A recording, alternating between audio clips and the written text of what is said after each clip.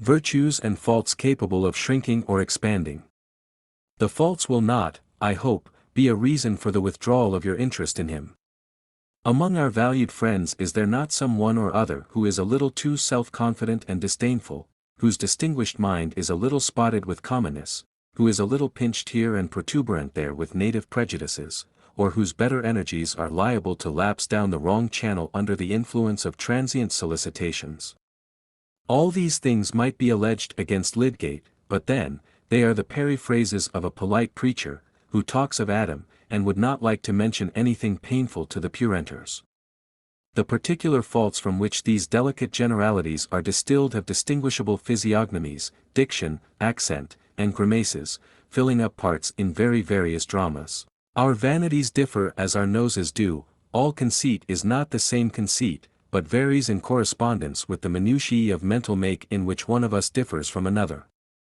Lydgate's conceit was of the arrogant sort, never simpering, never impertinent, but massive in its claims and benevolently contemptuous. He would do a great deal for noodles, being sorry for them, and feeling quite sure that they could have no power over him. He had thought of joining the Saint Simonians when he was in Paris, in order to turn them against some of their own doctrines. All his faults were marked by kindred traits, and were those of a man who had a fine baritone, whose clothes hung well upon him, and who even in his ordinary gestures had an air of inbred distinction. Where then lay the spots of commonness? Says a young lady enamored of that careless grace. How could there be any commonness in a man so well bred, so ambitious of social distinction, so generous and unusual in his views of social duty?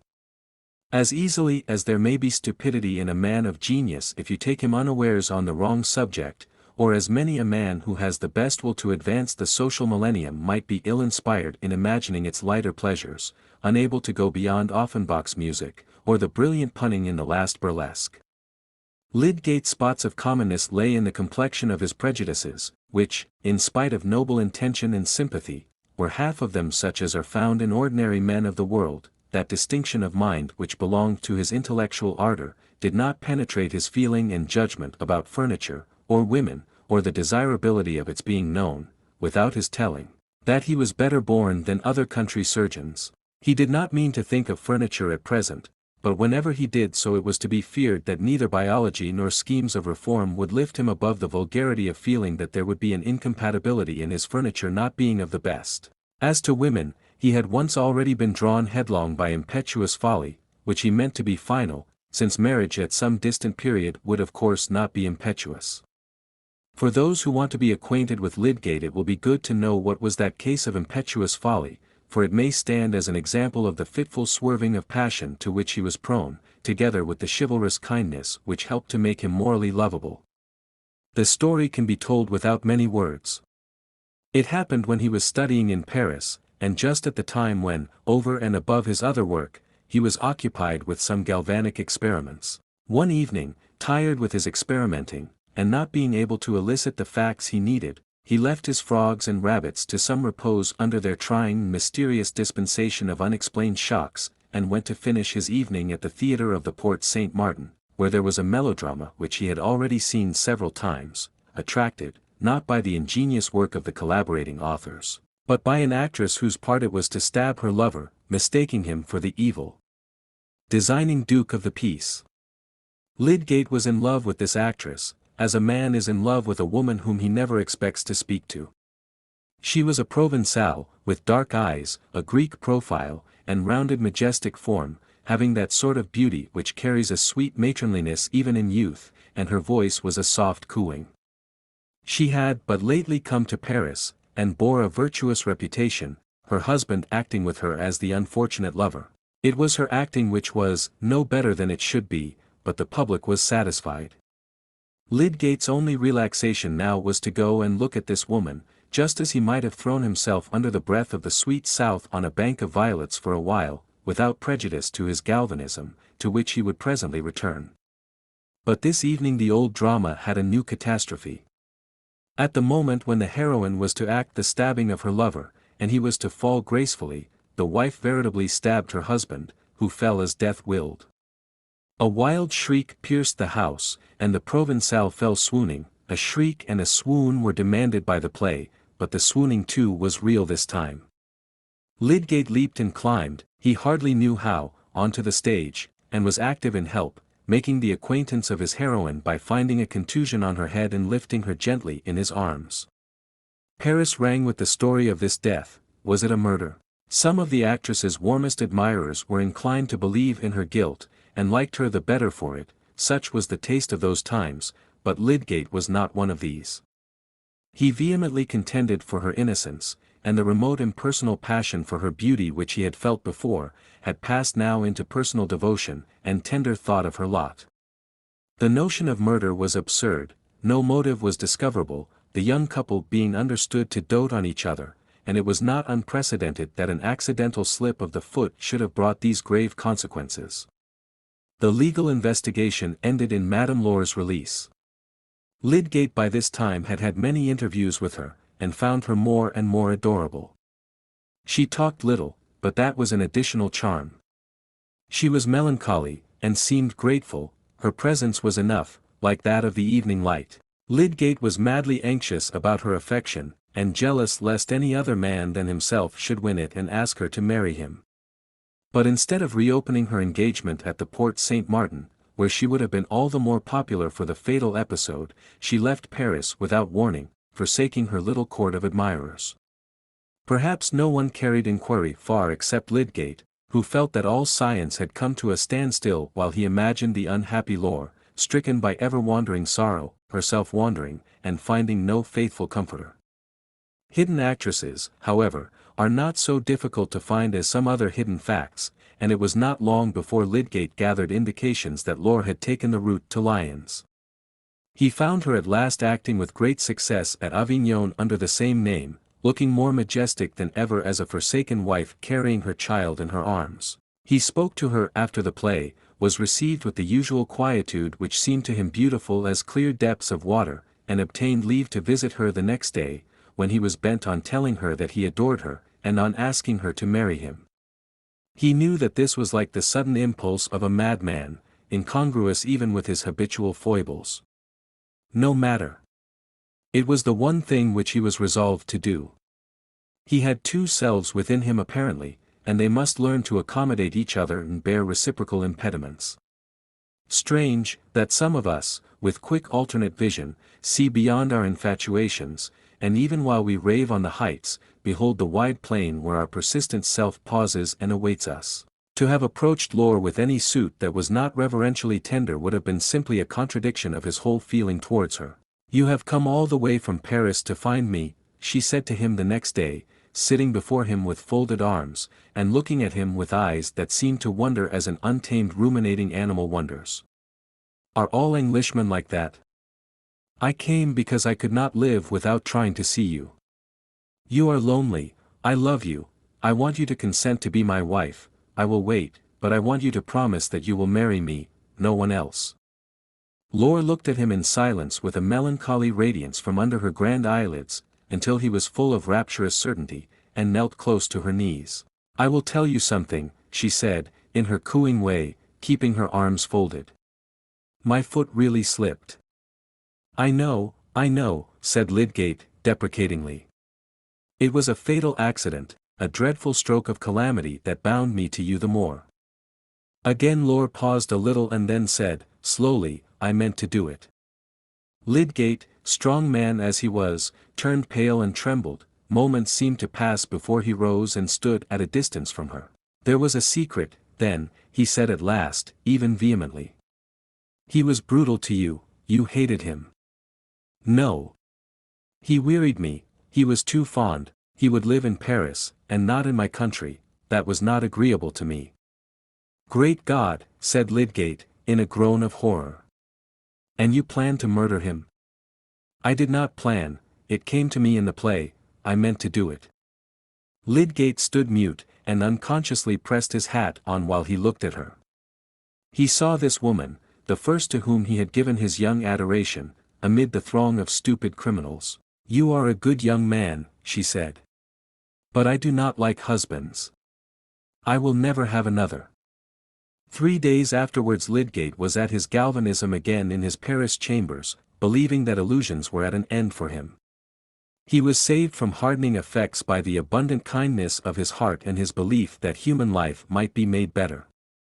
But he had more reason than ever for trusting his judgment, now that it was so experienced, and henceforth he would take a strictly scientific view of woman, entertaining no expectations but such as were justified beforehand. No one in Middlemarch was likely to have such a notion of Lydgate's past as has here been faintly shadowed, and indeed the respectable townsfolk there were not more given than mortals generally to any eager attempt at exactness in the representation to themselves of what did not come under their own senses.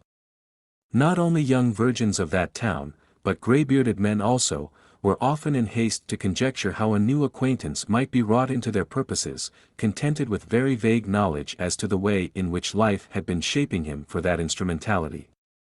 Middlemarch, in fact, counted on swallowing Lydgate and assimilating him very comfortably. Chapter 16. All that in woman is adored. In thy fair self I find.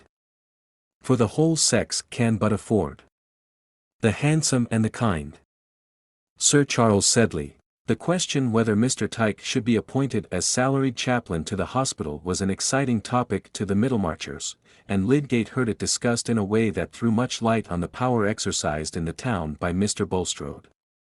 The banker was evidently a ruler, but there was an opposition party, and even among his supporters there were some who allowed it to be seen that their support was a compromise, and who frankly stated their impression that the general scheme of things, and especially the casualties of trade, required you to hold a candle to the devil. Mr. Bulstrode's power was not due simply to his being a country banker, who knew the financial secrets of most traders in the town and could touch the springs of their credit. It was fortified by a beneficence that was at once ready and severe, ready to confer obligations, and severe in watching the result. He had gathered, as an industrious man always at his post, a chief share in administering the town charities, and his private charities were both minute and abundant. He would take a great deal of pains about apprenticing Tegg the shoemaker's son, and he would watch over Tegg's church-going. He would defend Mrs. Stripe the washerwoman against Stubbs's unjust exaction on the score of her drying ground, and he would himself scrutinize a calumny against Mrs. Stripe. His private minor loans were numerous, but he would inquire strictly into the circumstances both before and after. In this way a man gathers a domain in his neighbor's hope and fear as well as gratitude, and power, when once it has got into that subtle region, propagates itself, spreading out of all proportion to its external means. It was a principle with Mr. Bulstrode to gain as much power as possible, that he might use it for the glory of God. He went through a great deal of spiritual conflict and inward argument in order to adjust his motives, and make clear to himself what God's glory required. But, as we have seen, his motives were not always rightly appreciated. There were many crass minds in Middlemarch whose reflective scales could only weigh things in the lump, and they had a strong suspicion that since Mr. Bulstrode could not enjoy life in their fashion, eating and drinking so little as he did, and worrying himself about everything, he must have a sort of vampire's feast in the sense of mastery. The subject of the chaplaincy came up at Mr. Vincey's table when Lydgate was dining there, and the family connection with Mr. Bulstrode did not, he observed, prevent some freedom of remark even on the part of the host himself, though his reasons against the proposed arrangement turned entirely on his objection to Mr. Tyke's sermons, which were all doctrine, and his preference for Mr. Fairbrother, whose sermons were free from that taint. Mr. Vincey liked well enough the notion of the chaplain's having a salary, supposing it were given to Fairbrother, who was as good a little fellow as ever breathed, and the best preacher anywhere, and companionable too. "What line shall you take, then?" said Mr. Chichley, the coroner, a great coursing comrade of Mr. Vincey's. "Oh, I'm precious glad I'm not one of the directors now. I shall vote for referring the matter to the directors and the medical board together. I shall roll some of my responsibility on your shoulders, Doctor," said Mr. Vincey, glancing first at Dr. Sprague, the senior physician of the town, and then at Lydgate who sat opposite. "You medical gentlemen must consult which sort of black draught you will prescribe, Mr. Lydgate." "I know little of either," said Lydgate, "but in general, appointments are apt to be made too much a question of personal liking. The fittest man for a particular post is not always the best fellow or the most agreeable. Sometimes, if you wanted to get a reform, your only way would be to pension off the good fellows whom everybody is fond of, and put them out of the question. Dr. Sprague, who was considered the physician of most weight, though Dr. Minchin was usually said to have more penetration, divested his large heavy face of all expression, and looked at his wineglass while Lydgate was speaking. Whatever was not problematical and suspected about this young man, for example, a certain showiness as to foreign ideas, and a disposition to unsettle what had been settled and forgotten by his elders, was positively unwelcome to a physician whose standing had been fixed 30 years before by a treatise on meningitis, of which at least one copy marked "Own" was bound in calf. For my part, one have some fellow feeling with Dr. Sprague. One's self-satisfaction is an untaxed kind of property which it is very unpleasant to find deprecated. Lydgate's remark, however, did not meet the sense of the company. Mr. Vincey said, that if he could have his way, he would not put disagreeable fellows anywhere. "Hang your reforms," said Mr. Chichley. "There's no greater humbug in the world. You never hear of a reform, but it means some trick to put in new men. I hope you are not one of the Lancet's men, Mr. Lydgate, wanting to take the coronership out of the hands of the legal profession. Your words appear to point that way." "I disapprove of Wackley," interposed Dr. Sprague, "no man more. He is an ill-intentioned fellow, who would sacrifice the respectability of the profession, which everybody knows depends on the London colleges, for the sake of getting some notoriety for himself. There are men who don't mind about being kicked blue if they can only get talked about. But Wackley is right sometimes," the doctor added, judicially. "I could mention 1 or 2 points in which Wackley is in the right." "Oh, well," said Mr. Chichley, "I blame no man for standing up in favor of his own cloth, but, coming to argument, I should like to know how a coroner is to judge of evidence if he has not had a legal training." "In my opinion," said Lydgate, "legal training only makes a man more incompetent in questions that require knowledge of another kind. People talk about evidence as if it could really be weighed in scales by a blind justice. No man can judge what is good evidence on any particular subject, unless he knows that subject well. A lawyer is no better than an old woman at a post-mortem examination. How is he to know the action of a poison? You might as well say that scanning verse will teach you to scan the potato crops. You are aware, I suppose, that it is not the coroner's business to conduct the post-mortem, but only to take the evidence of the medical witness," said Mr. Chichley, with some scorn. "Who is often almost as ignorant as the coroner himself," said Lydgate. "Questions of medical jurisprudence ought not to be left to the chance of decent knowledge in a medical witness, and the coroner ought not to be a man who will believe that strychnine will destroy the coats of the stomach if an ignorant practitioner happens to tell him so." Lydgate had really lost sight of the fact that Mr. Chichley was His Majesty's coroner, and ended innocently with the question, "Don't you agree with me, Dr. Sprague?" "To a certain extent, with regard to populous districts, and in the metropolis," said the doctor. "But I hope it will be long before this part of the country loses the services of my friend Chichley, even though it might get the best man in our profession to succeed him. I am sure Vincey will agree with me." "Yes, yes, give me a coroner who is a good coursing man," said Mr. Vincey, jovially. "And in my opinion, you're safest with a lawyer. Nobody can know everything. Most things are visitation of God. And as to poisoning, why, what you want to know is the law. Come, shall we join the ladies?" Lydgate's private opinion was that Mr. Chichley might be the very coroner without bias as to the coats of the stomach, but he had not meant to be personal. This was one of the difficulties of moving in good Middlemarch society. It was dangerous to insist on knowledge as a qualification for any salaried office. Fred Vincey had called Lydgate a prig, and now Mr. Chichley was inclined to call him prick-eared, especially when, in the drawing-room, he seemed to be making himself eminently agreeable to Rosamond, whom he had easily monopolized in a tête-à-tête, since Mrs. Vincey herself sat at the tea-table. She resigned no domestic function to her daughter, and the matron's blooming good-natured face, with the 2 volatile pink strings floating from her fine throat and her cheery manners to husband and children, was certainly among the great attractions of the Vincey house, attractions which made it all the easier to fall in love with the daughter.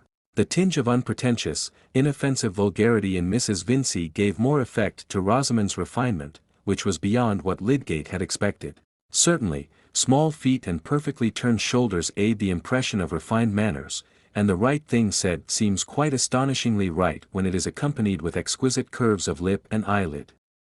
And Rosamond could say the right thing, for she was clever with that sort of cleverness which catches every tone except the humorous. Happily she never attempted to joke, and this perhaps was the most decisive mark of her cleverness. She and Lydgate readily got into conversation. He regretted that he had not heard her sing the other day at Stone Court. The only pleasure he allowed himself during the latter part of his stay in Paris was to go and hear music. "You have studied music, probably," said Rosamond. "No, I know the notes of many birds, and I know many melodies by ear, but the music that I don't know at all, and have no notion about, delights me, affects me. How stupid the world is that it does not make more use of such a pleasure within its reach. Yes, and you will find Middlemarch very tuneless. There are hardly any good musicians. I only know 2 gentlemen who sing at all well. I suppose it is the fashion to sing comic songs in a rhythmic way, leaving you to fancy the tune, very much as if it were tapped on a drum." "Ah, you have heard Mr. Bowyer," said Rosamond, with one of her rare smiles. "But we are speaking very ill of our neighbours." Lydgate was almost forgetting that he must carry on the conversation, in thinking how lovely this creature was, her garments seeming to be made out of the faintest blue sky, herself so immaculately blonde, as if the petals of some gigantic flower had just opened and disclosed her, and yet with this infantine blondness showing so much ready, self-possessed grace. Since he had had the memory of lore, Lydgate had lost all taste for large-eyed silence, the divine cow no longer attracted him, and Rosamond was her very opposite. But he recalled himself. "You will let me hear some music tonight, I hope." "I will let you hear my attempts, if you like," said Rosamond. "Papa is sure to insist on my singing. But I shall tremble before you, who have heard the best singers in Paris." "I have heard very little, I have only once been to London. But our organist at St. Peter's is a good musician, and I go on studying with him." "Tell me what you saw in London." "Very little." A more naive girl would have said, "Oh, everything." But Rosamond knew better. A few of the ordinary sights, such as raw country girls, are always taken to. "Do you call yourself a raw country girl?" said Lydgate, looking at her with an involuntary emphasis of admiration, which made Rosamond blush with pleasure. But she remained simply serious, turned her long neck a little, and put up her hand to touch her wondrous hair plaits, an habitual gesture with her as pretty as any movements of a kitten's paw. Not that Rosamond was in the least like a kitten, she was a sylph caught young and educated at Mrs. Lemon's. "I assure you my mind is raw," she said immediately. "I pass at Middlemarch. I am not afraid of talking to our old neighbours. But I am really afraid of you. An accomplished woman almost always knows more than we men, though her knowledge is of a different sort. I am sure you could teach me 1,000 things, as an exquisite bird could teach a bear if there were any common language between them. Happily, there is a common language between women and men, and so the bears can get taught. Ah, there is Fred beginning to strum. I must go and hinder him from jarring all your nerves," said Rosamond, moving to the other side of the room, where Fred, having opened the piano, at his father's desire, that Rosamond might give them some music, was parenthetically performing "Cherry Ripe" with one hand. Able men who have passed their examinations will do these things sometimes, not less than the plucked Fred. "Fred, pray defer your practicing till tomorrow, you will make Mr. Lydgate ill," said Rosamond. "He has an ear." Fred laughed, and went on with his tune to the end. Rosamond turned to Lydgate, smiling gently, and said, "You perceive, the bears will not always be taught." "Now then, Rosie," said Fred, springing from the stool and twisting it upward for her, with a hearty expectation of enjoyment. "Some good rousing tunes first." Rosamond played admirably. Her master at Mrs. Lemon's school, close to a county town with a memorable history that had its relics in church and castle, was one of those excellent musicians here and there to be found in our provinces, worthy to compare with many a noted kapellmeister in a country which offers more plentiful conditions of musical celebrity. Rosamond, with the executant's instinct, had seized his manner of playing, and gave forth his large rendering of noble music with the precision of an echo. It was almost startling, heard for the first time. A hidden soul seemed to be flowing forth from Rosamond's fingers, and so indeed it was, since souls live on in perpetual echoes, and to all fine expression there goes somewhere an originating activity, if it be only that of an interpreter. Lydgate was taken possession of, and began to believe in her as something exceptional.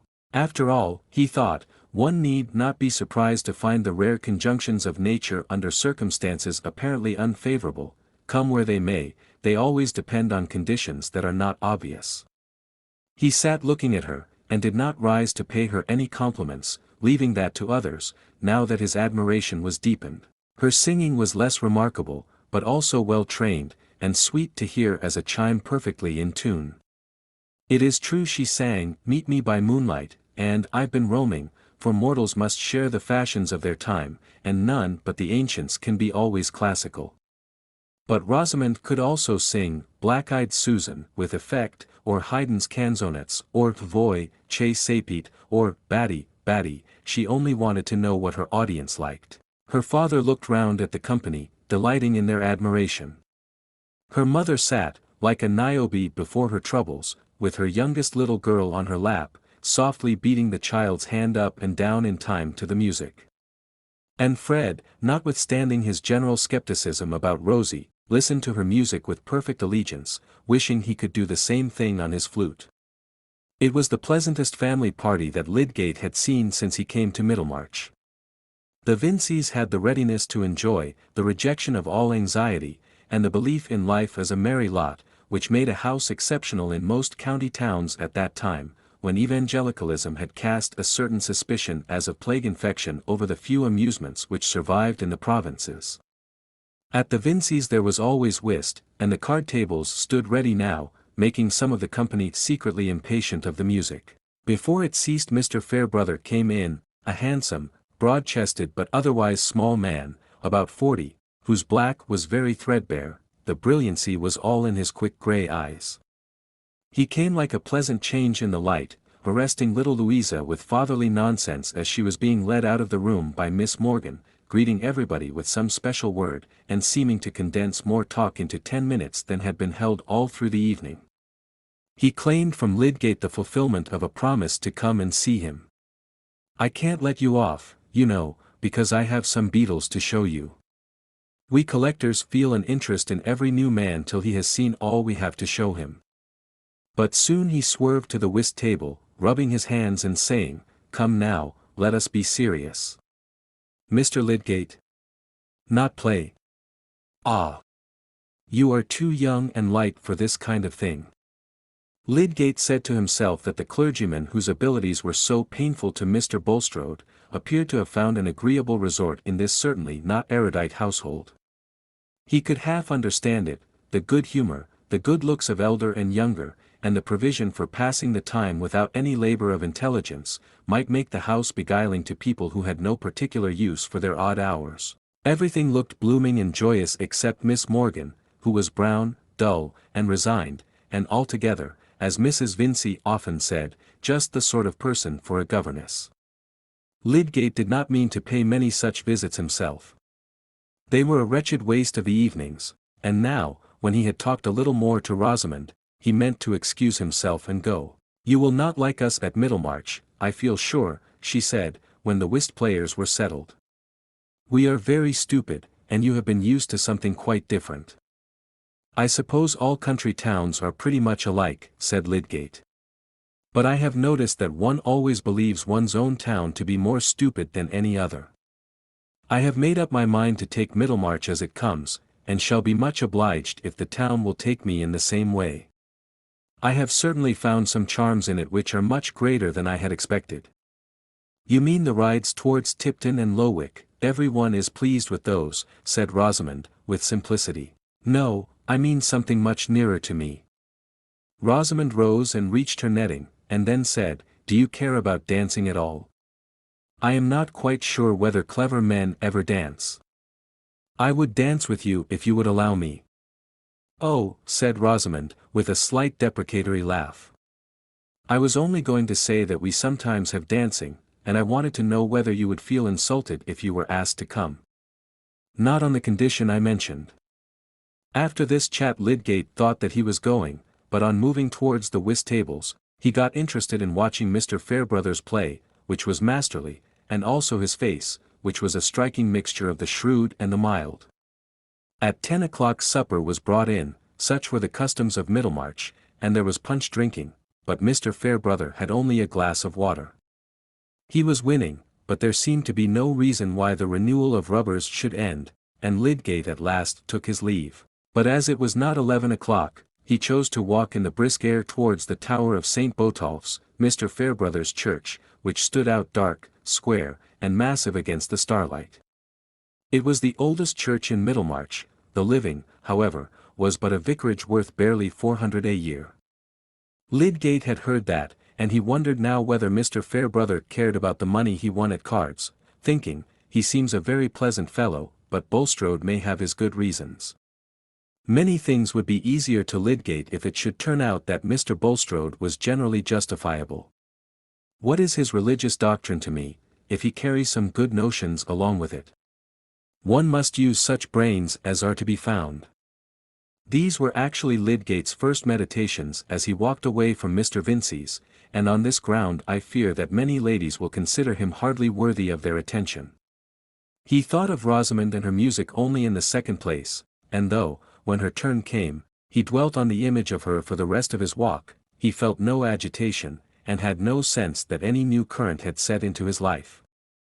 He could not marry yet, he wished not to marry for several years, and therefore he was not ready to entertain the notion of being in love with a girl whom he happened to admire. He did admire Rosamond exceedingly, but that madness which had once beset him about Laure was not, he thought, likely to recur in relation to any other woman. Certainly, if falling in love had been at all in question, it would have been quite safe with a creature like this Miss Vincey, who had just the kind of intelligence one would desire in a woman, polished, refined, docile, lending itself to finish in all the delicacies of life, and enshrined in a body which expressed this with a force of demonstration that excluded the need for other evidence.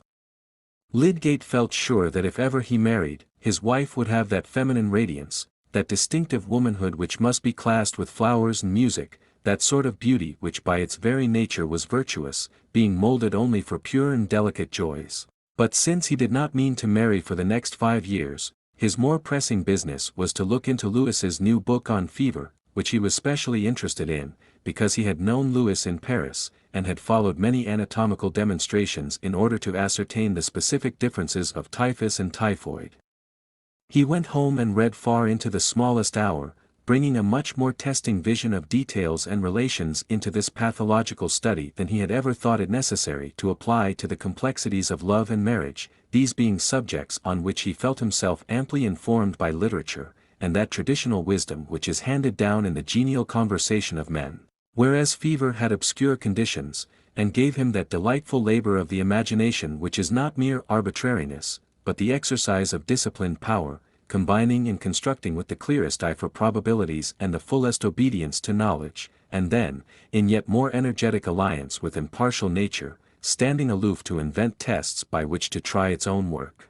Many men have been praised as vividly imaginative on the strength of their profuseness in indifferent drawing or cheap narration, reports of very poor talk going on in distant orbs, or portraits of Lucifer coming down on his bad errands as a large ugly man with bat's wings and spurts of phosphorescence, or exaggerations of wantonness that seem to reflect life in a diseased dream.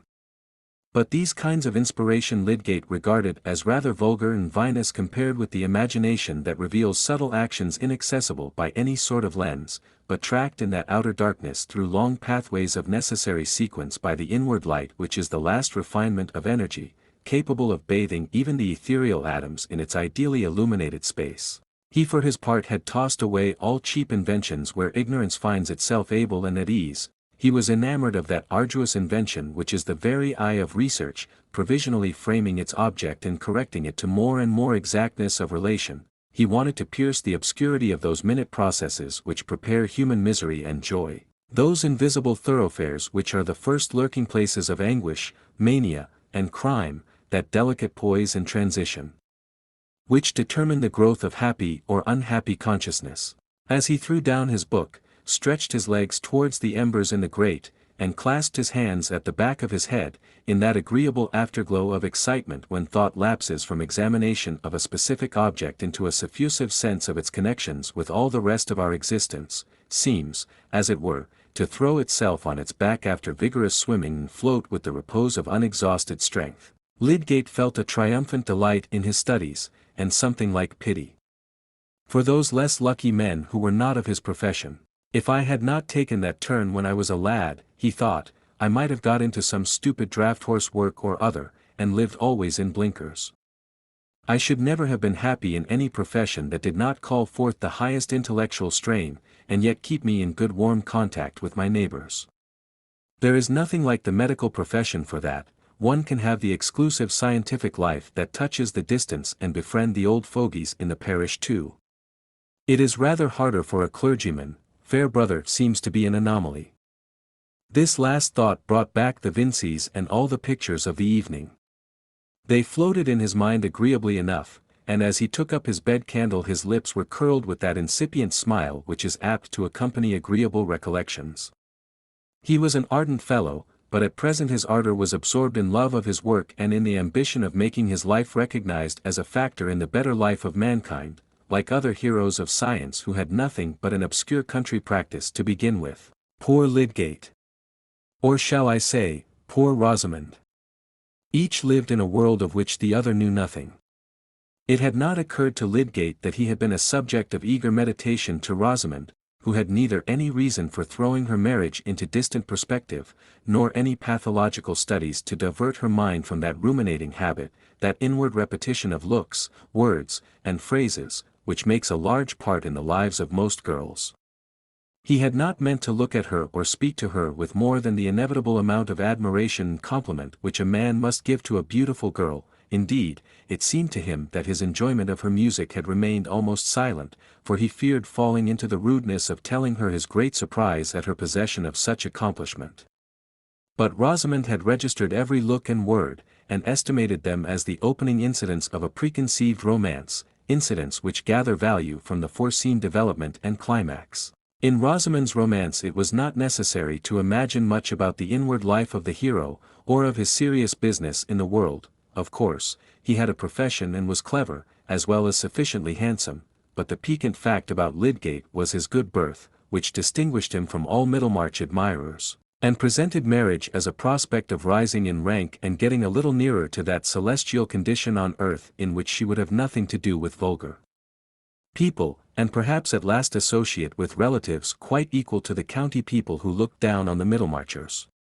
It was part of Rosamond's cleverness to discern very subtly the faintest aroma of rank, and once when she had seen the Miss Brookes accompanying their uncle at the county assizes, and seated among the aristocracy, she had envied them, notwithstanding their plain dress.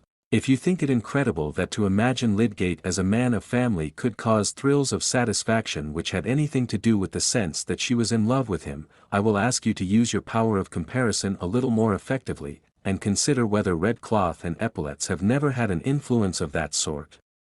Our passions do not live apart in locked chambers, but, dressed in their small wardrobe of notions, bring their provisions to a common table and mess together, feeding out of the common store according to their appetite. Rosamond, in fact, was entirely occupied not exactly with Tertius Lydgate as he was in himself, but with his relation to her, and it was excusable in a girl who was accustomed to hear that all young men might, could, would be, or actually were in love with her, to believe at once that Lydgate could be no exception. His looks and words meant more to her than other men's, because she cared more for them, she thought of them diligently, and diligently attended to that perfection of appearance, behavior, sentiments, and all other elegancies, which would find in Lydgate a more adequate admirer than she had yet been conscious of. For Rosamond, though she would never do anything that was disagreeable to her, was industrious, and now more than ever she was active in sketching her landscapes and market carts and portraits of friends, in practicing her music, and in being from morning till night her own standard of a perfect lady, having always an audience in her own consciousness, with sometimes the not unwelcome addition of a more variable external audience in the numerous visitors of the house. She found time also to read the best novels, and even the second best, and she knew much poetry by heart. Her favorite poem was Lalla Rookh, the best girl in the world. He will be a happy fellow who gets her, was the sentiment of the elderly gentleman who visited the Vinceys, and the rejected young men thought of trying again, as is the fashion in country towns where the horizon is not thick with coming rivals. But Mrs. Plymdale thought that Rosamond had been educated to a ridiculous pitch, for what was the use of accomplishments which would be all laid aside as soon as she was married? While her Aunt Bulstrode, who had a sisterly faithfulness towards her brother's family, had two sincere wishes for Rosamond, that she might show a more serious turn of mind, and that she might meet with a husband whose wealth corresponded to her habits. Chapter 17. The clerkly person smiled and said, "Promise was a pretty maid. But being poor she died unwed." The Reverend Camden Fairbrother, whom Lydgate went to see the next evening, lived in an old parsonage, built of stone, venerable enough to match the church which it looked out upon. All the furniture too in the house was old, but with another grade of age, that of Mr. Fairbrother's father and grandfather.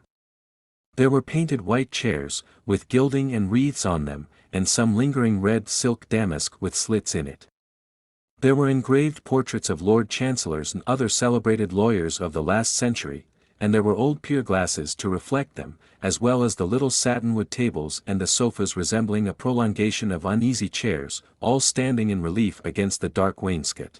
This was the physiognomy of the drawing-room into which Lydgate was shown, and there were 3 ladies to receive him, who were also old-fashioned, and of a faded but genuine respectability: Mrs. Fairbrother, the vicar's white-haired mother, befrilled and kerchiefed with dainty cleanliness, upright, quick-eyed, and still under 70, Miss Noble, her sister, a tiny old lady of meeker aspect, with frills and kerchief decidedly more worn and mended, and Miss Winifred Fairbrother, the vicar's elder sister, well-looking like himself, but nipped and subdued as single women are apt to be who spend their lives in uninterrupted subjection to their elders.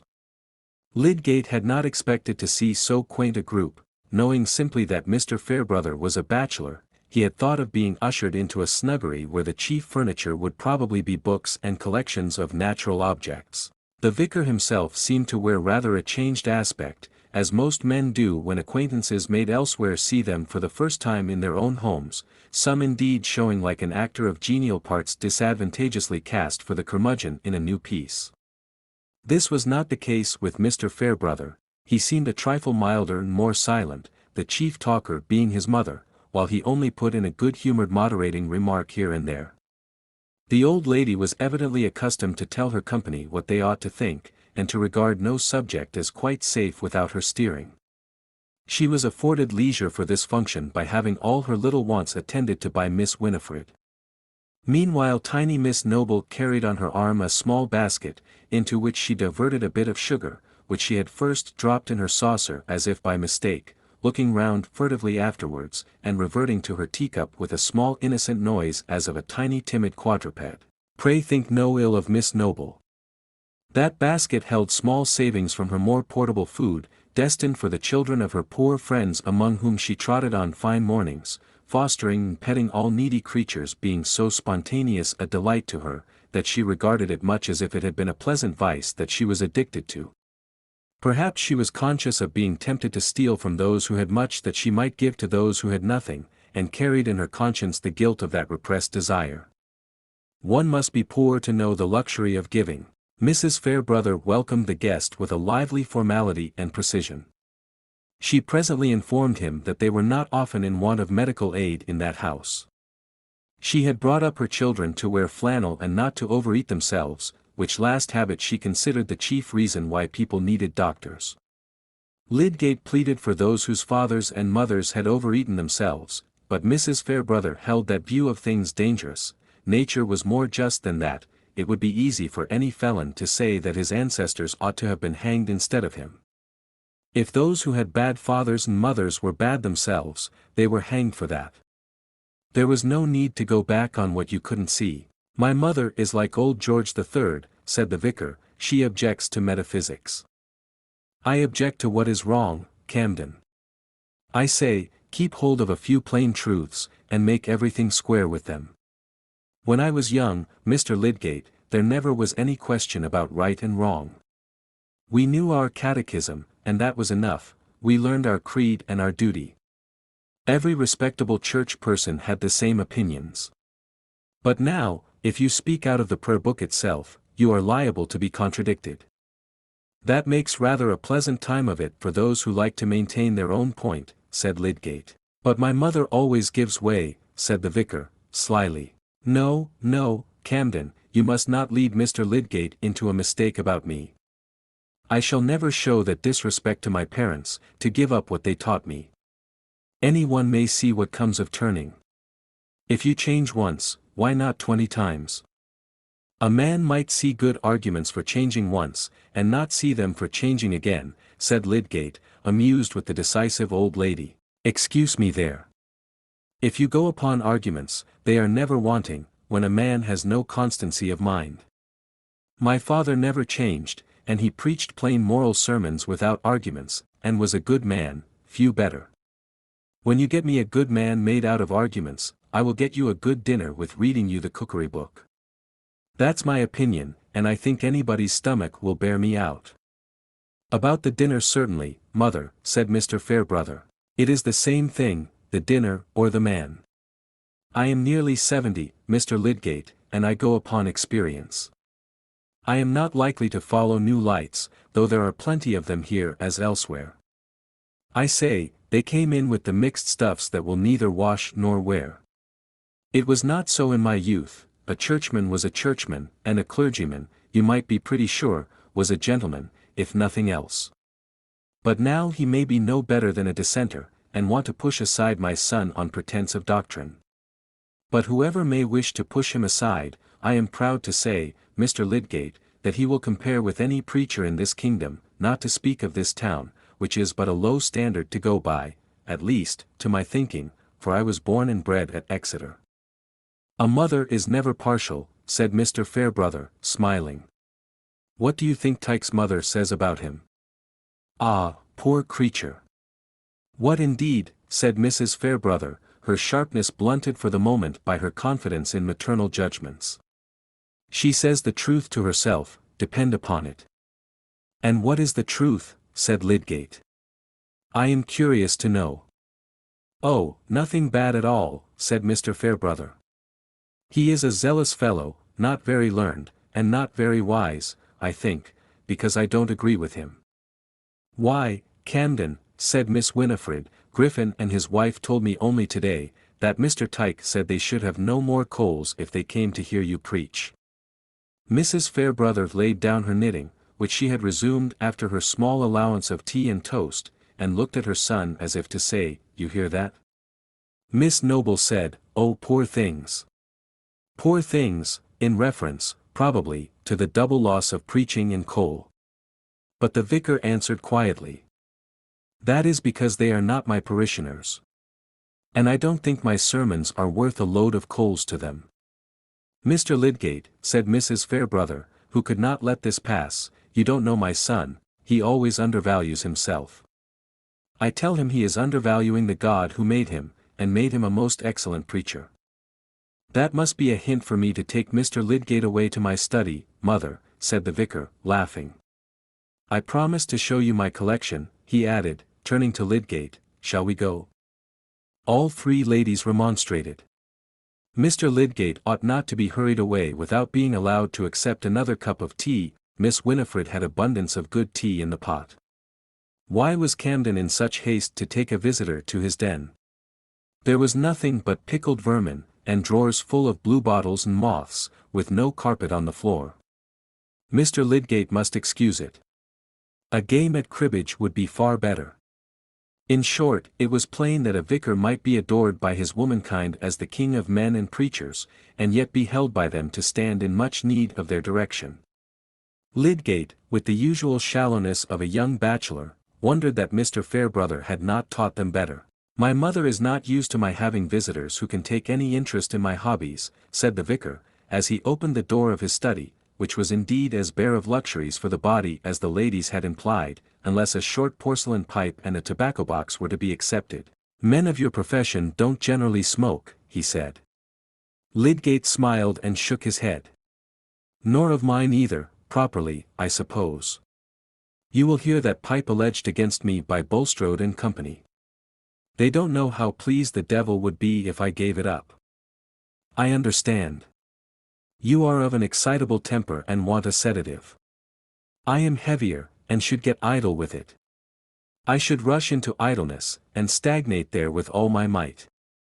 And you mean to give it all to your work?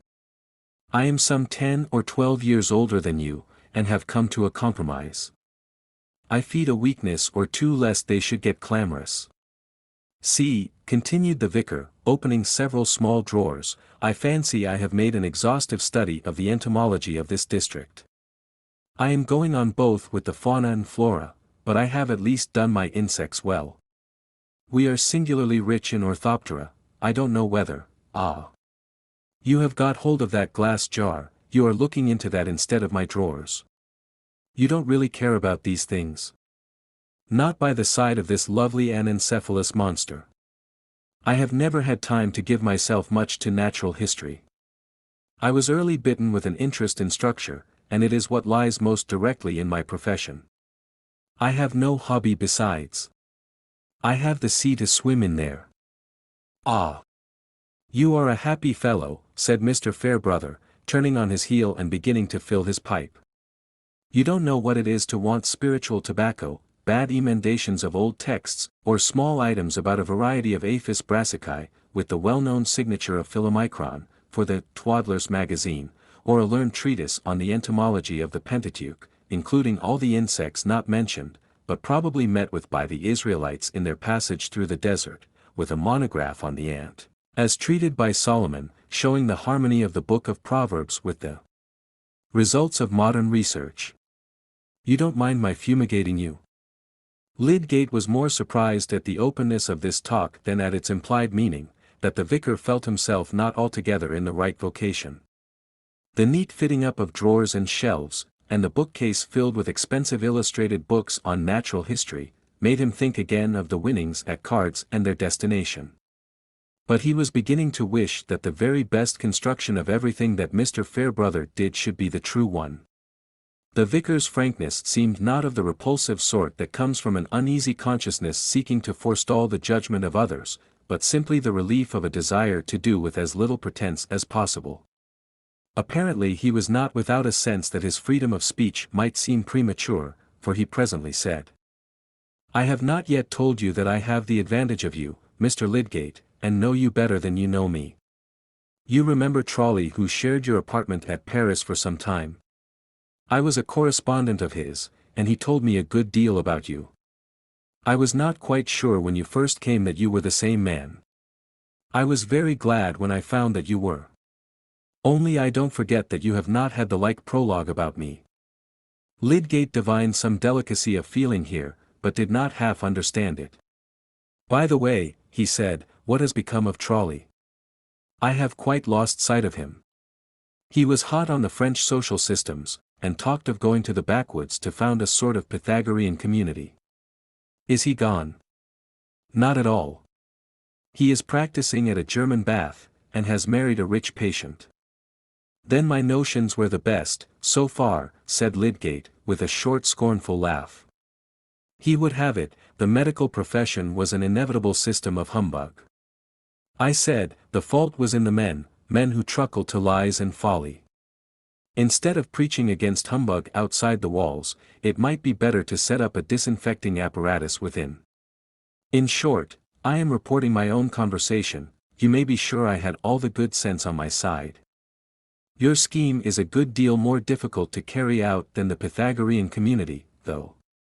You have not only got the old Adam and yourself against you, but you have got all those descendants of the original Adam who formed the society around you. You see, I have paid 12 or 13 years more than you for my knowledge of difficulties. But, Mr. Fairbrother broke off a moment, and then added, you are eyeing that glass vase again. Do you want to make an exchange? You shall not have it without a fair barter. I have some sea mice, fine specimens, in spirits. And I will throw in Robert Brown's new thing, microscopic observations on the pollen of plants, if you don't happen to have it already. Why, seeing how you long for the monster, I might ask a higher price. Suppose I ask you to look through my drawers and agree with me about all my new species? The vicar, while he talked in this way, alternately moved about with his pipe in his mouth, and returned to hang rather fondly over his drawers. That would be good discipline, you know, for a young doctor who has to please his patients in Middlemarch. You must learn to be bored, remember. However, you shall have the monster on your own terms. Don't you think men overrate the necessity for humoring everybody's nonsense, till they get despised by the very fools they humor, said Lydgate, moving to Mr. Fairbrother's side, and looking rather absently at the insects ranged in fine gradation, with names subscribed in exquisite writing.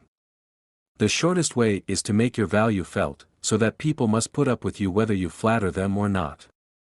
With all my heart. But then you must be sure of having the value, and you must keep yourself independent. Very few men can do that. Either you slip out of service altogether, and become good for nothing, or you wear the harness and draw a good deal where your yokefellows pull you. But do look at these delicate orthoptera. Lydgate had after all to give some scrutiny to each drawer, the vicar laughing at himself, and yet persisting in the exhibition. Apropos of what you said about wearing harness, Lydgate began, after they had sat down, I made up my mind some time ago to do with as little of it as possible. That was why I determined not to try anything in London, for a good many years at least. I didn't like what I saw when I was studying there, so much empty bigwigism, and obstructive trickery. In the country, people have less pretension to knowledge, and are less of companions, but for that reason they affect one's amour propre less, one makes less bad blood, and can follow one's own course more quietly. Yes, well, you have got a good start, you are in the right profession, the work you feel yourself most fit for. Some people miss that, and repent too late. But you must not be too sure of keeping your independence. You mean of family ties, said Lydgate, conceiving that these might press rather tightly on Mr. Fairbrother. Not altogether. Of course they make many things more difficult.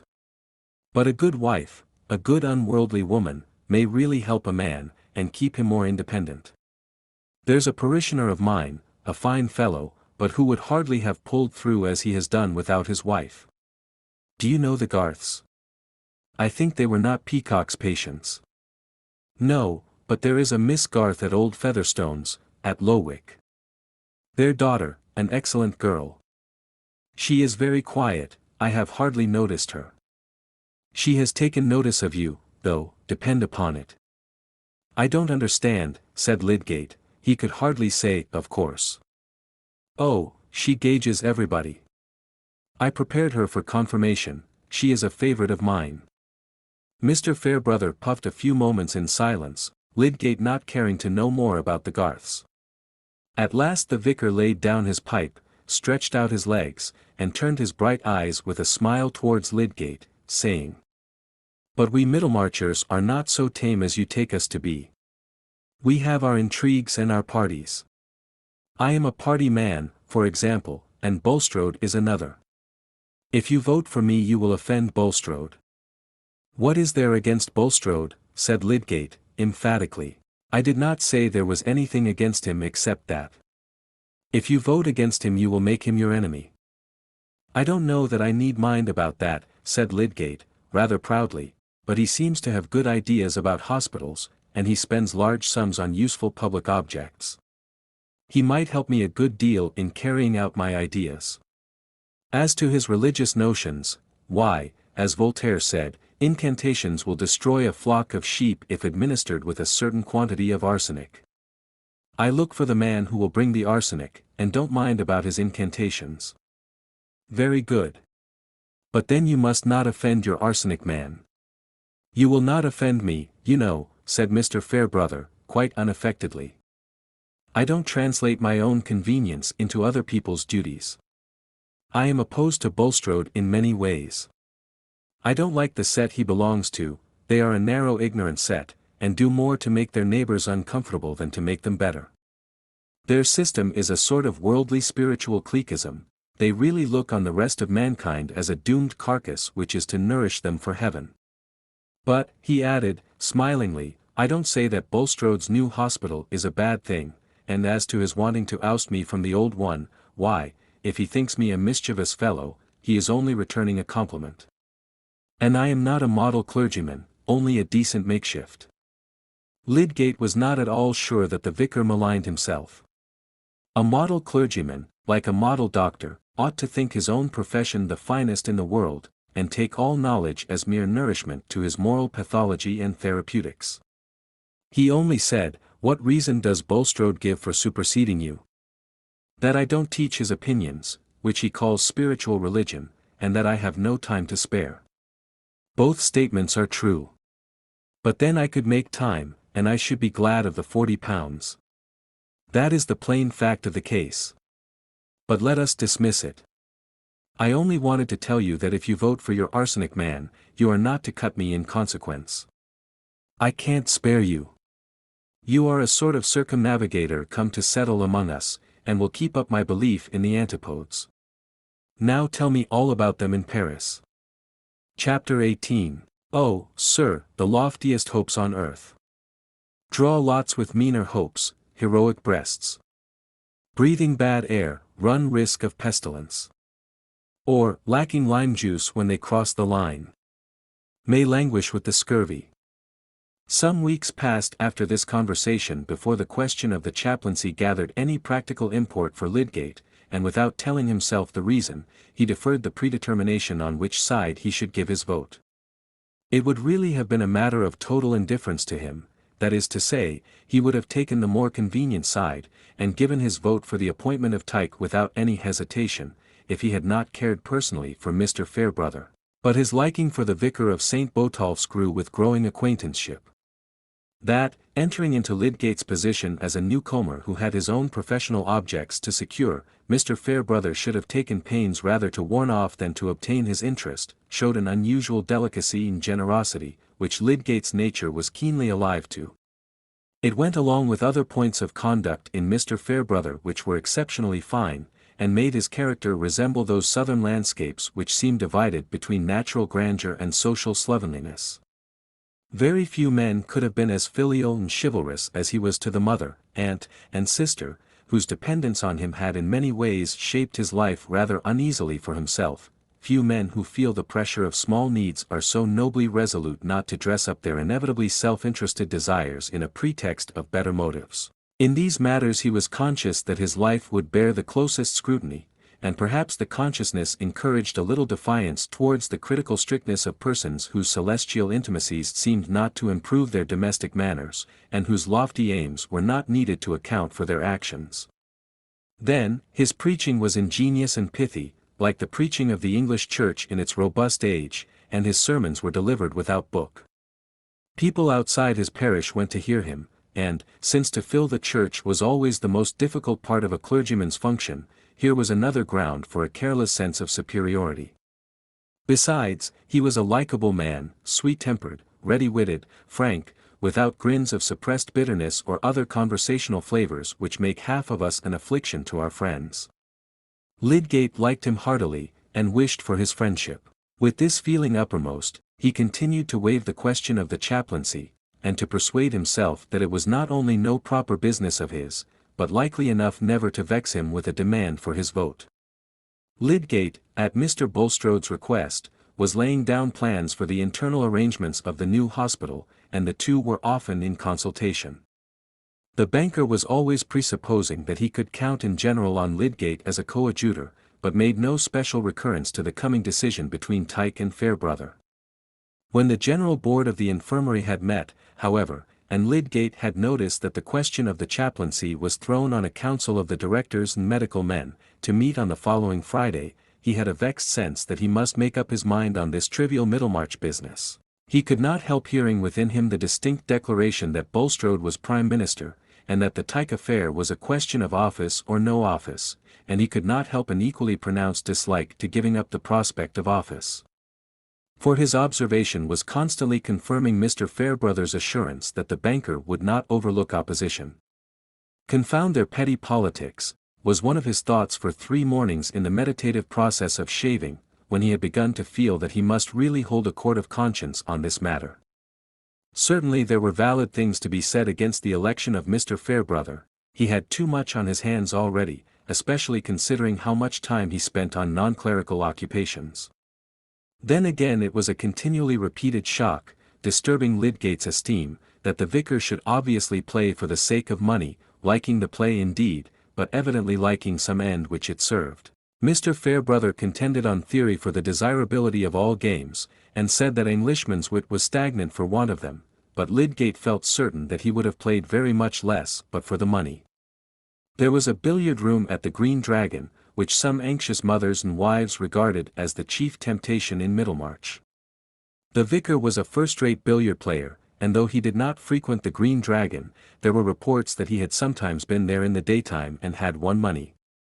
And as to the chaplaincy, he did not pretend that he cared for it, except for the sake of the £40.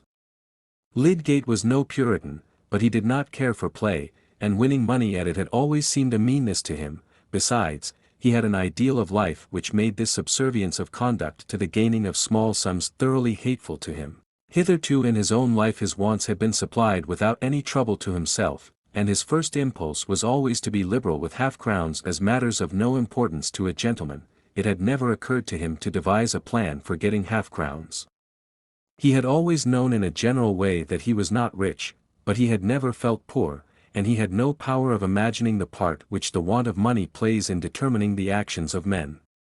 Money had never been a motive to him. Hence he was not ready to frame excuses for this deliberate pursuit of small gains. It was altogether repulsive to him, and he never entered into any calculation of the ratio between the vicar's income and his more or less necessary expenditure. It was possible that he would not have made such a calculation in his own case. And now, when the question of voting had come, this repulsive fact told more strongly against Mr. Fairbrother than it had done before. One would know much better what to do if men's characters were more consistent, and especially if one's friends were invariably fit for any function they desired to undertake. Lydgate was convinced that if there had been no valid objection to Mr. Fairbrother, he would have voted for him, whatever Bulstrode might have felt on the subject. He did not intend to be a vassal of Bulstrode's. On the other hand, there was Tyke, a man entirely given to his clerical office, who was simply curate at a chapel of ease in St. Peter's parish and had time for extra duty. Nobody had anything to say against Mr. Tyke, except that they could not bear him, and suspected him of cant. Really, from his point of view, Bulstrode was thoroughly justified, but whichever way Lydgate began to incline, there was something to make him wince, and being a proud man, he was a little exasperated at being obliged to wince. He did not like frustrating his own best purposes by getting on bad terms with Bulstrode. He did not like voting against Fairbrother, and helping to deprive him of function and salary, and the question occurred whether the additional £40 might not leave the vicar free from that ignoble care about winning at cards. Moreover, Lydgate did not like the consciousness that in voting for Tyke he should be voting on the side obviously convenient for himself. But would the end really be his own convenience? Other people would say so, and would allege that he was currying favour with Bulstrode for the sake of making himself important and getting on in the world. What then? He for his own part knew that if his personal prospects simply had been concerned, he would not have cared a rotten nut for the banker's friendship or enmity. What he really cared for was a medium for his work, a vehicle for his ideas, and after all, was he not bound to prefer the object of getting a good hospital, where he could demonstrate the specific distinctions of fever and test therapeutic results, before anything else connected with this chaplaincy? For the first time Lydgate was feeling the hampering thread-like pressure of small social conditions, and their frustrating complexity. At the end of his inward debate, when he set out for the hospital, his hope was really in the chance that discussion might somehow give a new aspect to the question, and make the scale dip so as to exclude the necessity for voting. I think he trusted a little also to the energy which is begotten by circumstances, some feeling rushing warmly and making resolve easy, while debate in cool blood had only made it more difficult.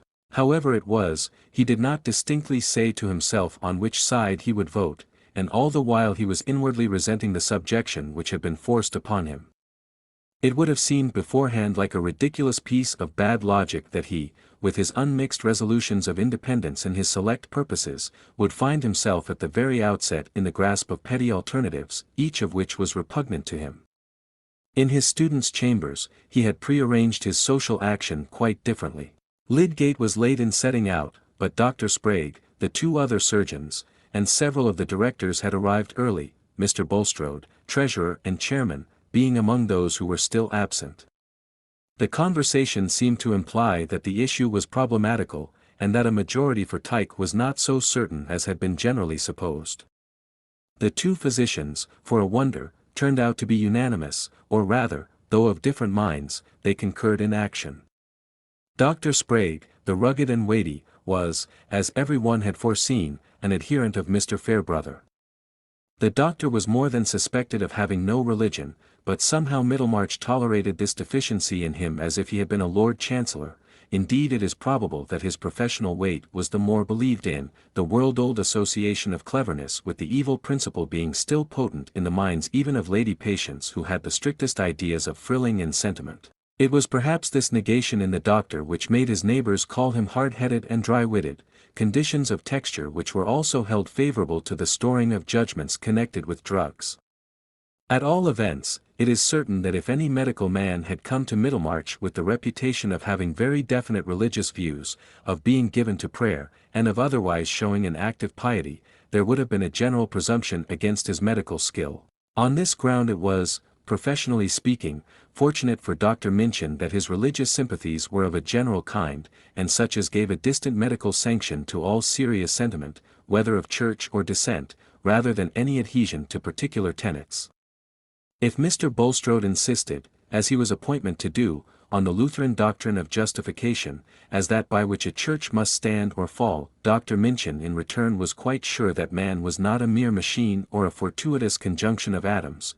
If Mrs. Wimple insisted on a particular providence in relation to her stomach complaint, Dr. Minchin for his part liked to keep the mental windows open and objected to fixed limits. If the Unitarian brewer jested about the Athanasian Creed, Dr. Minchin quoted Pope's Essay on Man. He objected to the rather free style of anecdote in which Dr. Sprague indulged, preferring well-sanctioned quotations, and liking refinement of all kinds. It was generally known that he had some kinship to a bishop, and sometimes spent his holidays at the palace. Dr. Minchin was soft-handed, pale-complexioned, and of rounded outline, not to be distinguished from a mild clergyman in appearance, whereas Dr. Sprague was superfluously tall. His trousers got creased at the knees, and showed an excess of boot at a time when straps seemed necessary to any dignity of bearing. You heard him go in and out, and up and down, as if he had come to see after the roofing. In short, he had weight, and might be expected to grapple with a disease and throw it, while Dr. Minchin might be better able to detect it lurking and to circumvent it. They enjoyed about equally the mysterious privilege of medical reputation, and concealed with much etiquette their contempt for each other's skill. Regarding themselves as Middlemarch institutions, they were ready to combine against all innovators, and against non-professionals given to interference. On this ground they were both in their hearts equally averse to Mr. Bulstrode, though Dr. Minchin had never been in open hostility with him, and never differed from him without elaborate explanation to Mrs. Bulstrode, who had found that Dr. Minchin alone understood her constitution. A layman who pried into the professional conduct of medical men, and was always obtruding his reforms, though he was less directly embarrassing to the two physicians than to the surgeon apothecaries who attended paupers by contract, was nevertheless offensive to the professional nostril as such, and Dr. Minchin shared fully in the new pique against Bulstrode, excited by his apparent determination to patronize Lydgate. The long-established practitioners, Mr. Wrench and Mr. Toller, were just now standing apart and having a friendly colloquy, in which they agreed that Lydgate was a jackanapes, just made to serve Bulstrode's purpose. To non-medical friends they had already concurred in praising the other young practitioner, who had come into the town on Mr. Peacock's retirement without further recommendation than his own merits and such argument for solid professional acquirement as might be gathered from his having apparently wasted no time on other branches of knowledge. It was clear that Lydgate, by not dispensing drugs, intended to cast imputations on his equals, and also to obscure the limit between his own rank as a general practitioner and that of the physicians, who, in the interest of the profession, felt bound to maintain its various grades, especially against a man who had not been to either of the English universities and enjoyed the absence of anatomical and bedside study there, but came with a libellous pretension to experience in Edinburgh and Paris, where observation might be abundant indeed, but hardly sound. Thus it happened that on this occasion Bulstrode became identified with Lydgate, and Lydgate with Tyke, and owing to this variety of interchangeable names for the chaplaincy question, diverse minds were enabled to form the same judgment concerning it. Dr. Sprague said at once bluntly to the group assembled when he entered, "I go for Fairbrother. A salary, with all my heart. But why take it from the vicar? He has none too much, has to insure his life, besides keeping house, and doing a vicar's charities. Put £40 in his pocket and you'll do no harm. He's a good fellow, is Fairbrother, with as little of the parson about him as will serve to carry orders." "Ho, ho! Doctor," said old Mr. Powderell, a retired ironmonger of some standing, his interjection being something between a laugh and a parliamentary disapproval, "we must let you have your say. But what we have to consider is not anybody's income, it's the souls of the poor sick people." Here Mr. Powderell's voice and face had a sincere pathos in them. "He is a real gospel preacher, is Mr. Tyke. I should vote against my conscience if I voted against Mr. Tyke, I should indeed. Mr. Tyke's opponents have not asked anyone to vote against his conscience, I believe," said Mr. Hackbutt, a rich tanner of fluent speech, whose glittering spectacles and erect hair were turned with some severity towards innocent Mr. Powderell. "But in my judgment it behoves us, as directors, to consider whether we will regard it as our whole business to carry out propositions emanating from a single quarter. Will any member of the committee aver that he would have entertained the idea of displacing the gentleman who has always discharged the function of chaplain here, if it had not been suggested to him by parties whose disposition it is to regard every institution of this town as a machinery for carrying out their own views? I tax no man's motives, let them lie between himself and a higher power, but I do say, that there are influences at work here which are incompatible with genuine independence, and that a crawling servility is usually dictated by circumstances which gentlemen so conducting themselves could not afford either morally or financially to avow. I myself am a layman, but I have given no inconsiderable attention to the divisions in the church and—" "Oh, damn the divisions," burst in Mr. Frank Hawley, lawyer and town clerk, who rarely presented himself at the board, but now looked in hurriedly, whip in hand. "We have nothing to do with them here. Fairbrother has been doing the work, what there was, without pay, and if pay is to be given, it should be given to him. I call it a confounded job to take the thing away from Fairbrother. I think it would be as well for gentlemen not to give their remarks a personal bearing," said Mr. Plymdale. "I shall vote for the appointment of Mr. Tyke, but I should not have known, if Mr. Hackbutt hadn't hinted it, that I was a servile crawler. I disclaim any personalities. I expressly said, if I may be allowed to repeat, or even to conclude what I was about to say." "Ah, here's Minchin," said Mr. Frank Hawley, at which everybody turned away from Mr. Hackbutt, leaving him to feel the uselessness of superior gifts in Middlemarch. "Come, doctor, I must have you on the right side, eh?" "I hope so," said Dr. Minchin, nodding and shaking hands here and there, "at whatever cost to my feelings. If there's any feeling here, it should be feeling for the man who is turned out, I think," said Mr. Frank Hawley. "I confess I have feelings on the other side also." "I have a divided esteem," said Dr. Minchin, rubbing his hands. "I consider Mr. Tyke an exemplary man, none more so, and I believe him to be proposed from unimpeachable motives. I, for my part, wish that I could give him my vote. But I am constrained to take a view of the case which gives the preponderance to Mr. Fairbrother's claims. He is an amiable man, an able preacher, and has been longer among us." Old Mr. Powderell looked on, sad and silent. Mr. Plymdale settled his cravat, uneasily. "You don't set up Fairbrother as a pattern of what a clergyman ought to be, I hope," said Mr. Larcher, the eminent carrier, who had just come in. "I have no ill will towards him, but I think we owe something to the public, not to speak of anything higher, in these appointments. In my opinion Fairbrother is too lax for a clergyman.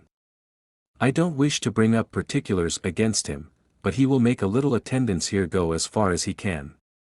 "And a devilish deal better than too much," said Mr. Hawley, whose bad language was notorious in that part of the county. "Sick people can't bear so much praying and preaching. And that methodistical sort of religion is bad for the spirits, bad for the inside, he added, turning quickly round to the 4 medical men who were assembled. But any answer was dispensed with by the entrance of 3 gentlemen, with whom there were greetings more or less cordial. These were the Reverend Edward Thesiger, rector of St. Peter's, Mr. Bulstrode, and our friend Mr. Brooke of Tipton, who had lately allowed himself to be put on the board of directors in his turn, but had never before attended, his attendance now being due to Mr. Bulstrode's exertions. Lydgate was the only person still expected. Every one now sat down, Mr. Bulstrode presiding, pale and self-restrained as usual. Mr. Thesiger, a moderate evangelical, wished for the appointment of his friend Mr. Tyke, a zealous able man, who, officiating at a chapel of ease, had not a cure of souls too extensive to leave him ample time for the new duty. It was desirable that chaplaincies of this kind should be entered on with a fervent intention. They were peculiar opportunities for spiritual influence, and while it was good that a salary should be allotted, there was the more need for scrupulous watching lest the office should be perverted into a mere question of salary. Mr. Thesiger's manner had so much quiet propriety that objectors could only simmer in silence. Mr. Brooke believed that everybody meant well in the matter. He had not himself attended to the affairs of the infirmary, though he had a strong interest in whatever was for the benefit of Middlemarch, and was most happy to meet the gentlemen present on any public question, you know, Mr. Brooke repeated, with his nod of perfect understanding.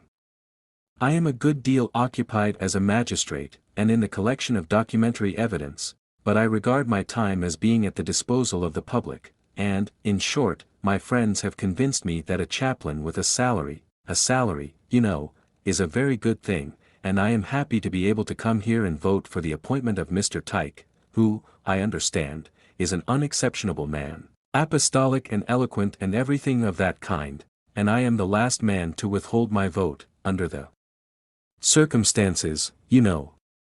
It seems to me that you have been crammed with one side of the question, Mr. Brooke, said Mr. Frank Hawley, who was afraid of nobody, and was a Tory suspicious of electioneering intentions. You don't seem to know that one of the worthiest men we have has been doing duty as chaplain here for years without pay, and that Mr. Tyke is proposed to supersede him. Excuse me, Mr. Hawley, said Mr. Bulstrode.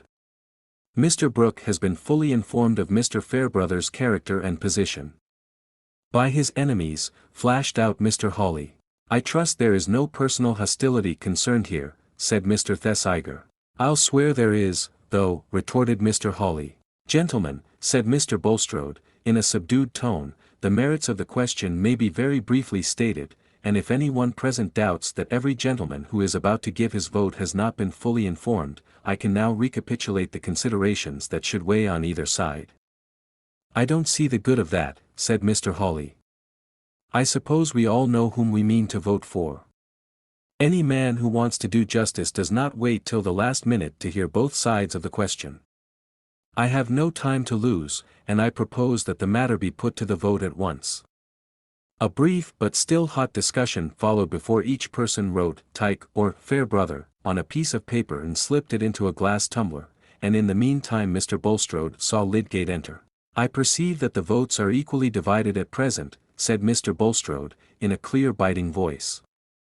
Then, looking up at Lydgate. There is a casting vote still to be given. It is yours, Mr. Lydgate, will you be good enough to write? The thing is settled now, said Mr. Wrench, rising. We all know how Mr. Lydgate will vote. You seem to speak with some peculiar meaning, sir, said Lydgate, rather defiantly, and keeping his pencil suspended. I merely mean that you are expected to vote with Mr. Bulstrode. Do you regard that meaning as offensive? It may be offensive to others. But I shall not desist from voting with him on that account. Lydgate immediately wrote down Tyke. So the Reverend Walter Tyke became chaplain to the infirmary, and Lydgate continued to work with Mr. Bulstrode. He was really uncertain whether Tyke were not the more suitable candidate, and yet his consciousness told him that if he had been quite free from indirect bias he should have voted for Mr. Fairbrother. The affair of the chaplaincy remained a sore point in his memory as a case in which this petty medium of Middlemarch had been too strong for him. How could a man be satisfied with a decision between such alternatives and under such circumstances? No more than he can be satisfied with his hat, which he has chosen from among such shapes as the resources of the age offer him, wearing it at best with a resignation which is chiefly supported by comparison. But Mr. Fairbrother met him with the same friendliness as before. The character of the publican and sinner is not always practically incompatible with that of the modern Pharisee, for the majority of us scarcely see more distinctly the faultiness of our own conduct than the faultiness of our own arguments, or the dullness of our own jokes. But the vicar of St. Botolph's had certainly escaped the slightest tincture of the Pharisee, and by dint of admitting to himself that he was too much as other men were, he had become remarkably unlike them in this, that he could excuse others for thinking slightly of him, and could judge impartially of their conduct even when it told against him. "The world has been too strong for me, I know," he said one day to Lydgate. "But then I am not a mighty man, I shall never be a man of renown." The choice of Hercules is a pretty fable, but Prodicus makes it easy work for the hero, as if the first resolves were enough. Another story says that he came to hold the distaff, and at last wore the Nessus shirt. I suppose one good resolve might keep a man right if everybody else's resolve helped him. The vicar's talk was not always inspiriting. He had escaped being a Pharisee, but he had not escaped that low estimate of possibilities which we rather hastily arrive at as an inference from our own failure. Lydgate thought that there was a pitiable infirmity of will in Mr. Fairbrother. Chapter 19. L. Ultra vidit ch ha fato alaguancia. Della sua palma, sospirando, leto. Purgatorio, 7. When George IV was still reigning over the privacies of Windsor, when the Duke of Wellington was Prime Minister, and Mr. Vincey was mayor of the old corporation in Middlemarch, Mrs. Casaubon, born Dorothea Brooke, had taken her wedding journey to Rome. In those days the world in general was more ignorant of good and evil by 40 years than it is at present. Travelers did not often carry full information on Christian art either in their heads or their pockets, and even the most brilliant English critic of the day mistook the flower-flushed tomb of the Ascended Virgin for an ornamental vase due to the painter's fancy. Romanticism, which has helped to fill some dull blanks with love and knowledge, had not yet penetrated the times with its leaven and entered into everybody's food. It was fermenting still as a distinguishable vigorous enthusiasm in certain long-haired German artists at Rome, and the youth of other nations who worked or idled near them were sometimes caught in the spreading movement. One fine morning a young man whose hair was not immoderately long, but abundant and curly, and who was otherwise English in his equipment, had just turned his back on the Belvedere torso in the Vatican and was looking out on the magnificent view of the mountains from the adjoining round vestibule. He was sufficiently absorbed not to notice the approach of a dark-eyed, animated German who came up to him and placing a hand on his shoulder, said with a strong accent, "Come here, quick. Else she will have changed her pose." Quickness was ready at the call, and the two figures passed lightly along by the Meleager, towards the hall where the reclining Ariadne, then called the Cleopatra, lies in the marble voluptuousness of her beauty, the drapery folding around her with a petal-like ease and tenderness. They were just in time to see another figure standing against a pedestal near the reclining marble, a breathing blooming girl, whose form, not shamed by the Ariadne, was clad in Quakerish grey drapery. Her long cloak, fastened at the neck, was thrown backward from her arms, and one beautiful unloved hand pillowed her cheek, pushing somewhat backward the white beaver bonnet which made a sort of halo to her face around the simply braided dark brown hair. She was not looking at the sculpture, probably not thinking of it. Her large eyes were fixed dreamily on a streak of sunlight which fell across the floor.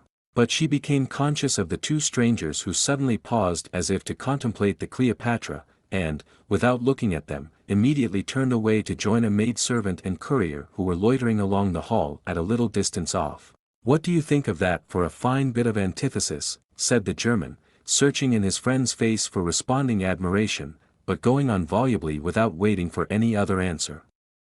"There lies antique beauty, not corpse-like even in death, but arrested in the complete contentment of its sensuous perfection, and here stands beauty in its breathing life, with the consciousness of Christian centuries in its bosom. But she should be dressed as a nun. I think she looks almost what you call a Quaker. I would dress her as a nun in my picture.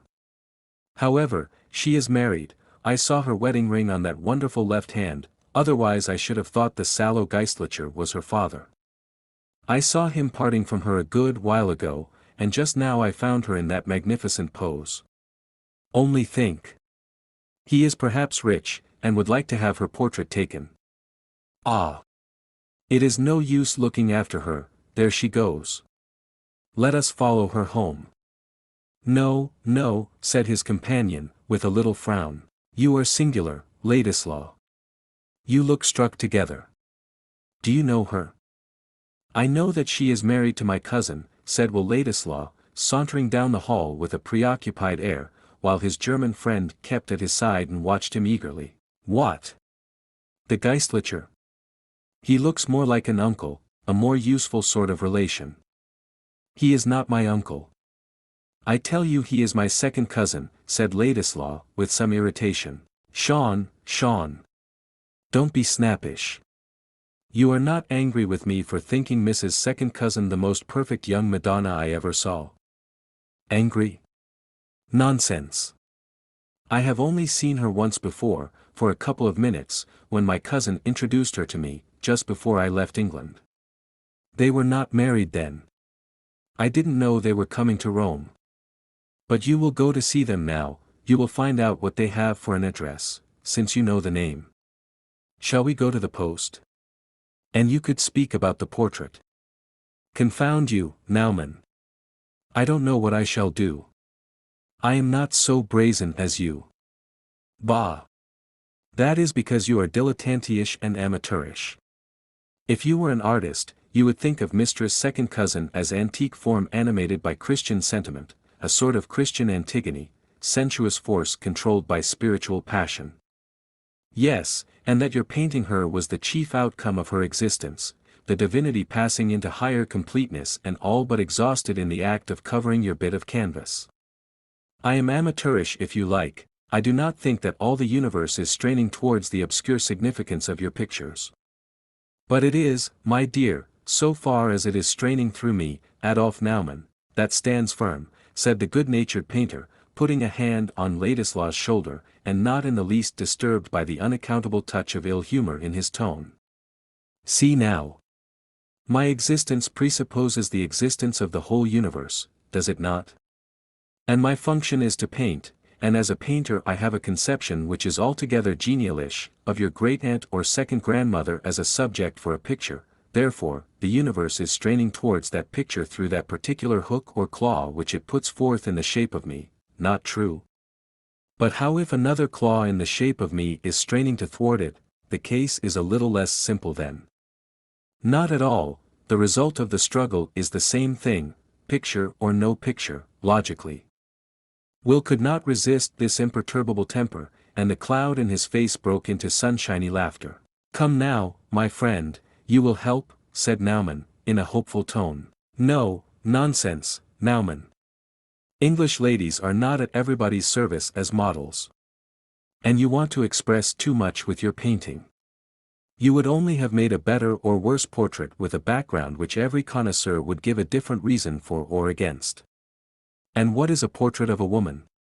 Your painting and plastic are poor stuff after all.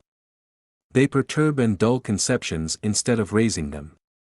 Language is a finer medium. Yes, for those who can't paint, said Naumann. There you have perfect right. I did not recommend you to paint, my friend. The amiable artist carried his sting, but Ladislaw did not choose to appear stung. He went on as if he had not heard. Language gives a fuller image, which is all the better for being vague.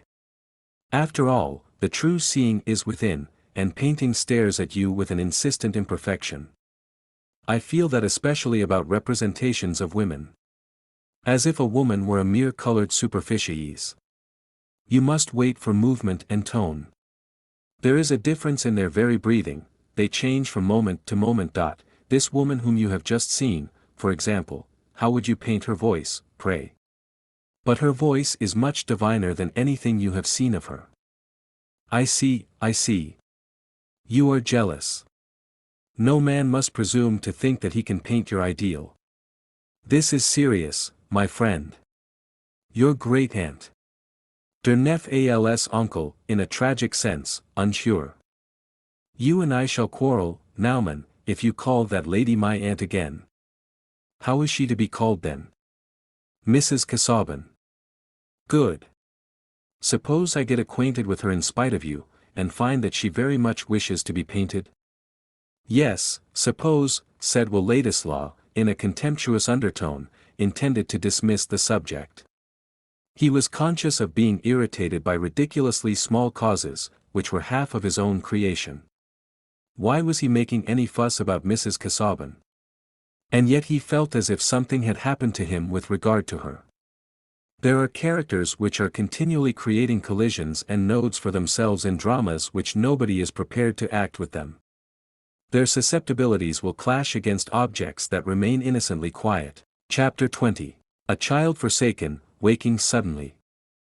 Whose gaze afeard on all things round doth rove, and seeth only that it cannot see. The meeting eyes of love.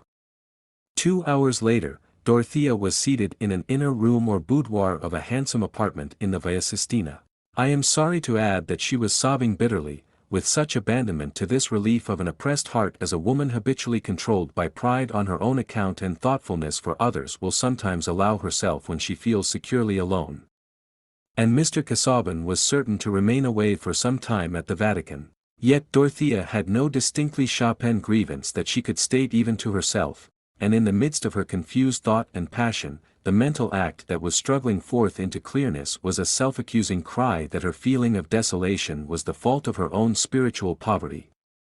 She had married the man of her choice, and with the advantage over most girls that she had contemplated her marriage chiefly as the beginning of new duties. From the very first she had thought of Mr. Casaubon as having a mind so much above her own, that he must often be claimed by studies which she could not entirely share. Moreover, after the brief narrow experience of her girlhood she was beholding Rome, the city of visible history, where the past of a whole hemisphere seems moving in funeral procession with strange ancestral images and trophies gathered from afar. But this stupendous fragmentariness heightened the dreamlike strangeness of her bridal life. Dorothea had now been 5 weeks in Rome, and in the kindly mornings when autumn and winter seemed to go hand in hand like a happy aged couple, one of whom would presently survive in chiller loneliness, she had driven about at first with Mr. Casaubon, but of late chiefly with Tantripp and their experienced courier. She had been led through the best galleries, had been taken to the chief points of view, had been shown the grandest ruins and the most glorious churches, and she had ended by oftenest choosing to drive out to the Campagna where she could feel alone with the earth and sky, away from the oppressive masquerade of ages, in which her own life too seemed to become a mask with enigmatical costumes. To those who have looked at Rome with the quickening power of a knowledge which breathes a growing soul into all historic shapes, and traces out the suppressed transitions which unite all contrasts, Rome may still be the spiritual center and interpreter of the world. But let them conceive one more historical contrast: the gigantic broken revelations of that imperial and papal city thrust abruptly on the notions of a girl who had been brought up in English and Swiss Puritanism, fed on meager Protestant histories and on art chiefly of the hand-screen sort, a girl whose ardent nature turned all her small allowance of knowledge into principles, fusing her actions into their mold, and whose quick emotions gave the most abstract things the quality of a pleasure or a pain, a girl who had lately become a wife, and from the enthusiastic acceptance of untried duty found herself plunged in tumultuous preoccupation with her personal lot. The weight of unintelligible Rome might lie easily on bright nymphs to whom it formed a background for the brilliant picnic of Anglo-foreign society, but Dorothea had no such defense against deep impressions.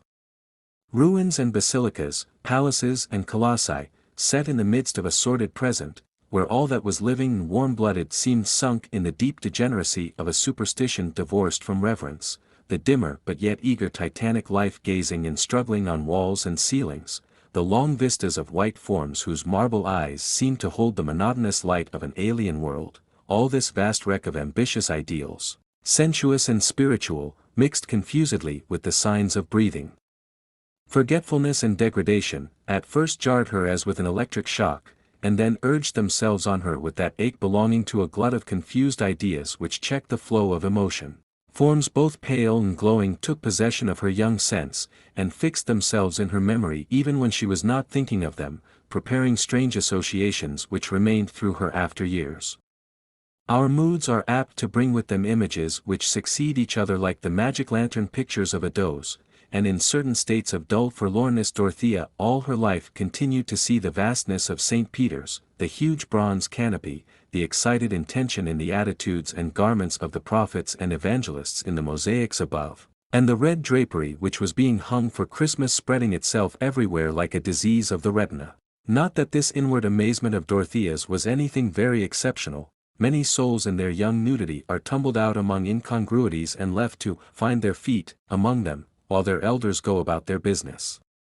Nor can I suppose that when Mrs. Casaubon is discovered in a fit of weeping 6 weeks after her wedding, the situation will be regarded as tragic. Some discouragement, some faintness of heart at the new real future which replaces the imaginary, is not unusual, and we do not expect people to be deeply moved by what is not unusual. That element of tragedy which lies in the very fact of frequency, has not yet wrought itself into the coarse emotion of mankind, and perhaps our frames could hardly bear much of it. If we had a keen vision and feeling of all ordinary human life, it would be like hearing the grass grow and the squirrel's heart beat, and we should die of that roar which lies on the other side of silence. As it is, the quickest of us walk about well wadded with stupidity. However, Dorothea was crying, and if she had been required to state the cause, she could only have done so in some such general words as I have already used. To have been driven to be more particular would have been like trying to give a history of the lights and shadows. For that new real future which was replacing the imaginary drew its material from the endless minutiae by which her view of Mr. Casaubon and her wifely relation, now that she was married to him, was gradually changing with the secret motion of a watch hand from what it had been in her maiden dream. It was too early yet for her fully to recognize or at least admit the change, still more for her to have readjusted that devotedness which was so necessary a part of her mental life that she was almost sure sooner or later to recover it. Permanent rebellion, the disorder of a life without some loving reverent resolve, was not possible to her, but she was now in an interval when the very force of her nature heightened its confusion. In this way, the early months of marriage often are times of critical tumult, whether that of a shrimp pool or of deeper waters, which afterward subsides into cheerful peace. But was not Mr. Casaubon just as learned as before?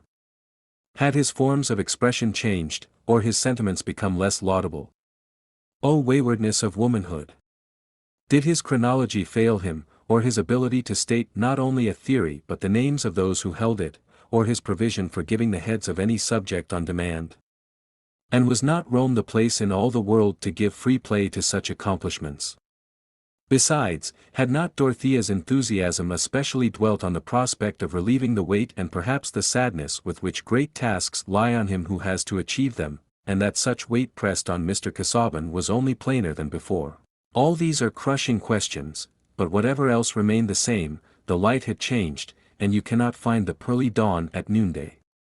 The fact is unalterable, that a fellow mortal with whose nature you are acquainted solely through the brief entrances and exits of a few imaginative weeks called courtship, may, when seen in the continuity of married companionship, be disclosed as something better or worse than what you have preconceived, but will certainly not appear altogether the same. And it would be astonishing to find how soon the change is felt if we had no kindred changes to compare with it. To share lodgings with a brilliant dinner companion, or to see your favorite politician in the ministry, may bring about changes quite as rapid. In these cases too we begin by knowing little and believing much, and we sometimes end by inverting the quantities.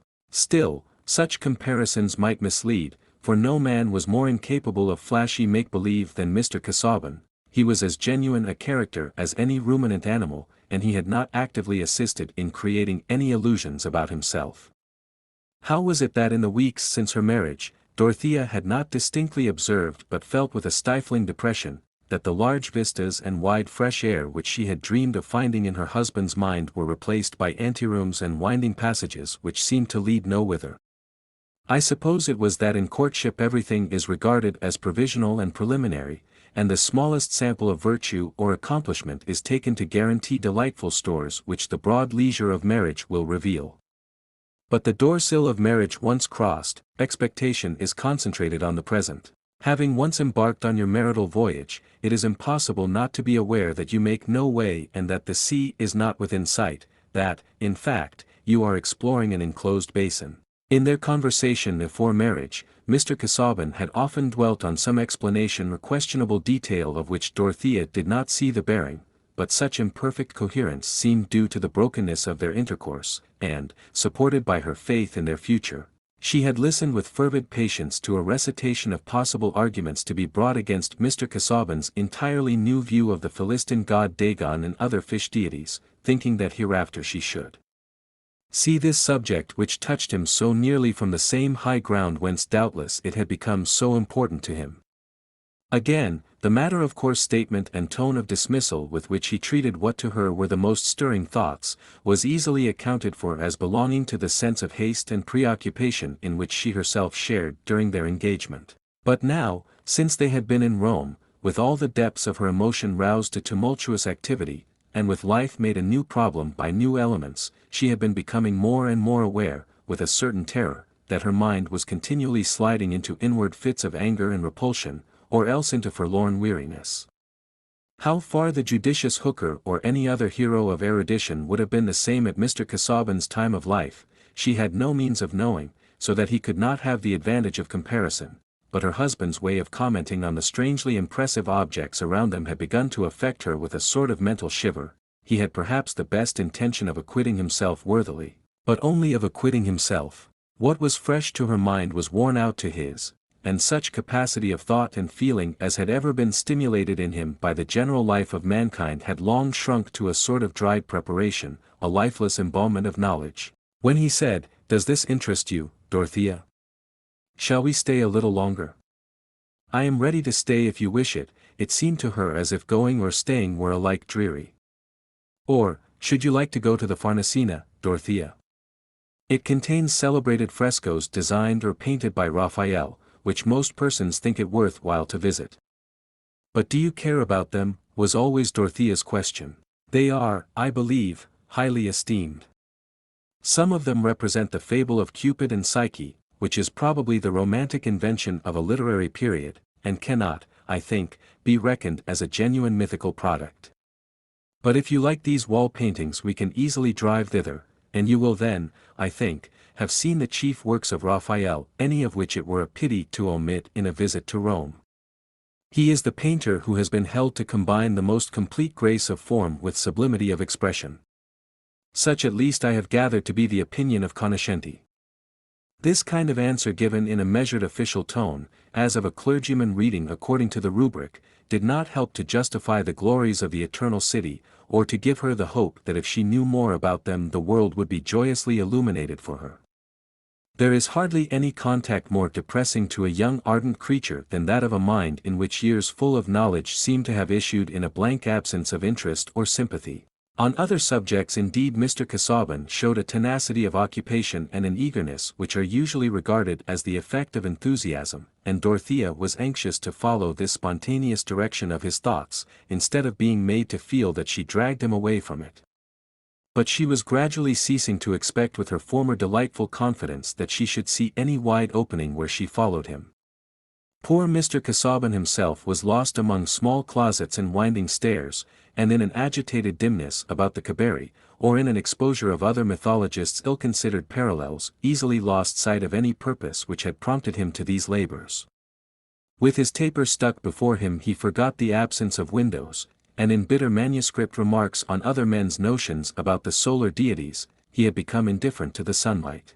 These characteristics, fixed and unchangeable as bone in Mr. Casaubon, might have remained longer unfelt by Dorothea if she had been encouraged to pour forth her girlish and womanly feeling, if he would have held her hands between his and listened with the delight of tenderness and understanding to all the little histories which made up her experience, and would have given her the same sort of intimacy in return, so that the past life of each could be included in their mutual knowledge and affection, or if she could have fed her affection with those childlike caresses which are the bent of every sweet woman, who has begun by showering kisses on the hard pate of her bald doll, creating a happy soul within that woodenness from the wealth of her own love. That was Dorothea's bent. With all her yearning to know what was afar from her and to be widely benignant, she had ardor enough for what was near, to have kissed Mr. Casaubon's coat sleeve, or to have caressed his shoe latchet, if he would have made any other sign of acceptance than pronouncing her, with his unfailing propriety, to be of a most affectionate and truly feminine nature, indicating at the same time by politely reaching a chair for her that he regarded these manifestations as rather crude and startling. Having made his clerical toilet with due care in the morning, he was prepared only for those amenities of life which were suited to the well-adjusted stiff cravat of the period, and to a mind weighted with unpublished matter.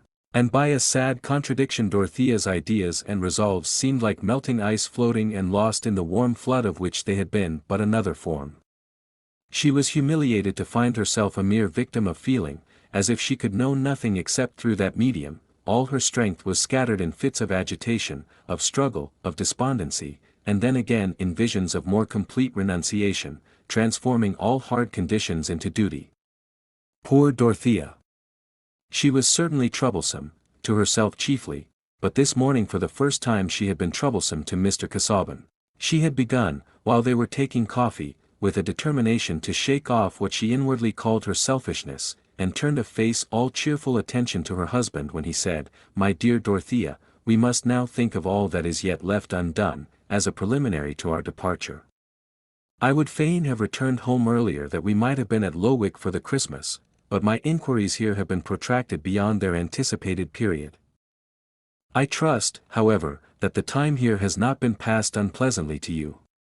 Among the sights of Europe, that of Rome has ever been held one of the most striking and in some respects edifying.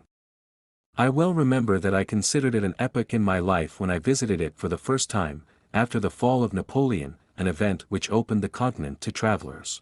Indeed I think it is one among several cities to which an extreme hyperbole has been applied, see Rome and die, but in your case I would propose an emendation and say, see Rome as a bride, and live henceforth as a happy wife." Mr. Casaubon pronounced this little speech with the most conscientious intention, blinking a little and swaying his head up and down, and concluding with a smile. He had not found marriage a rapturous state, but he had no idea of being anything else than an irreproachable husband, who would make a charming young woman as happy as she deserved to be. "I hope you are thoroughly satisfied with our stay, I mean, with the result so far as your studies are concerned," said Dorothea, trying to keep her mind fixed on what most affected her husband. "Yes," said Mr. Casaubon, with that peculiar pitch of voice which makes the word half a negative. "I have been led farther than I had foreseen, and various subjects for annotation have presented themselves which, though I have no direct need of them, I could not pretermit. The task, notwithstanding the assistance of my amanuensis, has been a somewhat laborious one, but your society has happily prevented me from that too continuous prosecution of thought beyond the hours of study which has been the snare of my solitary life." "I am very glad that my presence has made any difference to you," said Dorothea, who had a vivid memory of evenings in which she had supposed that Mr. Casaubon's mind had gone too deep during the day to be able to get to the surface again. I fear there was a little temper in her reply. "I hope when we get to Lowick, I shall be more useful to you, and be able to enter a little more into what interests you." "Doubtless, my dear," said Mr. Casaubon, with a slight bow. "The notes I have here made will want sifting, and you can, if you please, extract them under my direction." "And all your notes," said Dorothea, whose heart had already burned within her on this subject, so that now she could not help speaking with her tongue. "All those rows of volumes, will you not now do what you used to speak of, will you not make up your mind what part of them you will use, and begin to write the book which will make your vast knowledge useful to the world? I will write to your dictation, or I will copy and extract what you tell me, I can be of no other use."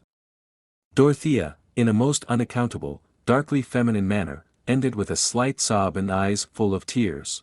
The excessive feeling manifested would alone have been highly disturbing to Mr. Casaubon, but there were other reasons why Dorothea's words were among the most cutting and irritating to him that she could have been impelled to use.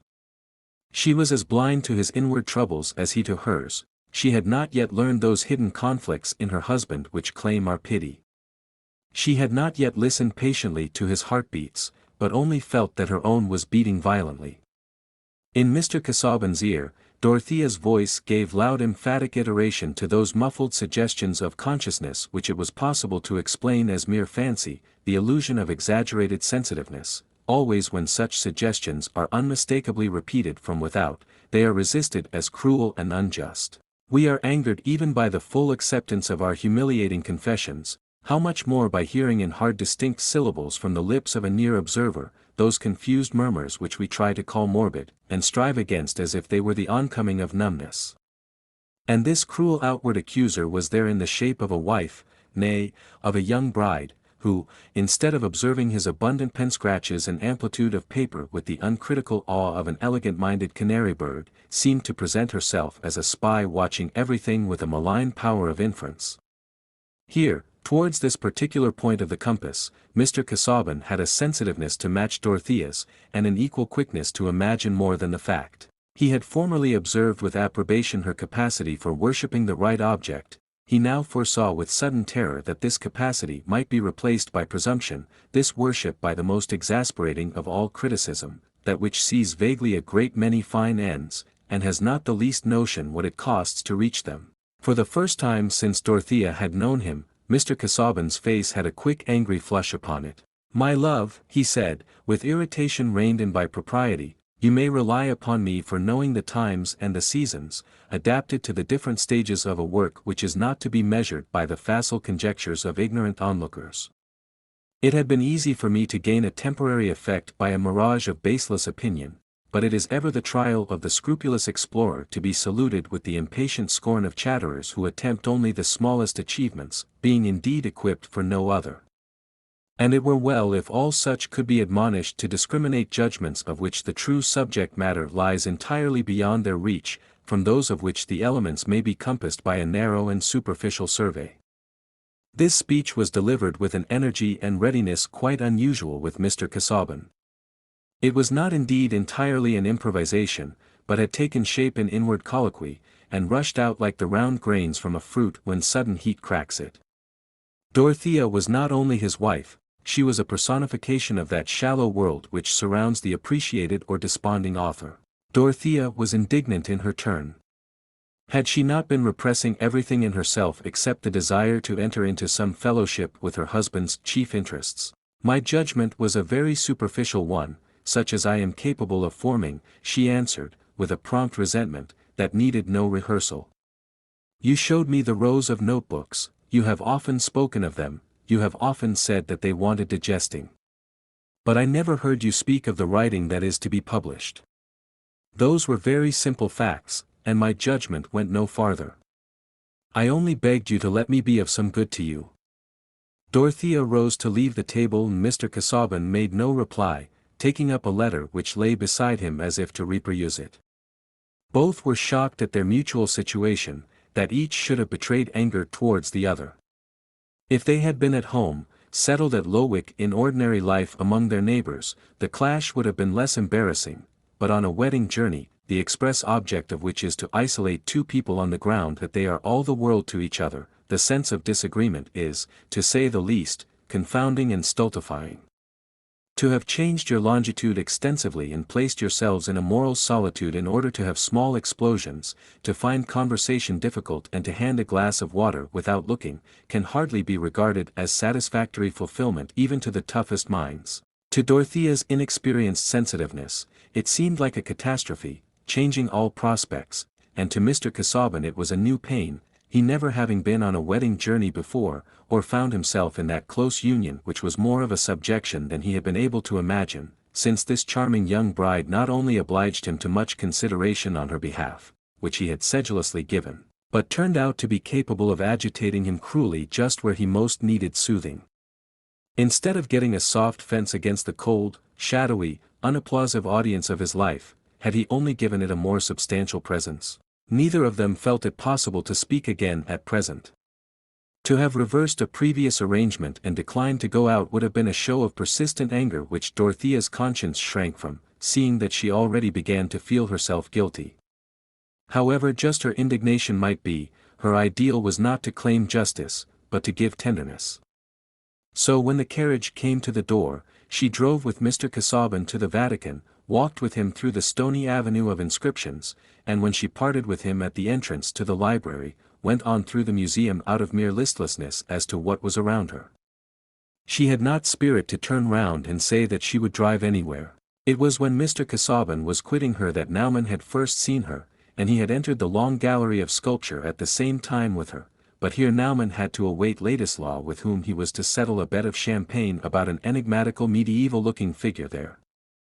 After they had examined the figure, and had walked on finishing their dispute, they had parted, Ladislaw lingering behind while Naumann had gone into the hall of statues, where he again saw Dorothea, and saw her in that brooding abstraction which made her pose remarkable. She did not really see the streak of sunlight on the floor more than she saw the statues. She was inwardly seeing the light of years to come in her own home and over the English fields and elms and hedge-bordered highroads, and feeling that the way in which they might be filled with joyful devotedness was not so clear to her as it had been.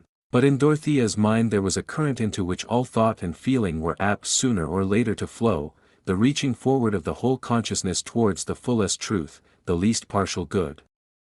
There was clearly something better than anger and despondency. Chapter 21. Higher fecund eke full womanly and plain.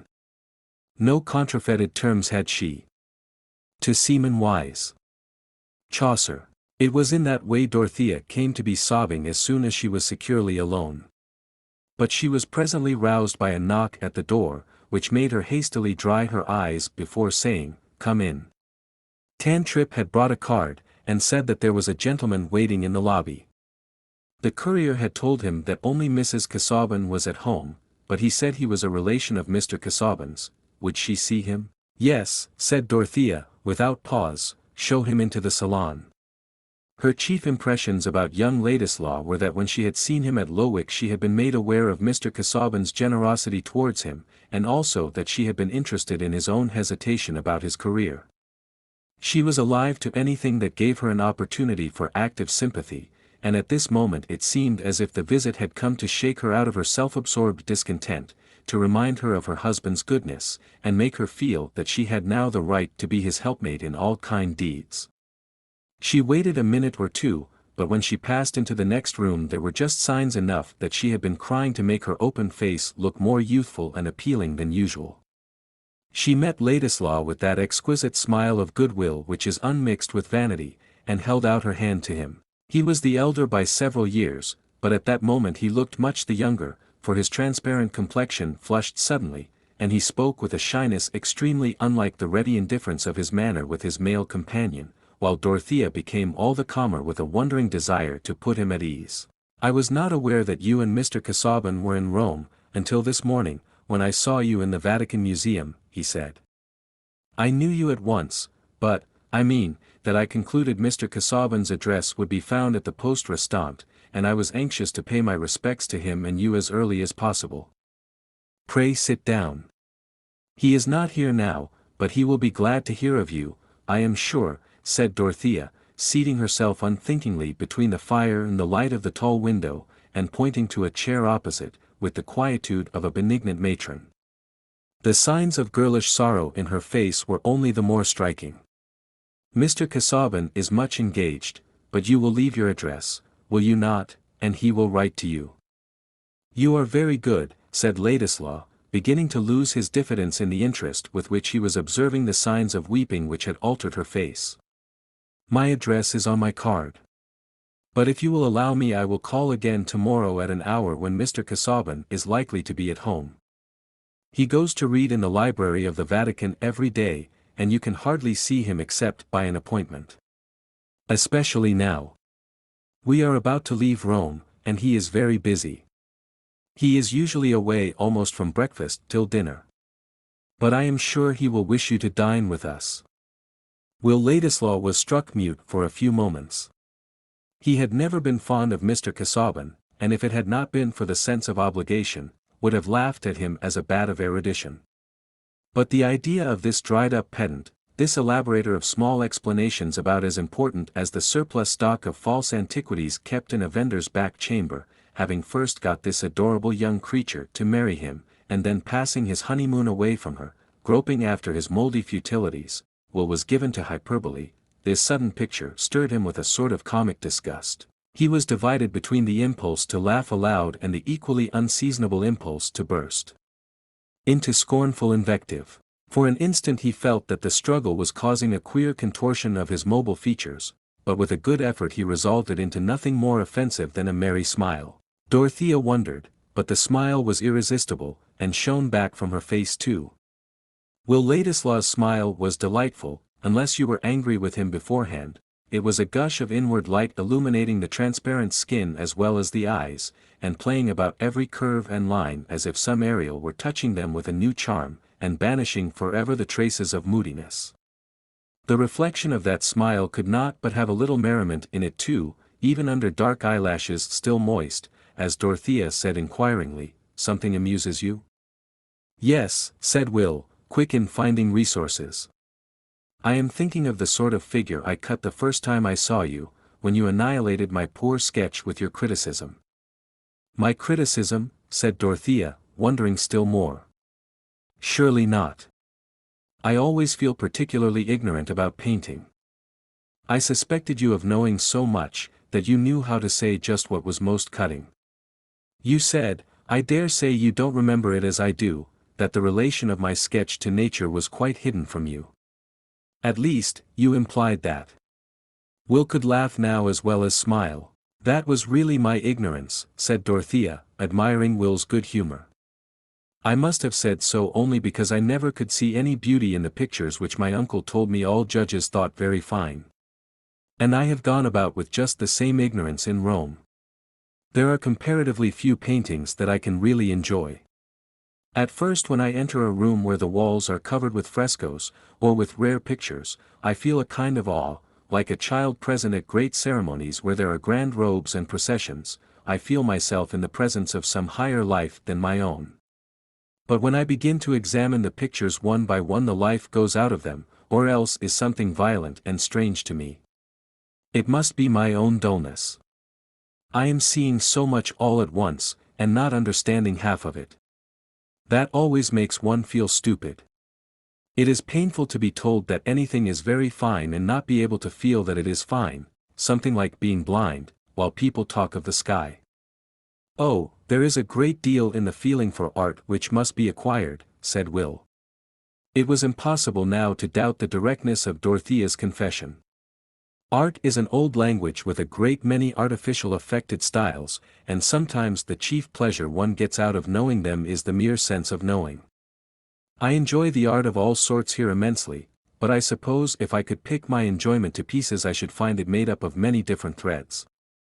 There is something in daubing a little oneself, and having an idea of the process. "You mean perhaps to be a painter," said Dorothea, with a new direction of interest. "You mean to make painting your profession? Mr. Casaubon will like to hear that you have chosen a profession." "No, oh no," said Will, with some coldness. "I have quite made up my mind against it. It is too one-sided a life. I have been seeing a great deal of the German artists here. I traveled from Frankfurt with one of them. Some are fine, even brilliant fellows, but I should not like to get into their way of looking at the world entirely from the studio point of view." "That I can understand," said Dorothea, cordially. "And in Rome it seems as if there were so many things which are more wanted in the world than pictures. But if you have a genius for painting, would it not be right to take that as a guide? Perhaps you might do better things than these, or different, so that there might not be so many pictures almost all alike in the same place." There was no mistaking this simplicity, and Will was won by it into frankness. A man must have a very rare genius to make changes of that sort. "I am afraid mine would not carry me even to the pitch of doing well what has been done already, at least not so well as to make it worth while. And I should never succeed in anything by dint of drudgery. If things don't come easily to me I never get them." "I have heard Mr. Casaubon say that he regrets your want of patience," said Dorothea, gently. She was rather shocked at this mode of taking all life as a holiday. "Yes, I know Mr. Casaubon's opinion. He and I differ." The slight streak of contempt in this hasty reply offended Dorothea. She was all the more susceptible about Mr. Casaubon because of her morning's trouble. "Certainly you differ," she said, rather proudly. "I did not think of comparing you. Such power of persevering devoted labor as Mr. Casaubon's is not common." Will saw that she was offended, but this only gave an additional impulse to the new irritation of his latent dislike towards Mr. Casaubon. It was too intolerable that Dorothea should be worshipping this husband, such weakness in a woman is pleasant to no man but the husband in question. Mortals are easily tempted to pinch the life out of their neighbor's buzzing glory, and think that such killing is no murder. No, indeed, he answered, promptly. And therefore it is a pity that it should be thrown away, as so much English scholarship is, for want of knowing what is being done by the rest of the world.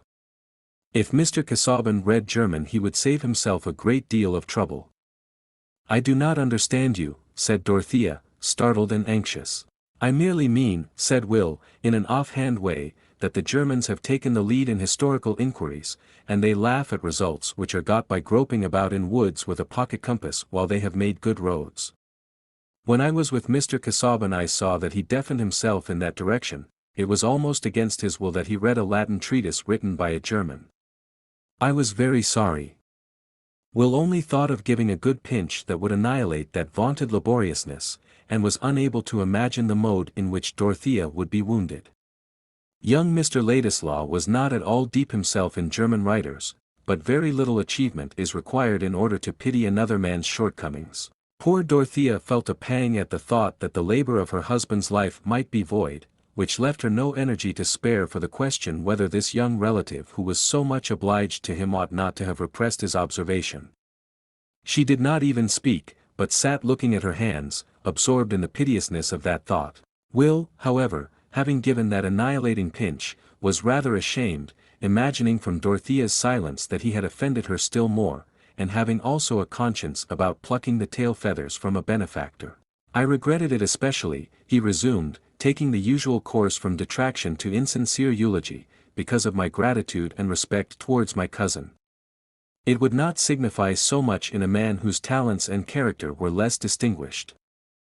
Dorothea raised her eyes, brighter than usual with excited feeling, and said in her saddest recitative, "How I wish I had learned German when I was at Lausanne. There were plenty of German teachers. But now I can be of no use." There was a new light, but still a mysterious light, for Will in Dorothea's last words. The question how she had come to accept Mr. Casaubon, which he had dismissed when he first saw her by saying that she must be disagreeable in spite of appearances, was not now to be answered on any such short and easy method. Whatever else she might be, she was not disagreeable. She was not coldly clever and indirectly satirical, but adorably simple and full of feeling. She was an angel beguiled. It would be a unique delight to wait and watch for the melodious fragments in which her heart and soul came forth so directly and ingenuously. The Aeolian harp again came into his mind. She must have made some original romance for herself in this marriage.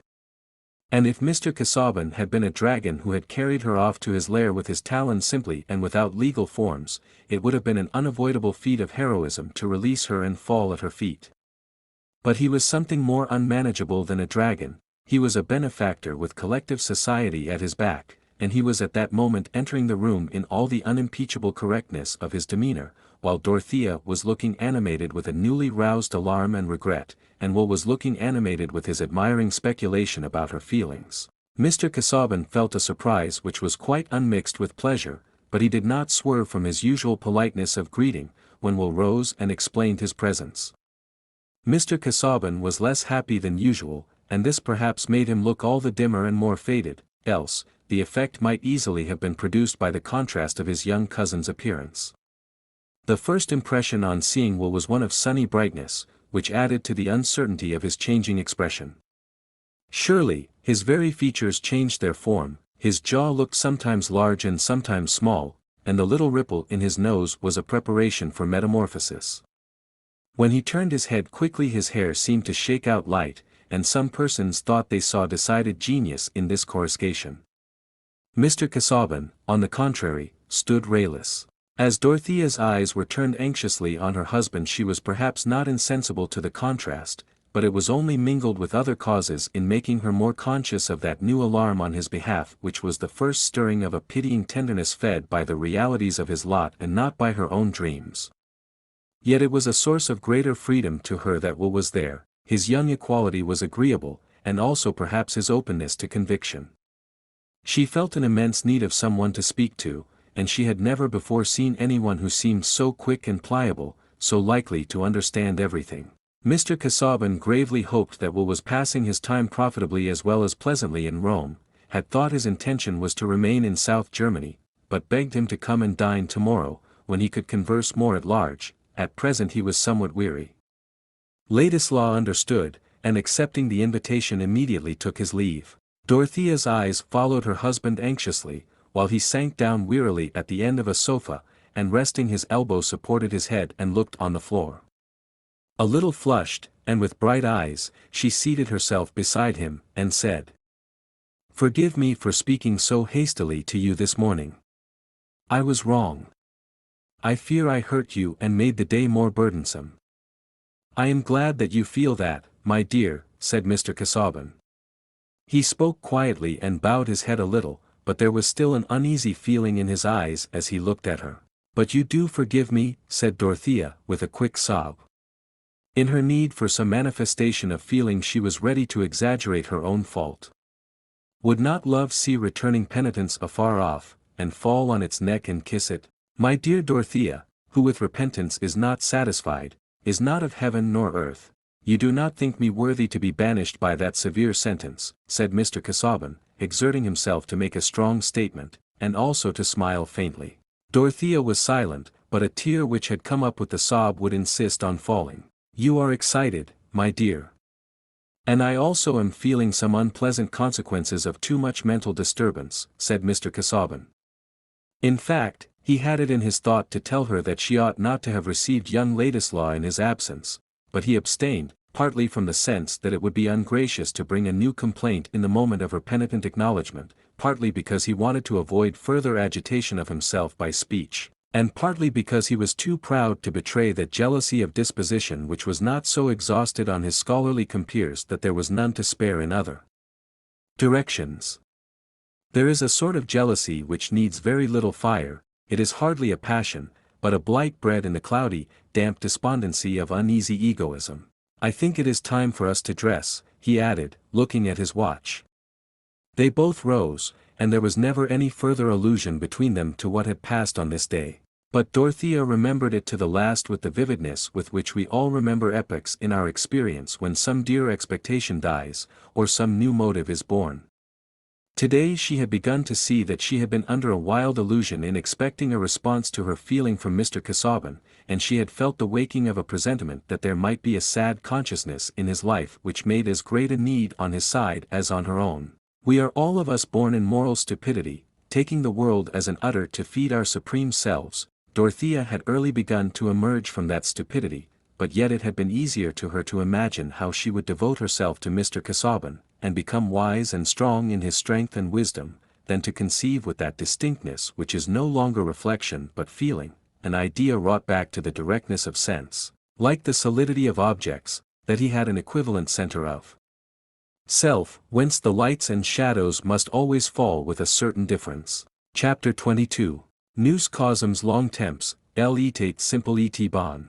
Ne sachant pas le mal, elle faisait le bien. Des richesses du cœur elle me fit elle aumône. Edie tout and it couldn't come le cœur ainsi don. Sans oser y penser j'ai lui donné le mien. Elle importe ma vie et n'en jamais rien.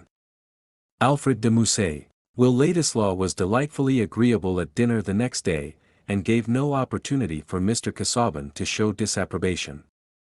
On the contrary, it seemed to Dorothea that Will had a happier way of drawing her husband into conversation and of deferentially listening to him than she had ever observed in any one before.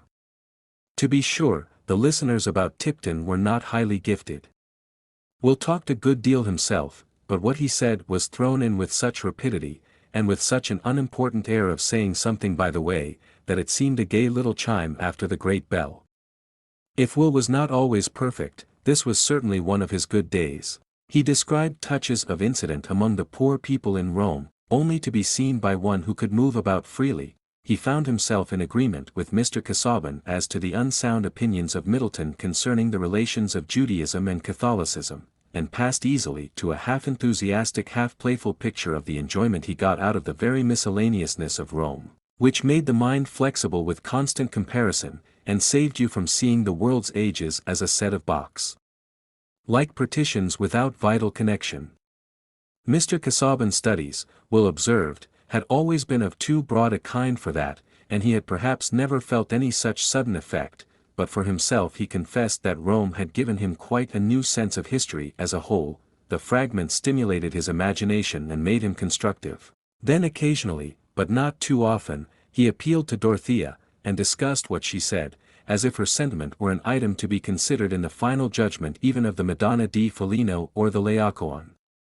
A sense of contributing to form the world's opinion makes conversation particularly cheerful, and Mr. Casaubon too was not without his pride in his young wife, who spoke better than most women, as indeed he had perceived in choosing her. Since things were going on so pleasantly, Mr. Casaubon's statement that his labors in the library would be suspended for a couple of days, and that after a brief renewal he should have no further reason for staying in Rome, encouraged Will to urge that Mrs. Casaubon should not go away without seeing a studio or two. Would not Mr. Casaubon take her? That sort of thing ought not to be missed. It was quite special. It was a form of life that grew like a small fresh vegetation with its population of insects on huge fossils. Will would be happy to conduct them, not to anything wearisome, only to a few examples. Mr. Casaubon, seeing Dorothea look earnestly towards him, could not but ask her if she would be interested in such visits. He was now at her service during the whole day, and it was agreed that Will should come on the morrow and drive with them. Will could not omit Thorvaldsen, a living celebrity about whom even Mr. Casaubon inquired, but before the day was far advanced he led the way to the studio of his friend Adolf Naumann, whom he mentioned as one of the chief renovators of Christian art, one of those who had not only revived but expanded that grand conception of supreme events as mysteries at which the successive ages were spectators, and in relation to which the great souls of all periods became as it were contemporaries. Will added that he had made himself Naumann's pupil for the nonce. "I have been making some oil sketches under him," said Will. "I hate copying. I must put something of my own in. Naumann has been painting the saints drawing the car of the church, and I have been making a sketch of Marlowe's Tamburlaine driving the conquered kings in his chariot. I am not so ecclesiastical as Naumann, and I sometimes twit him with his excess of meaning. But this time I mean to outdo him in breadth of intention. I take Tamburlaine in his chariot for the tremendous course of the world's physical history lashing on the harnessed dynasties. In my opinion, that is a good mythical interpretation." Will here looked at Mr. Casaubon, who received this offhand treatment of symbolism very uneasily, and bowed with a neutral air. "The sketch must be very grand, if it conveys so much," said Dorothea. "I should need some explanation even of the meaning you give. Do you intend Tamburlaine to represent earthquakes and volcanoes?" "Oh yes," said Will, laughing, "and migrations of races and clearings of forests, and America and the steam engine. Everything you can imagine." "What a difficult kind of shorthand," said Dorothea, smiling towards her husband. "It would require all your knowledge to be able to read it." Mr. Casaubon blinked furtively at Will. He had a suspicion that he was being laughed at. But it was not possible to include Dorothea in the suspicion. They found Naumann painting industriously, but no model was present. His pictures were advantageously arranged, and his own plain vivacious person set off by a dove-colored blouse and a maroon velvet cap, so that everything was as fortunate as if he had expected the beautiful young English lady exactly at that time. The painter in his confident English gave little dissertations on his finished and unfinished subjects, seeming to observe Mr. Casaubon as much as he did Dorothea. Will burst in here and there with ardent words of praise, marking out particular merits in his friend's work, and Dorothea felt that she was getting quite new notions as to the significance of Madonnas seated under inexplicable canopied thrones with the simple country as a background, and of saints with architectural models in their hands, or knives accidentally wedged in their skulls. Some things which had seemed monstrous to her were gathering intelligibility and even a natural meaning, but all this was apparently a branch of knowledge in which Mr. Casaubon had not interested himself. "I think I would rather feel that painting is beautiful than have to read it as an enigma, but I should learn to understand these pictures sooner than yours with the very wide meaning," said Dorothea, speaking to Will. "Don't speak of my painting before Naumann," said Will. "He will tell you, it is all pfuscherei, which is his most opprobrious word." "Is that true?" said Dorothea, turning her sincere eyes on Naumann, who made a slight grimace and said, "Oh, he does not mean it seriously with painting. His walk must be belles lettres. That is why I'd. Naumann's pronunciation of the vowel seemed to stretch the word satirically. Will did not half like it, but managed to laugh, and Mr. Casaubon, while he felt some disgust at the artist's German accent, began to entertain a little respect for his judicious severity. The respect was not diminished when Naumann, after drawing Will aside for a moment and looking, first at a large canvas, then at Mr. Casaubon, came forward again and said, "My friend Ladislaw thinks you will pardon me, sir, if I say that a sketch of your head would be invaluable to me for the St. Thomas Aquinas in my picture there. It is too much to ask, but I so seldom see just what I want, the idealistic in the real." "You astonish me greatly, sir," said Mr. Casaubon, his looks improved with a glow of delight, "but if my poor physiognomy, which I have been accustomed to regard as of the commonest order, can be of any use to you in furnishing some traits for the angelical doctor, I shall feel honored. That is to say, if the operation will not be a lengthy one, and if Mrs. Casaubon will not object to the delay." As for Dorothea, nothing could have pleased her more, unless it had been a miraculous voice pronouncing Mr. Casaubon the wisest and worthiest among the sons of men. In that case her tottering faith would have become firm again. Naumann's apparatus was at hand in wonderful completeness, and the sketch went on at once as well as the conversation. Dorothea sat down and subsided into calm silence, feeling happier than she had done for a long while before. Every one about her seemed good, and she said to herself that Rome, if she had only been less ignorant, would have been full of beauty, its sadness would have been winged with hope. No nature could be less suspicious than hers. When she was a child she believed in the gratitude of wasps and the honorable susceptibility of sparrows, and was proportionately indignant when their baseness was made manifest. The adroit artist was asking Mr. Casaubon questions about English polities, which brought long answers, and, Will meanwhile had perched himself on some steps in the background overlooking all. Presently Naumann said, "Now if I could lay this by for half an hour and take it up again, come and look, Ladislaw, I think it is perfect so far." Will vented those adjuring interjections which imply that admiration is too strong for syntax, and Naumann said in a tone of piteous regret, "Ah, now, if I could but have had more, but you have other engagements, I could not ask it, or even to come again tomorrow." "Oh, let us stay," said Dorothea. "We have nothing to do today except go about, have we?" she added, looking entreatingly at Mr. Casaubon. "It would be a pity not to make the head as good as possible." "I am at your service, sir, in the matter," said Mr. Casaubon, with polite condescension. "Having given up the interior of my head to idleness, it is as well that the exterior should work in this way." "You are unspeakably good, now I am happy," said Naumann, and then went on in German to Will, pointing here and there to the sketch as if he were considering that. Putting it aside for a moment, he looked round vaguely, as if seeking some occupation for his visitors, and afterwards turning to Mr. Casaubon, said, "Perhaps the beautiful bride, the gracious lady, would not be unwilling to let me fill up the time by trying to make a slight sketch of her, not, of course, as you see, for that picture, only as a single study." Mr. Casaubon, bowing, doubted not that Mrs. Casaubon would oblige him, and Dorothea said, at once, "Where shall I put myself?" Naumann was all apologies in asking her to stand, and allow him to adjust her attitude, to which she submitted without any of the affected airs and laughs frequently thought necessary on such occasions, when the painter said, "It is as Santa Clara that I want you to stand, leaning so, with your cheek against your hand, so, looking at that stool, please, so." Will was divided between the inclination to fall at the saint's feet and kiss her robe, and the temptation to knock Naumann down while he was adjusting her arm. All this was impudence and desecration, and he repented that he had brought her.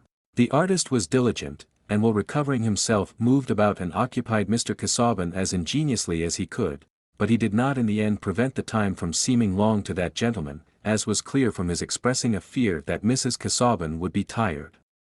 Naumann took the hint and said, "Now, sir, if you can oblige me again, I will release the lady wife." So Mr. Casaubon's patience held out further, and when after all it turned out that the head of St. Thomas Aquinas would be more perfect if another sitting could be had, it was granted for the morrow. On the morrow Santa Clara too was retouched more than once.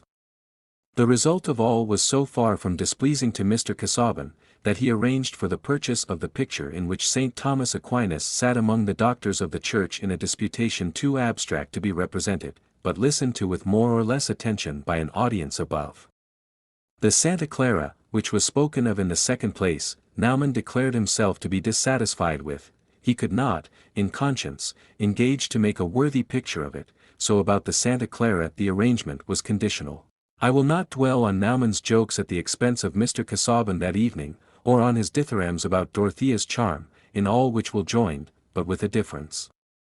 No sooner did Naumann mention any detail of Dorothea's beauty, than Will got exasperated at his presumption. There was grossness in his choice of the most ordinary words, and what business had he to talk of her lips? She was not a woman to be spoken of as other women were. Will could not say just what he thought, but he became irritable. And yet, when after some resistance he had consented to take the Casaubons to his friend's studio, he had been allured by the gratification of his pride in being the person who could grant Naumann such an opportunity of studying her loveliness, or rather her divineness, for the ordinary phrases which might apply to mere bodily prettiness were not applicable to her. Certainly all Tipton and its neighborhood, as well as Dorothea herself, would have been surprised at her beauty being made so much of. In that part of the world Miss Brooke had been only a fine young woman. Oblige me by letting the subject drop, Naumann. Mrs. Casaubon is not to be talked of as if she were a model, said Will. Naumann stared at him. Pshaw! I will talk of my Aquinas. The head is not a bad type, after all. I dare say the great scholastic himself would have been flattered to have his portrait asked for. Nothing like these starchy doctors for vanity. It was as I thought, he cared much less for her portrait than his own. He's a cursed white-blooded pedantic coxcomb, said Will, with gnashing impetuosity. His obligations to Mr. Casaubon were not known to his hearer, but Will himself was thinking of them, and wishing that he could discharge them all by a check. Naumann gave a shrug and said, "It is good they go away soon, my dear. They are spoiling your fine temper." All Will's hope and contrivance were now concentrated on seeing Dorothea when she was alone. He only wanted her to take more emphatic notice of him, he only wanted to be something more special in her remembrance than he could yet believe himself likely to be. He was rather impatient under that open ardent goodwill, which he saw was her usual state of feeling.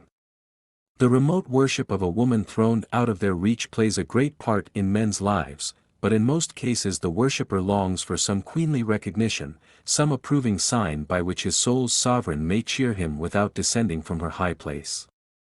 That was precisely what Will wanted. But there were plenty of contradictions in his imaginative demands. It was beautiful to see how Dorothea's eyes turned with wifely anxiety and beseeching to Mr. Casaubon.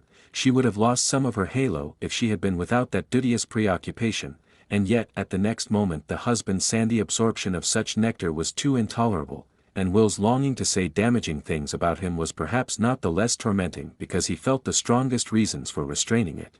Will had not been invited to dine the next day. Hence he persuaded himself that he was bound to call, and that the only eligible time was the middle of the day, when Mr. Casaubon would not be at home. Dorothea, who had not been made aware that her former reception of Will had displeased her husband, had no hesitation about seeing him, especially as he might be come to pay a farewell visit. When he entered she was looking at some cameos which she had been buying for Celia. She greeted Will as if his visit were quite a matter of course, and said at once, having a cameo bracelet in her hand, "I am so glad you are come. Perhaps you understand all about cameos, and can tell me if these are really good. I wished to have you with us in choosing them, but Mr. Casaubon objected, he thought there was not time. He will finish his work tomorrow, and we shall go away in 3 days. I have been uneasy about these cameos.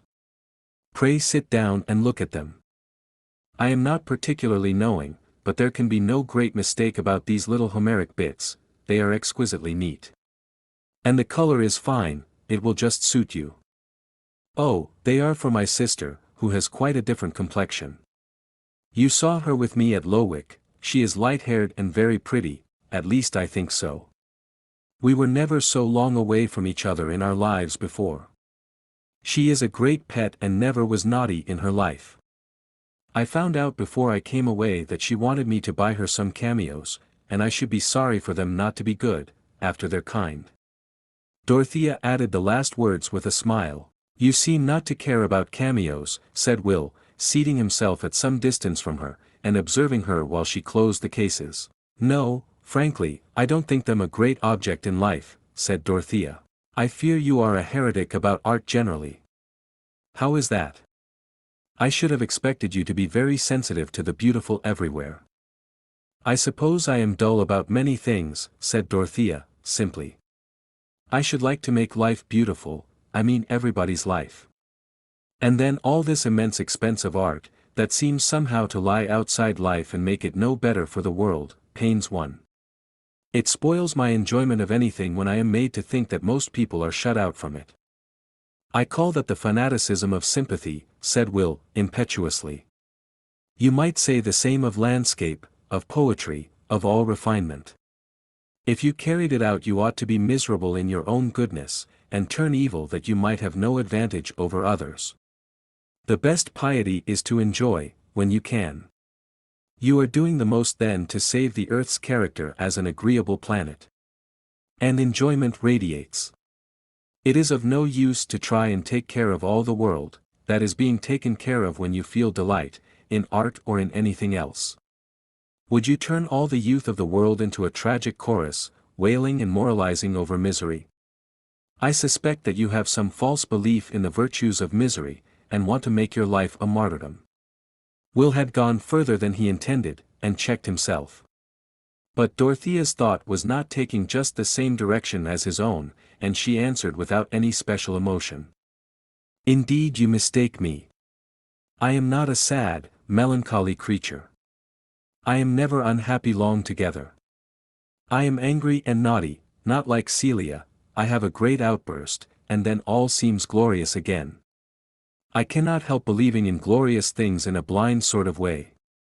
I should be quite willing to enjoy the art here, but there is so much that I don't know the reason of, so much that seems to me a consecration of ugliness rather than beauty.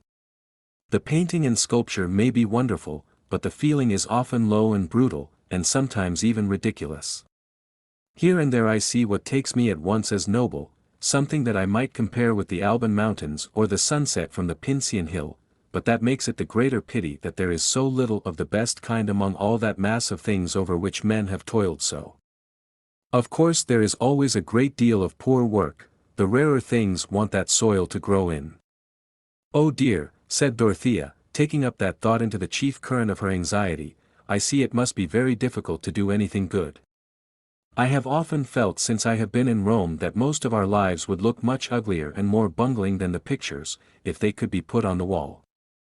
Dorothea parted her lips again as if she were going to say more, but changed her mind and paused. "You are too young, it is an anachronism for you to have such thoughts," said Will, energetically, with a quick shake of the head habitual to him. "You talk as if you had never known any youth. It is monstrous, as if you had had a vision of Hades in your childhood, like the boy in the legend. You have been brought up in some of those horrible notions that choose the sweetest women to devour, like minotaurs. And now you will go and be shut up in that stone prison at Lowick, you will be buried alive. It makes me savage to think of it. I would rather never have seen you than think of you with such a prospect." Will again feared that he had gone too far, but the meaning we attach to words depends on our feeling, and his tone of angry regret had so much kindness in it for Dorothea's heart, which had always been giving out ardor and had never been fed with much from the living beings around her, that she felt a new sense of gratitude and answered with a gentle smile. "It is very good of you to be anxious about me. It is because you did not like Lowick yourself, you had set your heart on another kind of life. But Lowick is my chosen home." The last sentence was spoken with an almost solemn cadence, and Will did not know what to say, since it would not be useful for him to embrace her slippers, and tell her that he would die for her. It was clear that she required nothing of the sort, and they were both silent for a moment or two, when Dorothea began again with an air of saying at last what had been in her mind beforehand. "I wanted to ask you again about something you said the other day. Perhaps it was half of it your lively way of speaking, I notice that you like to put things strongly. I myself often exaggerate when I speak hastily. What was it? Said Will, observing that she spoke with a timidity quite new in her. I have a hyperbolical tongue, it catches fire as it goes. I dare say I shall have to retract.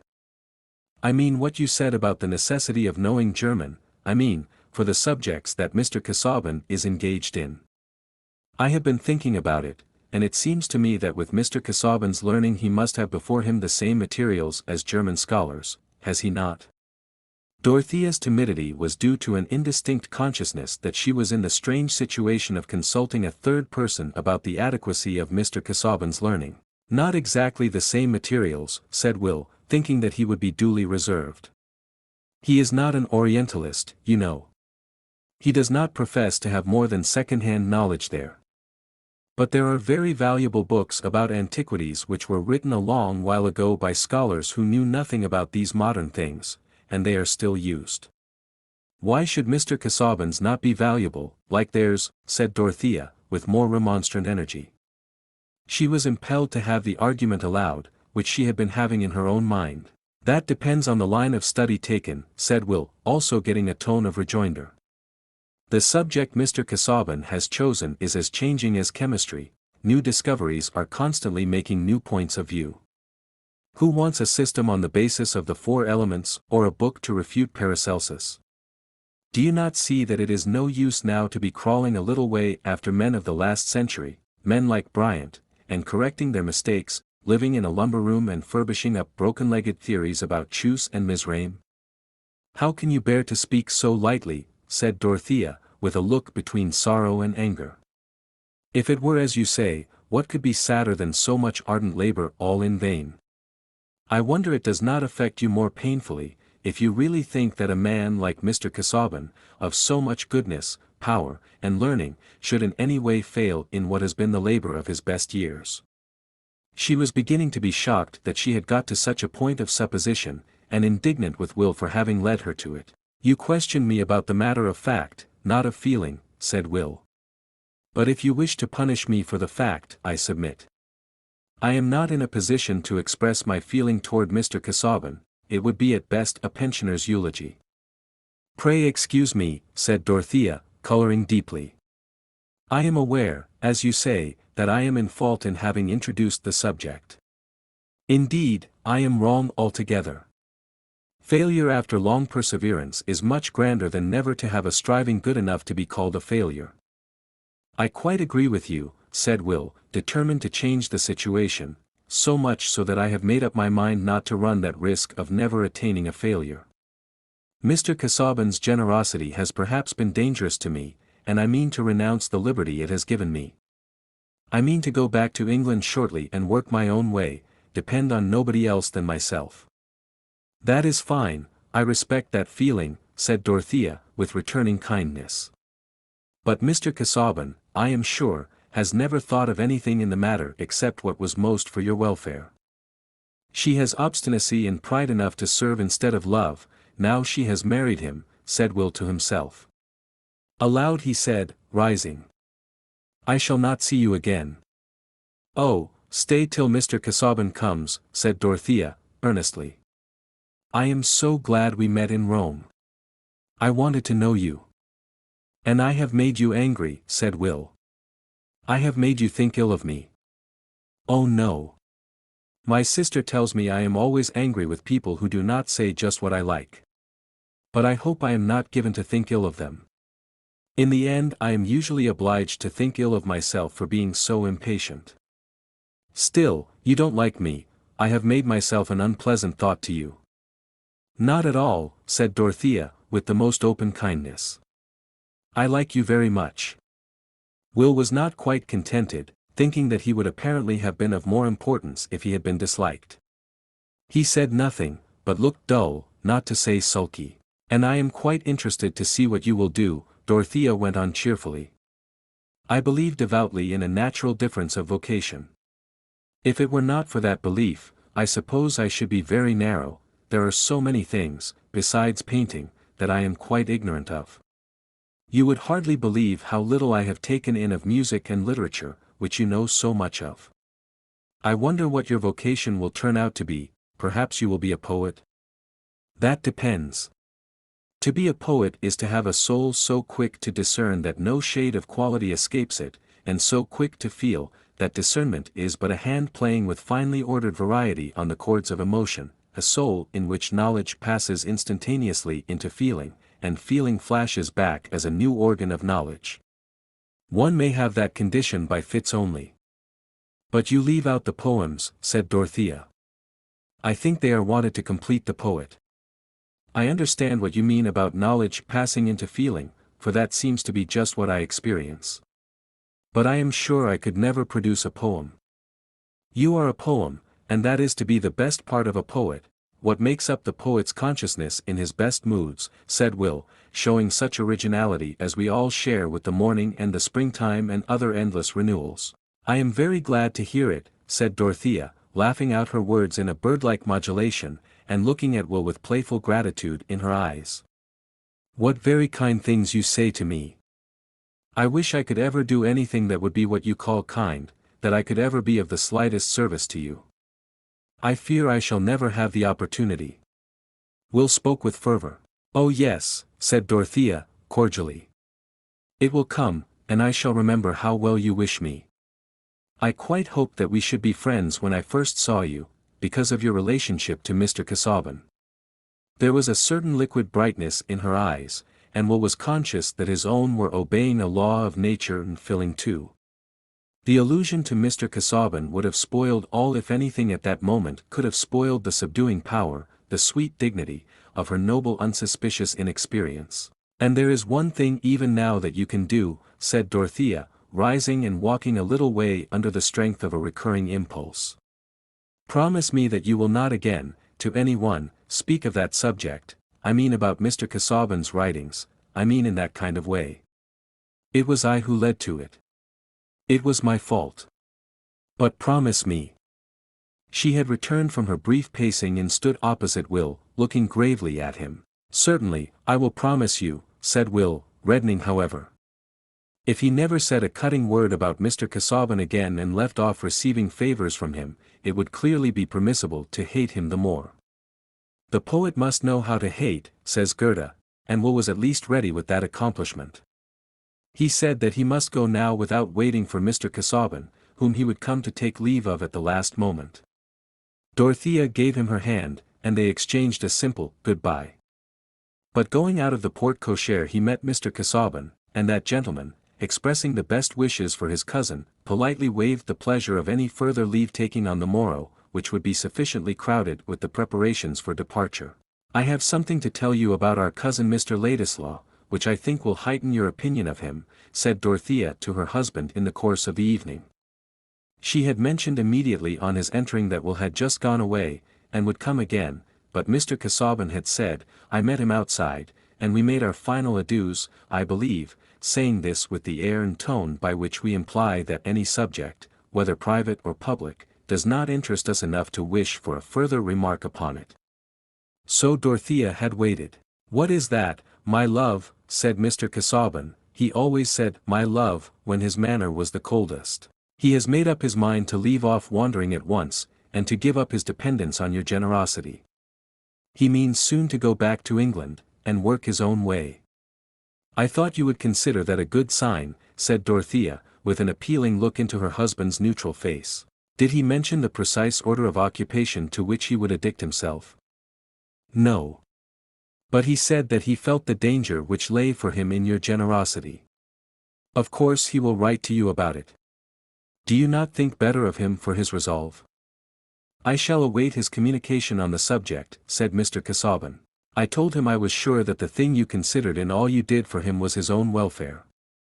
I remembered your goodness in what you said about him when I first saw him at Lowick, said Dorothea, putting her hand on her husband's. I had a duty towards him, said Mr. Casaubon, laying his other hand on Dorothea's in conscientious acceptance of her caress, but with a glance which he could not hinder from being uneasy. The young man, I confess, is not otherwise an object of interest to me, nor need we, I think, discuss his future course, which it is not ours to determine beyond the limits which I have sufficiently indicated. Dorothea did not mention Will again. Book 3. Waiting for death. Chapter 23. Your horses of the sun, he said. And first-rate whip Apollo. Whatever they be, I'll eat my head. But I will beat them hollow. Fred Vincy, we have seen, had a debt on his mind, and though no such immaterial burthen could depress that buoyant-hearted young gentleman for many hours together, there were circumstances connected with this debt which made the thought of it unusually importunate. The creditor was Mr. Bambridge, a horse-dealer of the neighborhood, whose company was much sought in Middlemarch by young men understood to be addicted to pleasure.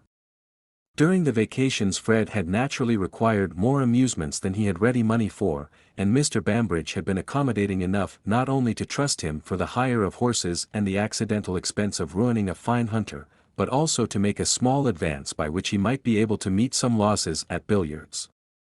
The total debt was £160. Bambridge was in no alarm about his money, being sure that young Vincy had backers, but he had required something to show for it, and Fred had at first given a bill with his own signature. 3 months later he had renewed this bill with the signature of Caleb Garth. On both occasions Fred had felt confident that he should meet the bill himself, having ample funds at disposal in his own hopefulness. You will hardly demand that his confidence should have a basis in external facts. Such confidence, we know, is something less coarse and materialistic. It is a comfortable disposition leading us to expect that the wisdom of Providence or the folly of our friends, the mysteries of luck or the still greater mystery of our high individual value in the universe, will bring about agreeable issues, such as are consistent with our good taste in costume, and our general preference for the best style of thing. Fred felt sure that he should have a present from his uncle, that he should have a run of luck, that by dint of swapping he should gradually metamorphose a horse worth £40 into a horse that would fetch 100 at any moment, judgment being always equivalent to an unspecified sum in hard cash. And in any case, even supposing negations which only a morbid distrust could imagine, Fred had always, at that time, his father's pocket as a last resource, so that his assets of hopefulness had a sort of gorgeous superfluity about them. Of what might be the capacity of his father's pocket, Fred had only a vague notion. Was not trade elastic? And would not the deficiencies of one year be made up for by the surplus of another? The Vincys lived in an easy profuse way, not with any new ostentation, but according to the family habits and traditions, so that the children had no standard of economy, and the elder ones retained some of their infantine notion that their father might pay for anything if he would. Mr. Vincy himself had expensive Middlemarch habits, spent money on coursing, on his cellar, and on dinner-giving, while Mama had those running accounts with tradespeople, which give a cheerful sense of getting everything one wants without any question of payment. But it was in the nature of fathers, Fred knew, to bully one about expenses. There was always a little storm over his extravagance if he had to disclose a debt, and Fred disliked bad weather within doors. He was too filial to be disrespectful to his father, and he bore the thunder with the certainty that it was transient, but in the meantime it was disagreeable to see his mother cry, and also to be obliged to look sulky instead of having fun, for Fred was so good-tempered that if he looked glum under scolding, it was chiefly for propriety's sake. The easier course plainly, was to renew the bill with a friend's signature. Why not? With the superfluous securities of hope at his command, there was no reason why he should not have increased other people's liabilities to any extent, but for the fact that men whose names were good for anything were usually pessimists, indisposed to believe that the universal order of things would necessarily be agreeable to an agreeable young gentleman. With a favor to ask, we review our list of friends, do justice to their more amiable qualities, forgive their little offenses, and concerning each in turn, try to arrive at the conclusion that he will be eager to oblige us, our own eagerness to be obliged being as communicable as other warmth. Still there is always a certain number who are dismissed as but moderately eager until the others have refused, and it happened that Fred checked off all his friends but one, on the ground that applying to them would be disagreeable, being implicitly convinced that he at least, whatever might be maintained about mankind generally, had a right to be free from anything disagreeable. That he should ever fall into a thoroughly unpleasant position, where trousers shrunk with washing, eat cold mutton, have to walk for want of a horse, or to duck under, in any sort of way, was an absurdity irreconcilable with those cheerful intuitions implanted in him by nature. And Fred winced under the idea of being looked down upon as wanting funds for small debts.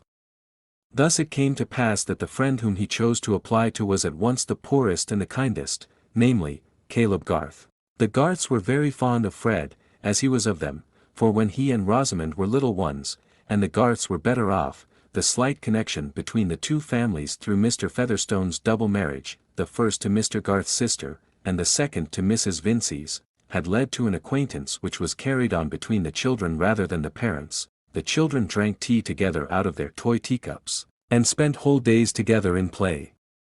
Mary was a little hoyden, and Fred at 6 years old thought her the nicest girl in the world, making her his wife with a brass ring which he had cut from an umbrella.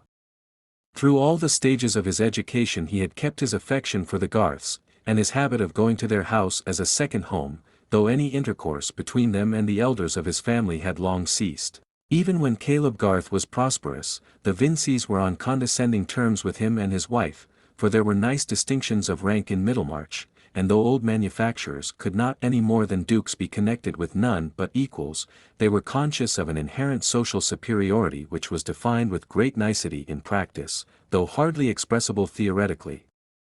Since then Mr. Garth had failed in the building business, which he had unfortunately added to his other avocations of surveyor, valuer, and agent, had conducted that business for a time entirely for the benefit of his assignees, and had been living narrowly, exerting himself to the utmost that he might after all pay 20 shillings in the pound.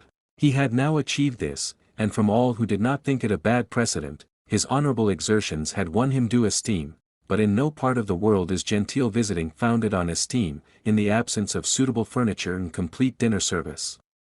Mrs. Vincey had never been at her ease with Mrs. Garth, and frequently spoke of her as a woman who had had to work for her bread, meaning that Mrs. Garth had been a teacher before her marriage, in which case an intimacy with Lindley Murray and Mangnall's questions was something like a draper's discrimination of calico trademarks, or a courier's acquaintance with foreign countries. No woman who was better off needed that sort of thing. And since Mary had been keeping Mr. Featherstone's house, Mrs. Vincey's want of liking for the Garths had been converted into something more positive, by alarm lest Fred should engage himself to this plain girl, whose parents lived in such a small way.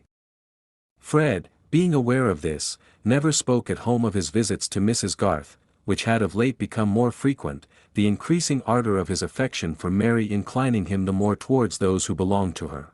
Mr. Garth had a small office in the town, and to this Fred went with his request. He obtained it without much difficulty, for a large amount of painful experience had not sufficed to make Caleb Garth cautious about his own affairs, or distrustful of his fellow-men when they had not proved themselves untrustworthy, and he had the highest opinion of Fred, was sure the lad would turn out well, an open affectionate fellow, with a good bottom to his character, you might trust him for anything. Such was Caleb's psychological argument. He was one of those rare men who are rigid to themselves and indulgent to others. He had a certain shame about his neighbor's errors, and never spoke of them willingly, hence he was not likely to divert his mind from the best mode of hardening timber and other ingenious devices in order to preconceive those errors. If he had to blame any one, it was necessary for him to move all the papers within his reach, or describe various diagrams with his stick, or make calculations with the odd money in his pocket, before he could begin, and he would rather do other men's work than find fault with their doing. I fear he was a bad disciplinarian. When Fred stated the circumstances of his debt, his wish to meet it without troubling his father, and the certainty that the money would be forthcoming so as to cause no one any inconvenience, Caleb pushed his spectacles upward, listened, looked into his favorite's clear young eyes, and believed him, not distinguishing confidence about the future from veracity about the past. But he felt that it was an occasion for a friendly hint as to conduct, and that before giving his signature he must give a rather strong admonition. Accordingly, he took the paper and lowered his spectacles, measured the space at his command, reached his pen and examined it, dipped it in the ink and examined it again, then pushed the paper a little way from him, lifted up his spectacles again, showed a deepened depression in the outer angle of his bushy eyebrows, which gave his face a peculiar mildness. Pardon these details for once. You would have learned to love them if you had known Caleb Garth, and said in a comfortable tone, "It was a misfortune, that breaking the horse's knees." And then, these exchanges, they don't answer when you have cute jockeys to deal with. You'll be wiser another time, my boy." Whereupon Caleb drew down his spectacles, and proceeded to write his signature with the care which he always gave to that performance, for whatever he did in the way of business he did well. He contemplated the large well-proportioned letters and final flourish, with his head a trifle on one side for an instant, then handed it to Fred, said "Goodbye," and returned forthwith to his absorption in a plan for Sir James Chetham's new farm buildings. Either because his interest in this work thrust the incident of the signature from his memory, or for some reason of which Caleb was more conscious, Mrs. Garth remained ignorant of the affair. Since it occurred, a change had come over Fred's sky, which altered his view of the distance, and was the reason why his uncle Featherstone's present of money was of importance enough to make his color come and go, first with a too definite expectation, and afterwards with a proportionate disappointment. His failure in passing his examination had made his accumulation of college debts the more unpardonable by his father, and there had been an unprecedented storm at home.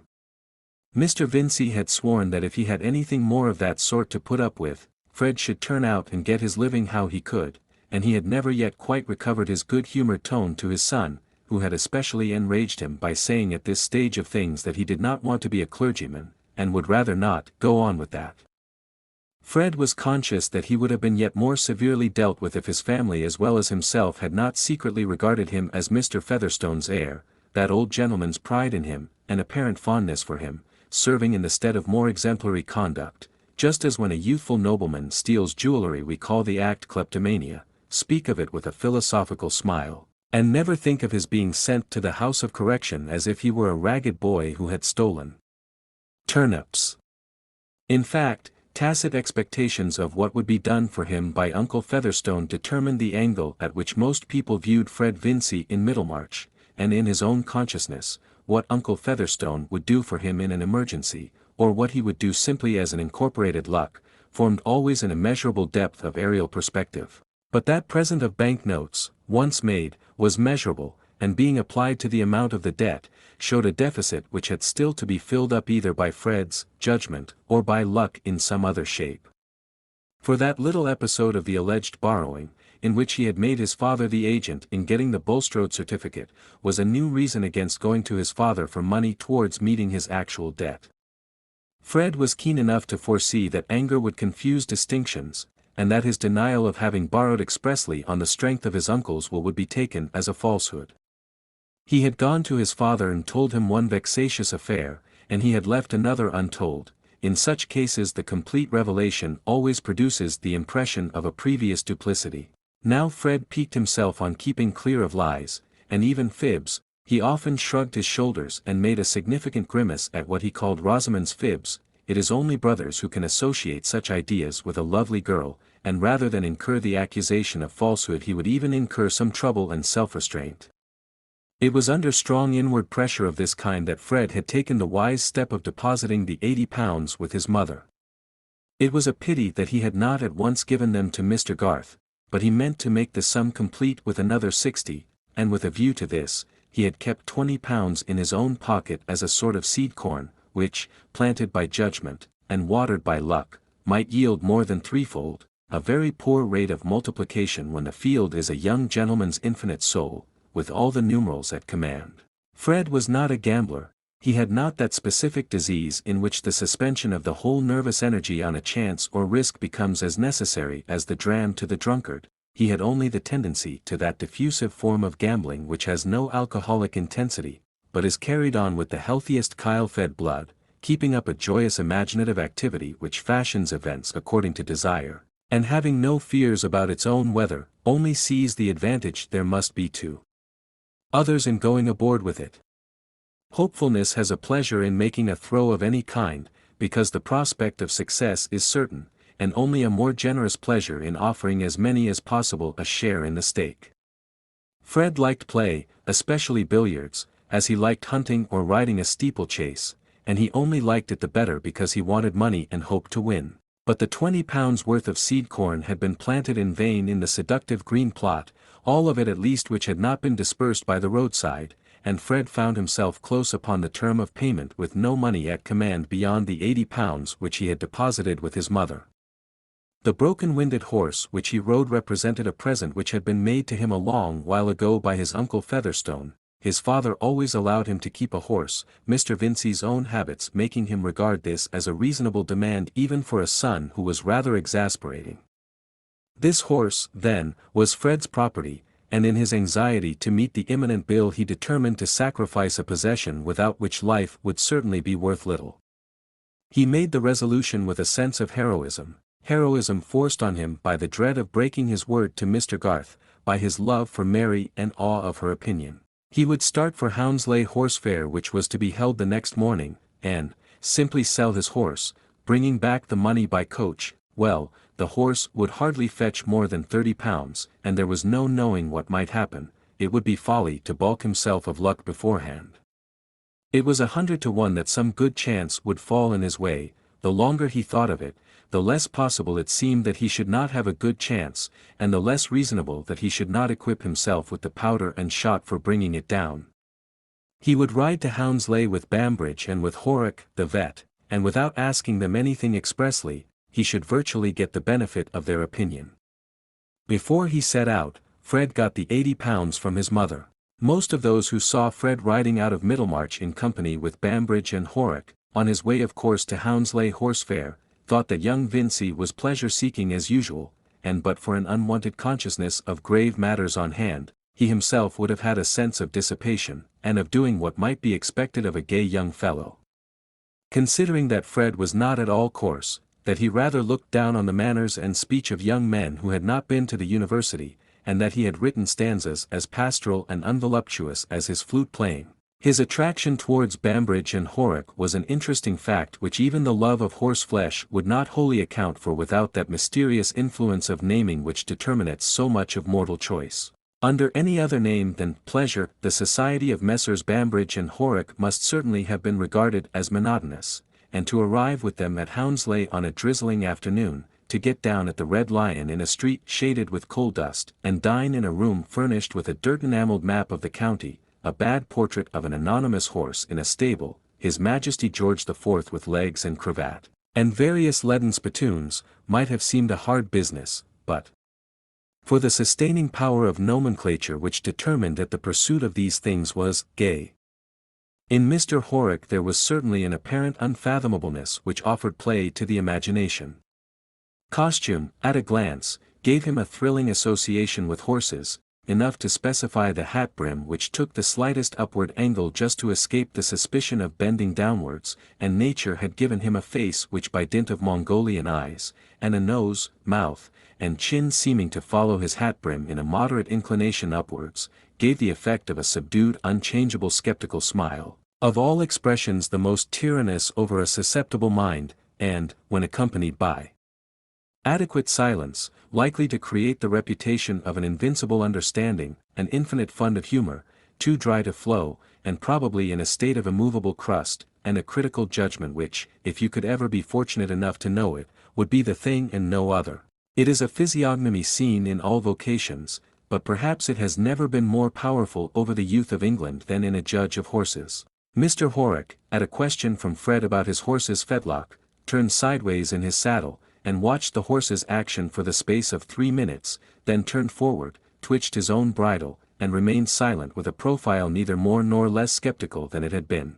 The part thus played in dialogue by Mr. Horrocks was terribly effective.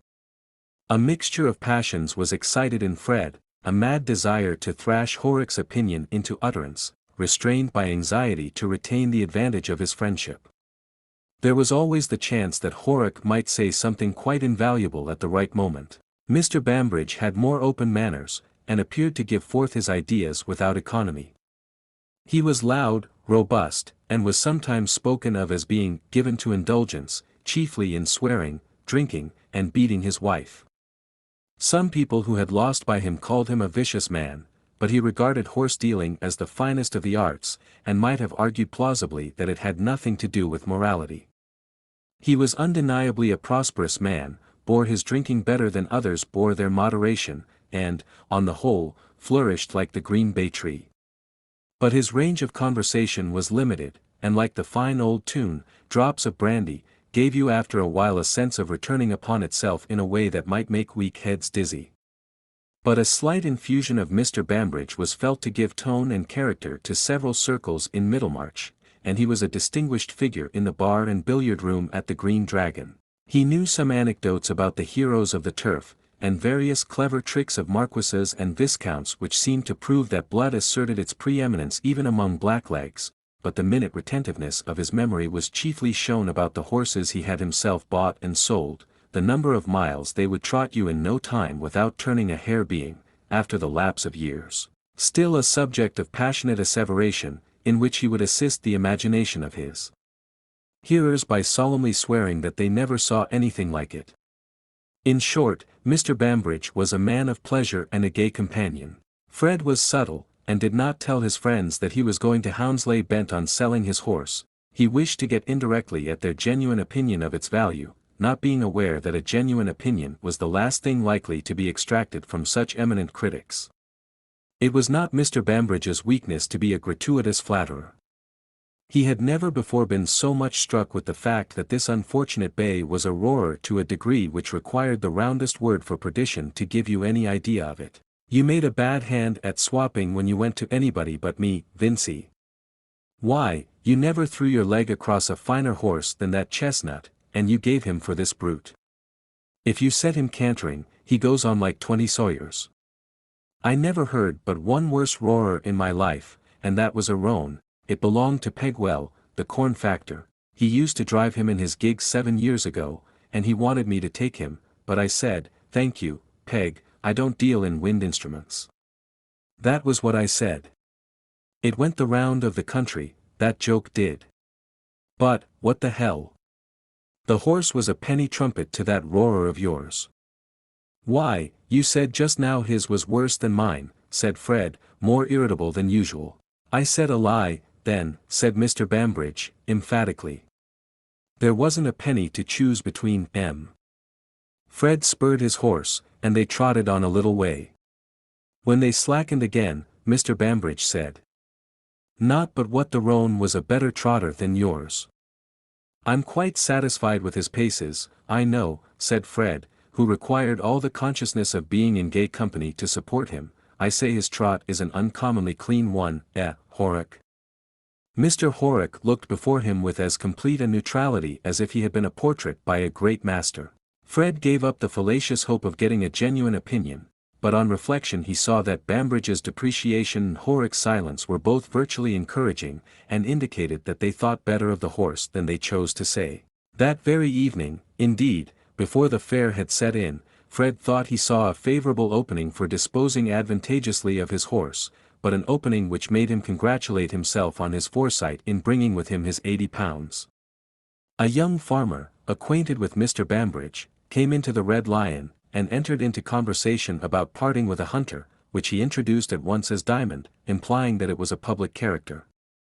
For himself he only wanted a useful hack, which would draw upon occasion, being about to marry and to give up hunting. The hunter was in a friend's stable at some little distance. There was still time for gentlemen to see it before dark. The friend's stable had to be reached through a back street where you might as easily have been poisoned without expense of drugs as in any grim street of that unsanitary period. Fred was not fortified against disgust by brandy, as his companions were, but the hope of having at last seen the horse that would enable him to make money was exhilarating enough to lead him over the same ground again the first thing in the morning. He felt sure that if he did not come to a bargain with the farmer, Bambridge would, for the stress of circumstances, Fred felt, was sharpening his acuteness and endowing him with all the constructive power of suspicion. Bambridge had run down Diamond in a way that he never would have done, the horse being a friend's, if he had not thought of buying it. Every one who looked at the animal, even Horrock, was evidently impressed with its merit. To get all the advantage of being with men of this sort, you must know how to draw your inferences, and not be a spoon who takes things literally. The color of the horse was a dappled grey, and Fred happened to know that Lord Medlicote's man was on the lookout for just such a horse. After all his running down, Bambridge let it out in the course of the evening, when the farmer was absent, that he had seen worse horses go for £80. Of course he contradicted himself 20 times over, but when you know what is likely to be true you can test a man's admissions. And Fred could not but reckon his own judgment of a horse as worth something. The farmer had paused over Fred's respectable though broken-winded steed long enough to show that he thought it worth consideration, and it seemed probable that he would take it, with £25 in addition, as the equivalent of diamond. In that case Fred, when he had parted with his new horse for at least £80, would be £55 in pocket by the transaction, and would have £135 towards meeting the bill, so that the deficit temporarily thrown on Mr. Garth would at the utmost be £25. By the time he was hurrying on his clothes in the morning, he saw so clearly the importance of not losing this rare chance, that if Bambridge and Horrocks had both dissuaded him, he would not have been deluded into a direct interpretation of their purpose. He would have been aware that those deep hands held something else than a young fellow's interest. With regard to horses, distrust was your only clue. But skepticism, as we know, can never be thoroughly applied, else life would come to a standstill, something we must believe in and do, and whatever that something may be called, it is virtually our own judgment, even when it seems like the most slavish reliance on another. Fred believed in the excellence of his bargain, and even before the fair had well set in, had got possession of the dappled grey, at the price of his old horse and £30 in addition, only £5 more than he had expected to give. But he felt a little worried and wearied, perhaps with mental debate, and without waiting for the further gaieties of the horse fair, he set out alone on his 14 miles journey, meaning to take it very quietly and keep his horse fresh. Chapter 24. The offender's sorrow brings but small relief. To him who wears the strong offence's cross. Shakespeare, Sonnets. I am sorry to say that only the third day after the propitious events at Hounslow Fred Vincy had fallen into worse spirits than he had known in his life before. Not that he had been disappointed as to the possible market for his horse, but that before the bargain could be concluded with Lord Medlicote's man, this diamond, in which hope to the amount of £80 had been invested, had without the slightest warning exhibited in the stable a most vicious energy in kicking, had just missed killing the groom, and had ended in laming himself severely by catching his leg in a rope that overhung the stable board. There was no more redress for this than for the discovery of bad temper after marriage, which of course old companions were aware of before the ceremony. For some reason or other, Fred had none of his usual elasticity under this stroke of ill fortune. He was simply aware that he had only £50, that there was no chance of his getting any more at present, and that the bill for 160 would be presented in 5 days. Even if he had applied to his father on the plea that Mr. Garth should be saved from loss, Fred felt smartingly that his father would angrily refuse to rescue Mr. Garth from the consequence of what he would call encouraging extravagance and deceit. He was so utterly downcast that he could frame no other project than to go straight to Mr. Garth and tell him the sad truth, carrying with him the £50, and getting that sum at least safely out of his own hands. His father, being at the warehouse, did not yet know of the accident. When he did, he would storm about the vicious brute being brought into his stable, and before meeting that lesser annoyance Fred wanted to get away with all his courage to face the greater. He took his father's nag, for he had made up his mind that when he had told Mr. Garth, he would ride to Stone Court and confess all to Mary. In fact, it is probable that but for Mary's existence and Fred's love for her, his conscience would have been much less active both in previously urging the debt on his thought and impelling him not to spare himself after his usual fashion by deferring an unpleasant task, but to act as directly and simply as he could. Even much stronger mortals than Fred Vincy hold half their rectitude in the mind of the being they love best. The theatre of all my actions is fallen, said an antique personage when his chief friend was dead, and they are fortunate who get a theatre where the audience demands their best. Certainly it would have made a considerable difference to Fred at that time if Mary Garth had had no decided notions as to what was admirable in character. Mr. Garth was not at the office, and Fred rode on to his house, which was a little way outside the town, a homely place with an orchard in front of it, a rambling, old-fashioned, half-timbered building, which before the town had spread had been a farmhouse, but was now surrounded with the private gardens of the townsmen. We get the fonder of our houses if they have a physiognomy of their own, as our friends have. The Garth family, which was rather a large one, for Mary had 4 brothers and 1 sister, were very fond of their old house, from which all the best furniture had long been sold. Fred liked it too, knowing it by heart even to the attic which smelt deliciously of apples and quinces, and until today he had never come to it without pleasant expectations, but his heart beat uneasily now with the sense that he should probably have to make his confession before Mrs. Garth, of whom he was rather more in awe than of her husband. Not that she was inclined to sarcasm and to impulsive sallies, as Mary was. In her present matronly age at least, Mrs. Garth never committed herself by over-hasty speech, having, as she said, borne the yoke in her youth, and learned self-control. She had that rare sense which discerns what is unalterable, and submits to it without murmuring. Adoring her husband's virtues, she had very early made up her mind to his incapacity of minding his own interests, and had met the consequences cheerfully. She had been magnanimous enough to renounce all pride in teapots or children's frilling, and had never poured any pathetic confidences into the ears of her feminine neighbors concerning Mr. Garth's want of prudence and the sums he might have had if he had been like other men. Hence these fair neighbors thought her either proud or eccentric, and sometimes spoke of her to their husbands as, "your fine Mrs. Garth." She was not without her criticism of them in return, being more accurately instructed than most matrons in Middlemarch, and, where is the blameless woman, apt to be a little severe towards her own sex, which in her opinion was framed to be entirely subordinate. On the other hand, she was disproportionately indulgent towards the failings of men, and was often heard to say that these were natural. Also, it must be admitted that Mrs. Garth was a trifle too emphatic in her resistance to what she held to be follies. The passage from governess into housewife had wrought itself a little too strongly into her consciousness, and she rarely forgot that while her grammar and accent were above the town standard, she wore a plain cap, cooked the family dinner, and darned all the stockings. She had sometimes taken pupils in a peripatetic fashion, making them follow her about in the kitchen with their book or slate. She thought it good for them to see that she could make an excellent lather while she corrected their blunders, without looking, that a woman with her sleeves tucked up above her elbows might know all about the subjunctive mood or the torrid zone, that, in short, she might possess education and other good things ending in tie-in, and worthy to be pronounced emphatically, without being a useless doll. When she made remarks to this edifying effect, she had a firm little frown on her brow, which yet did not hinder her face from looking benevolent, and her words which came forth like a procession were uttered in a fervid agreeable contralto. Certainly, the exemplary Mrs. Garth had her droll aspects, but her character sustained her oddities, as a very fine wine sustains a flavor of skin. Towards Fred Vincy she had a motherly feeling, and had always been disposed to excuse his errors, though she would probably not have excused Mary for engaging herself to him, her daughter being included in that more rigorous judgment which she applied to her own sex. But this very fact of her exceptional indulgence towards him made it the harder to Fred that he must now inevitably sink in her opinion.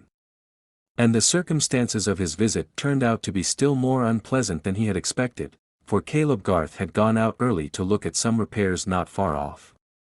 Mrs. Garth at certain hours was always in the kitchen, and this morning she was carrying on several occupations at once there, making her pies at the well-scoured deal table on one side of that airy room, observing Sally's movements at the oven and dough tub through an open door, and giving lessons to her youngest boy and girl, who were standing opposite to her at the table with their books and slates before them. A tub and a clothes horse at the other end of the kitchen indicated an intermittent wash of small things also going on.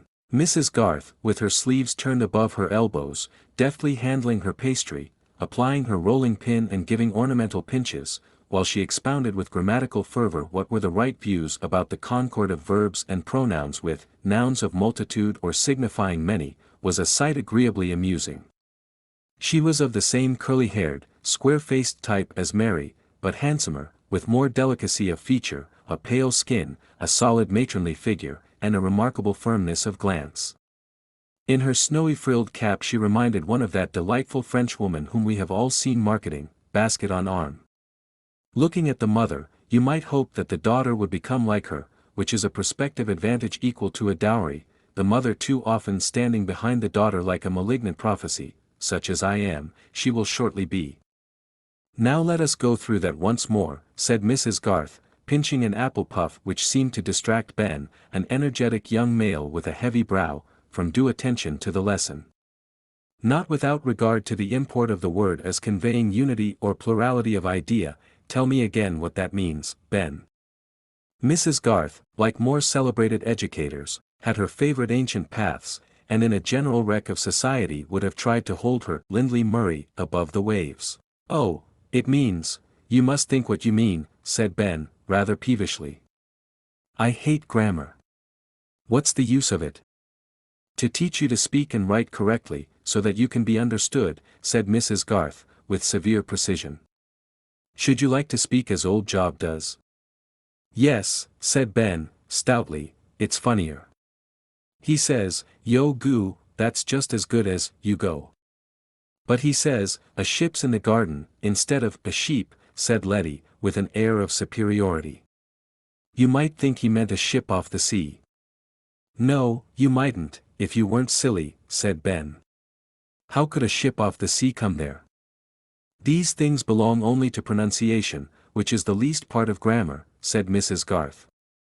"That apple peel is to be eaten by the pigs, Ben. If you eat it, I must give them your piece of pasty.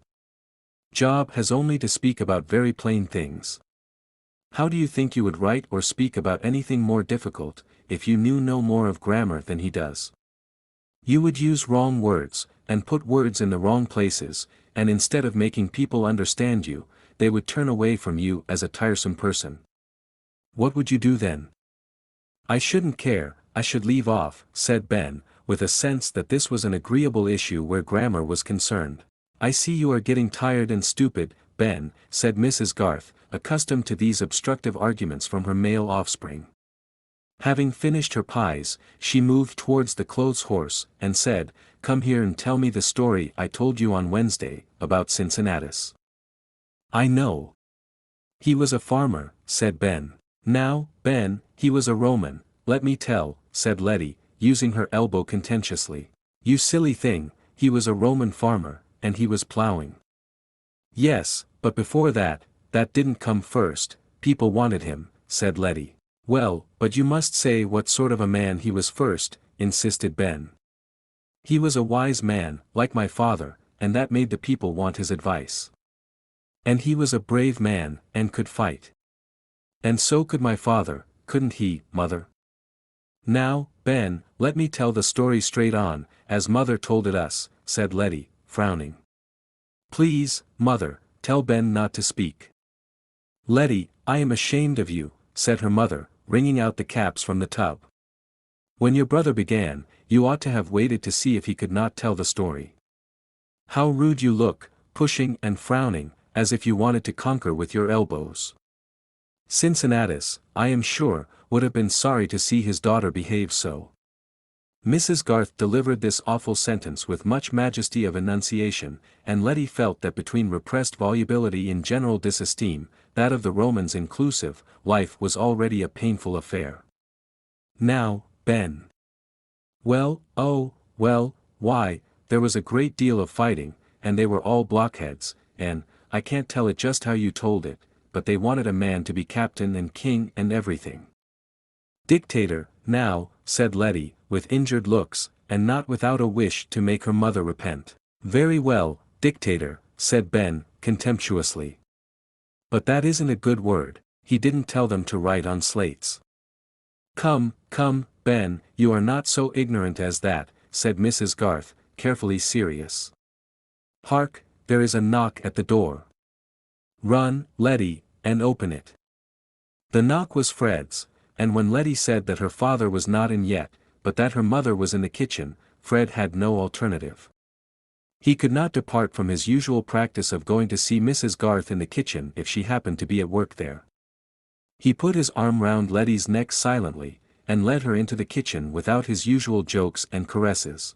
Mrs. Garth was surprised to see Fred at this hour, but surprise was not a feeling that she was given to express, and she only said, quietly continuing her work. "You, Fred, so early in the day? You look quite pale. Has anything happened?" "I want to speak to Mr. Garth," said Fred, not yet ready to say more, "and to you also," he added, after a little pause, for he had no doubt that Mrs. Garth knew everything about the bill, and he must in the end speak of it before her, if not to her solely. "Caleb will be in again in a few minutes," said Mrs. Garth, who imagined some trouble between Fred and his father. "He is sure not to be long, because he has some work at his desk that must be done this morning." Do you mind staying with me, while I finish my matters here?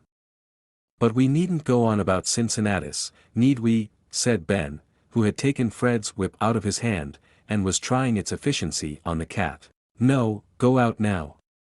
But put that whip down. How very mean of you to whip poor old Tortoise. Pray take the whip from him, Fred. Come, old boy, give it me, said Fred, putting out his hand. Will you let me ride on your horse today, said Ben, rendering up the whip, with an air of not being obliged to do it. Not today, another time. I am not riding my own horse. Shall you see Mary today? Yes, I think so, said Fred, with an unpleasant twinge. Tell her to come home soon, and play at forfeits, and make fun. Enough, enough, Ben. Run away, said Mrs. Garth, seeing that Fred was teased. Are Letty and Ben your only pupils now, Mrs. Garth? Said Fred, when the children were gone and it was needful to say something that would pass the time. He was not yet sure whether he should wait for Mr. Garth, or use any good opportunity in conversation to confess to Mrs. Garth herself, give her the money and ride away. Only one.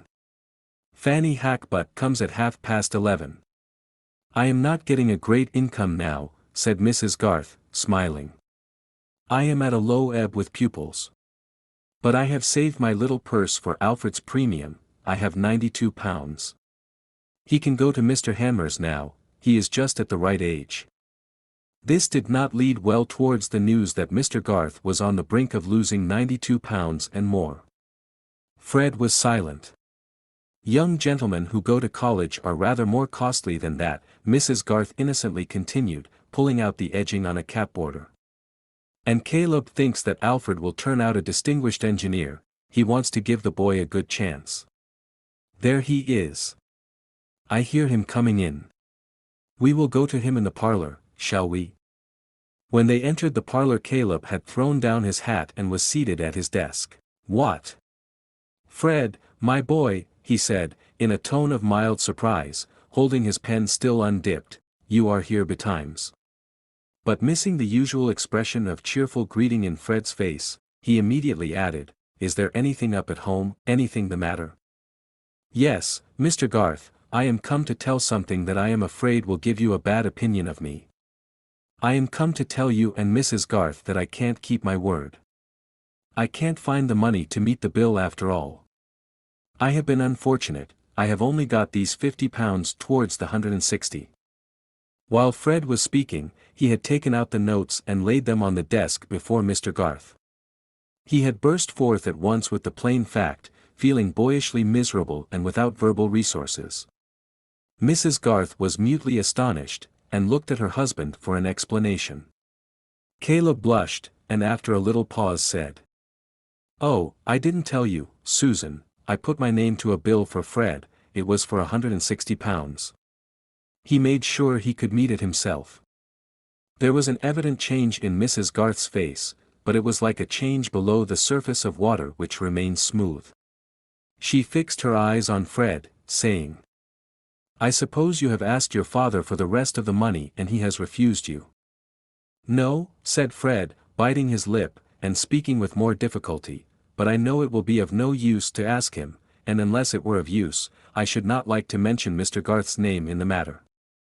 It has come at an unfortunate time, said Caleb, in his hesitating way, looking down at the notes and nervously fingering the paper, Christmas upon us, I'm rather hard up just now. You see, I have to cut out everything like a tailor with short measure. What can we do, Susan? I shall want every farthing we have in the bank. It's £110, the deuce take it. I must give you the £92 that I have put by for Alfred's premium, said Mrs. Garth, gravely and decisively, though a nice ear might have discerned a slight tremor in some of the words. And I have no doubt that Mary has £20 saved from her salary by this time. She will advance it. Mrs. Garth had not again looked at Fred, and was not in the least calculating what words she should use to cut him the most effectively. Like the eccentric woman she was at present absorbed in considering what was to be done, and did not fancy that the end could be better achieved by bitter remarks or explosions. But she had made Fred feel for the first time something like the tooth of remorse. Curiously enough, his pain in the affair beforehand had consisted almost entirely in the sense that he must seem dishonorable, and sink in the opinion of the Garths. He had not occupied himself with the inconvenience and possible injury that his breach might occasion them, for this exercise of the imagination on other people's needs is not common with hopeful young gentlemen. Indeed, we are most of us brought up in the notion that the highest motive for not doing a wrong is something irrespective of the beings who would suffer the wrong. But at this moment he suddenly saw himself as a pitiful rascal who was robbing two women of their savings.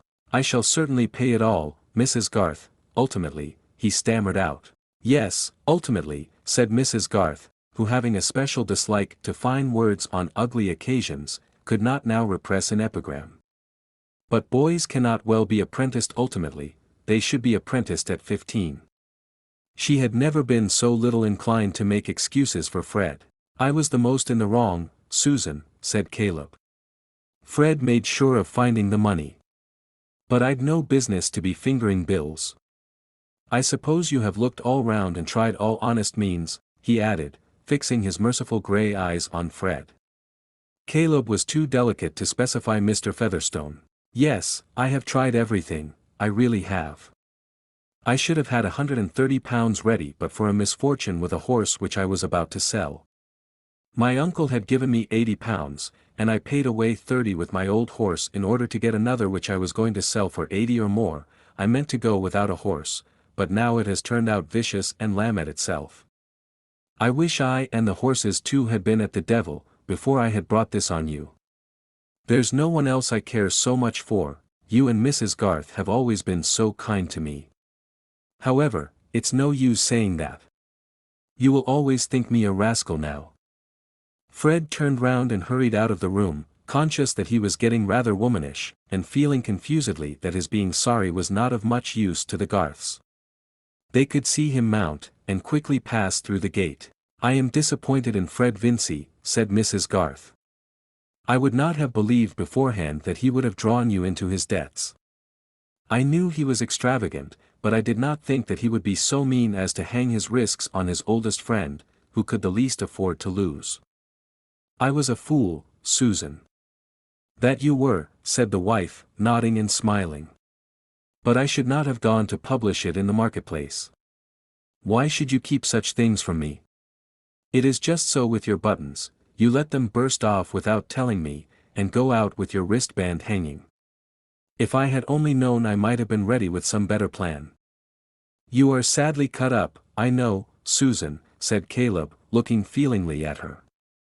"I can't abide your losing the money you've scraped together for Alfred. It is very well that I had scraped it together, and it is you who will have to suffer, for you must teach the boy yourself. You must give up your bad habits. Some men take to drinking, and you have taken to working without pay. You must indulge yourself a little less in that. And you must ride over to Mary, and ask the child what money she has." Caleb had pushed his chair back, and was leaning forward, shaking his head slowly, and fitting his fingertips together with much nicety. "Poor Mary," he said. "Susan," he went on in a lowered tone, "I'm afraid she may be fond of Fred." "Oh no. She always laughs at him, and he is not likely to think of her in any other than a brotherly way." Caleb made no rejoinder, but presently lowered his spectacles, drew up his chair to the desk, and said, "Deuce take the bill, I wish it was at Hanover. These things are a sad interruption to business." The first part of this speech comprised his whole store of maledictory expression, and was uttered with a slight snarl easy to imagine. But it would be difficult to convey to those who never heard him utter the word business, the peculiar tone of fervid veneration, of religious regard, in which he wrapped it, as a consecrated symbol is wrapped in its gold-fringed linen. Caleb Garth often shook his head in meditation on the value, the indispensable might of that myriad-headed, myriad-handed labor by which the social body is fed, clothed, and housed. It had laid hold of his imagination in boyhood. The echoes of the great hammer where roof or keel were making, the signal shouts of the workmen, the roar of the furnace, the thunder and plash of the engine, were a sublime music to him, the felling and lading of timber, and the huge trunk vibrating star-like in the distance along the highway, the crane at work on the wharf, the piled-up produce in warehouses, The precision and variety of muscular effort wherever exact work had to be turned out, all these sights of his youth had acted on him. As poetry without the aid of the poets, had made a philosophy for him without the aid of philosophers, a religion without the aid of theology. His early ambition had been to have as effective a share as possible in this sublime labor, which was peculiarly dignified by him with the name of business, and though he had only been a short time under a surveyor, and had been chiefly his own teacher, he knew more of land, building, and mining than most of the special men in the county. His classification of human employments was rather crude, and, like the categories of more celebrated men, would not be acceptable in these advanced times. He divided them into business, politics, preaching, learning, and amusement. He had nothing to say against the last four, but he regarded them as a reverential pagan regarded other gods than his own. In the same way, he thought very well of all ranks, but he would not himself have liked to be of any rank in which he had not such close contact with business as to get often honorably decorated with marks of dust and mortar, the damp of the engine, or the sweet soil of the woods and fields. Though he had never regarded himself as other than an orthodox Christian, and would argue on prevenient grace if the subject were proposed to him, I think his virtual divinities were good practical schemes, accurate work, and the faithful completion of undertakings. His prince of darkness was a slack workman. But there was no spirit of denial in Caleb, and the world seemed so wondrous to him that he was ready to accept any number of systems, like any number of firmaments, if they did not obviously interfere with the best land drainage, solid building, correct measuring, and judicious boring, for coal. In fact, he had a reverential soul with a strong practical intelligence. But he could not manage finance. He knew values well, but he had no keenness of imagination for monetary results in the shape of profit and loss, and having ascertained this to his cost, he determined to give up all forms of his beloved business, which required that talent. He gave himself up entirely to the many kinds of work which he could do without handling capital, and was one of those precious men within his own district whom everybody would choose to work for them, because he did his work well, charged very little, and often declined to charge at all. It is no wonder, then, that the Garths were poor, and lived in a small way. However, they did not mind it. Chapter 25. Love seeketh not itself to please, nor for itself hath any care, but for another gives its ease, and builds a heaven in hell's despair.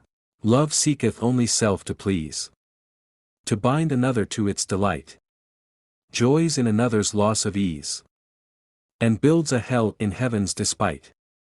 W. Blake, Songs of Experience.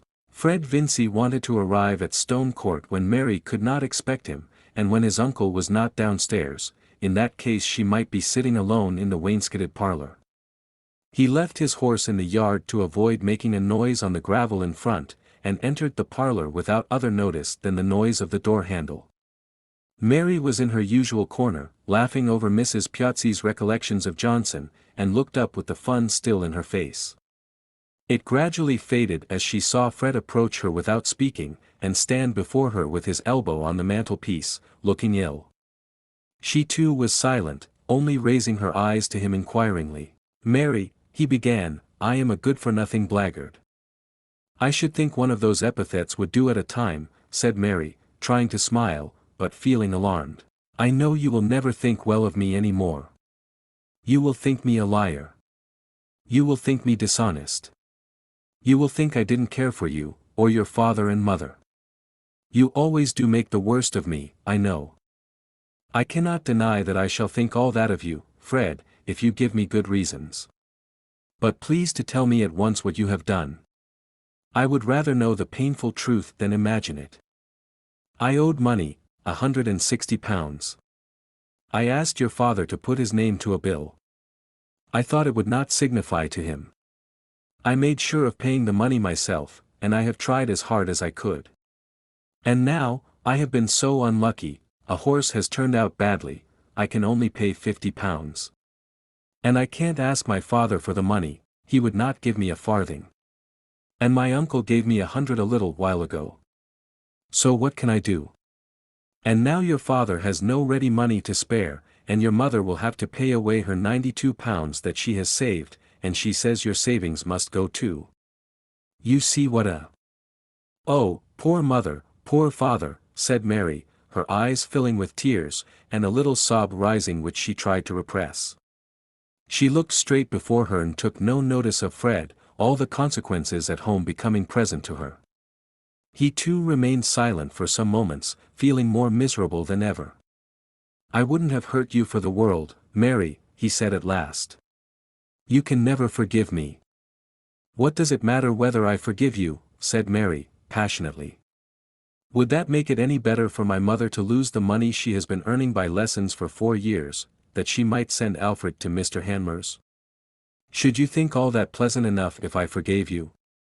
Say what you like, Mary. I deserve it all." "I don't want to say anything," said Mary, more quietly, "and my anger is of no use." She dried her eyes, threw aside her book, rose and fetched her sewing. Fred followed her with his eyes, hoping that they would meet hers, and in that way find access for his imploring penitence. But no. Mary could easily avoid looking upward. "I do care about your mother's money going," he said, when she was seated again and sewing quickly. "I wanted to ask you, Mary, don't you think that Mr. Featherstone, if you were to tell him, I mean, about apprenticing Alfred, would advance the money?" "My family is not fond of begging, Fred. We would rather work for our money. Besides, you say that Mr. Featherstone has lately given you £100. He rarely makes presents, he has never made presents to us. I am sure my father will not ask him for anything, and even if I chose to beg of him, it would be of no use. I am so miserable, Mary, if you knew how miserable I am, you would be sorry for me. There are other things to be more sorry for than that. But selfish people always think their own discomfort of more importance than anything else in the world. I see enough of that every day. It is hardly fair to call me selfish.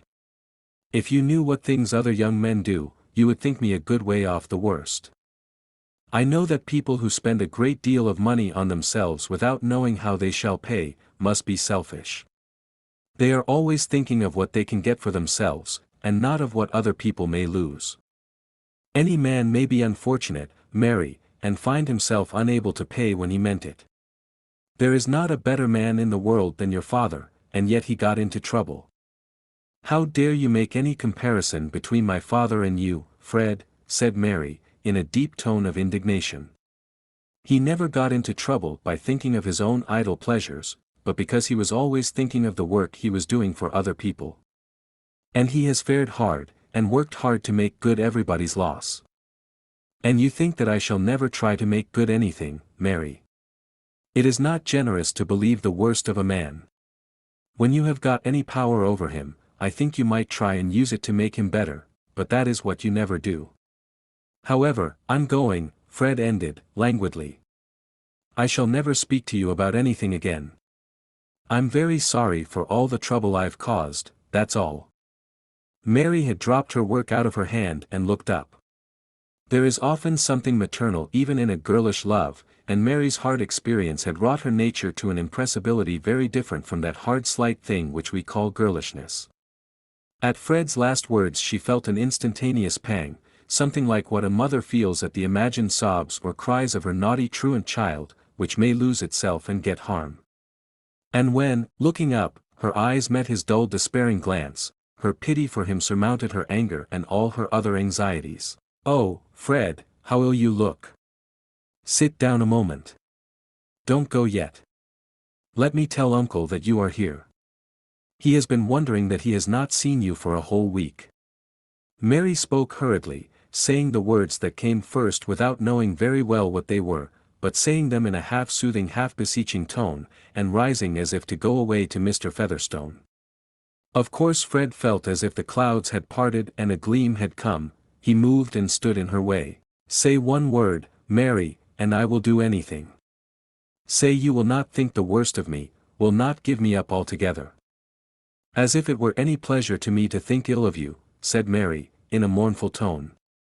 "As if it were not very painful to me to see you an idle frivolous creature. How can you bear to be so contemptible, when others are working and striving, and there are so many things to be done? How can you bear to be fit for nothing in the world that is useful?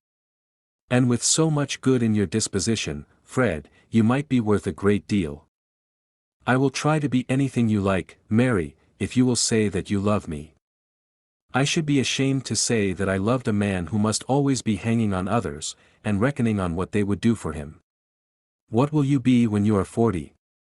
Like Mr. Bowyer, I suppose, just as idle, living in Mrs. Beck's front parlor, fat and shabby, hoping somebody will invite you to dinner, spending your morning in learning a comic song, oh no, learning a tune on the flute.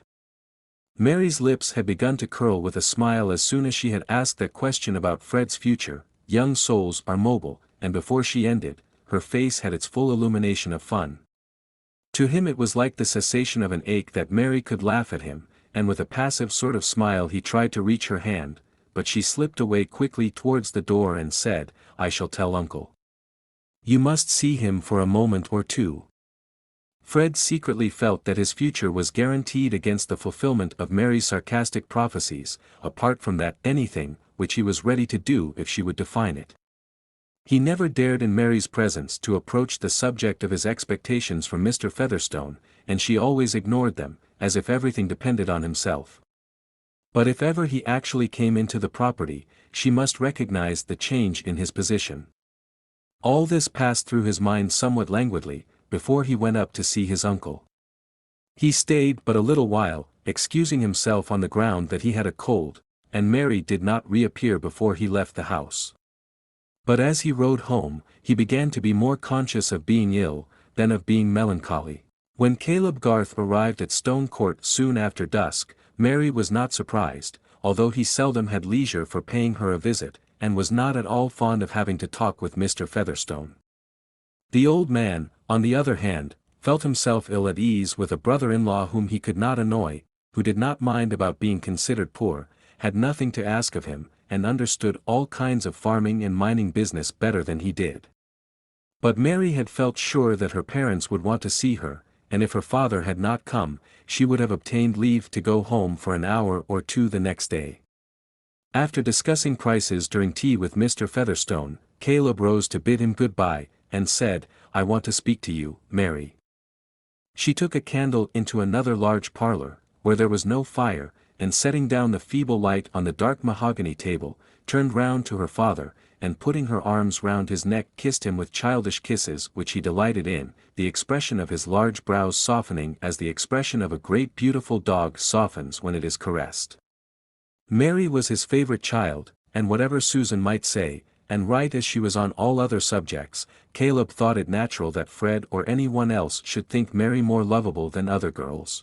I've got something to tell you, my dear, said Caleb in his hesitating way.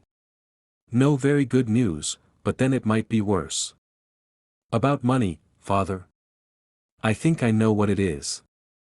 How can that be?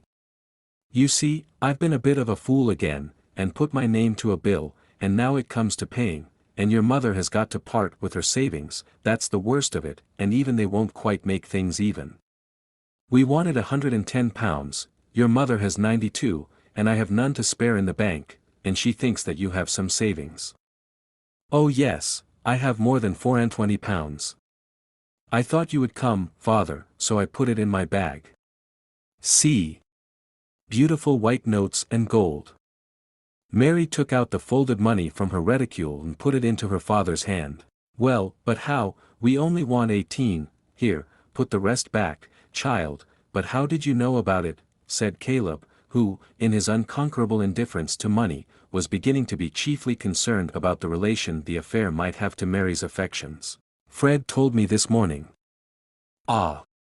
Did he come on purpose? Yes, I think so. He was a good deal distressed. I'm afraid Fred is not to be trusted, Mary, said the father, with hesitating tenderness.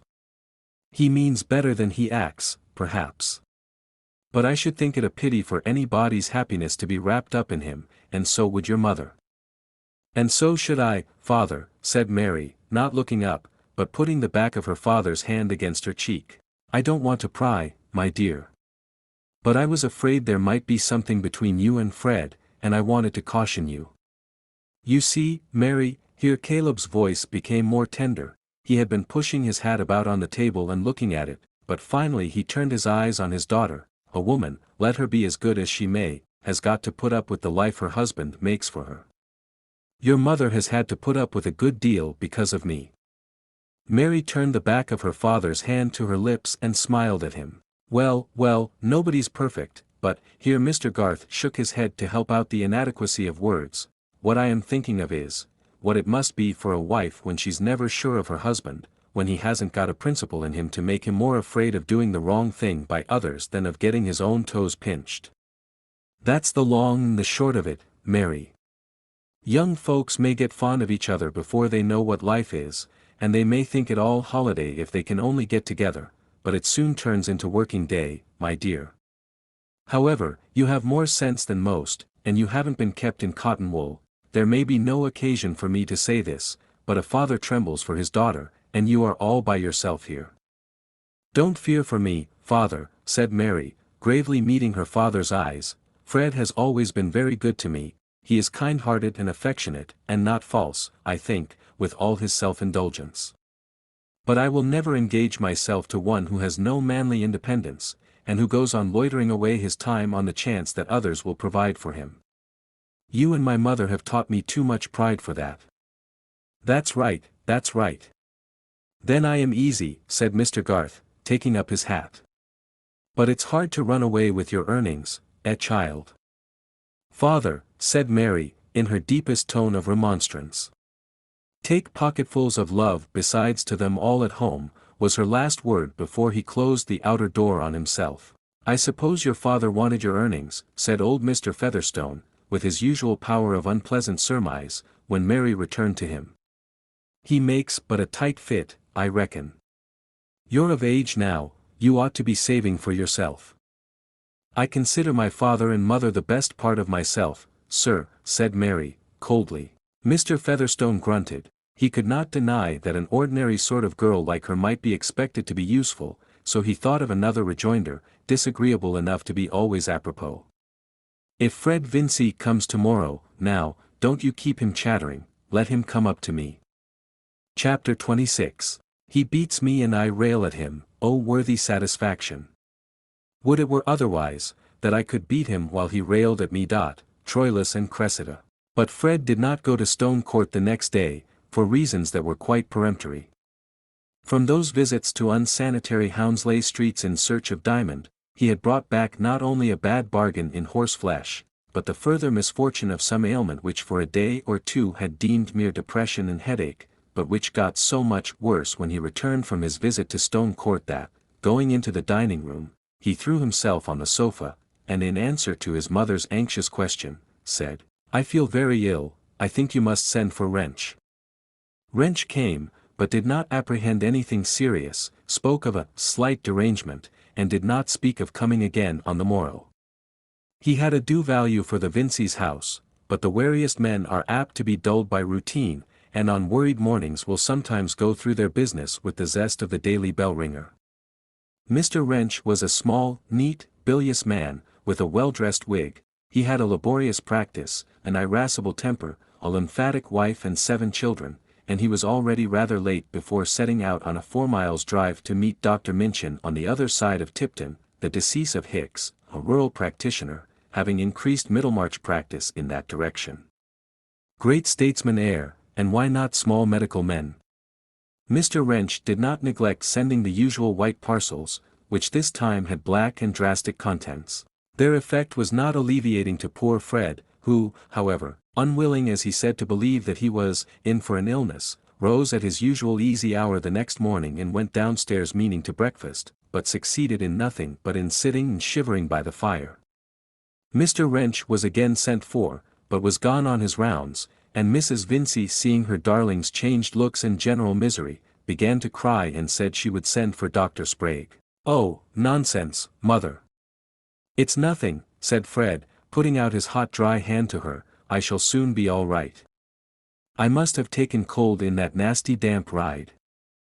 Mamma, said Rosamond, who was seated near the window, the dining-room windows looked on that highly respectable street called Lowick Gate, there is Mr. Lydgate, stopping to speak to someone.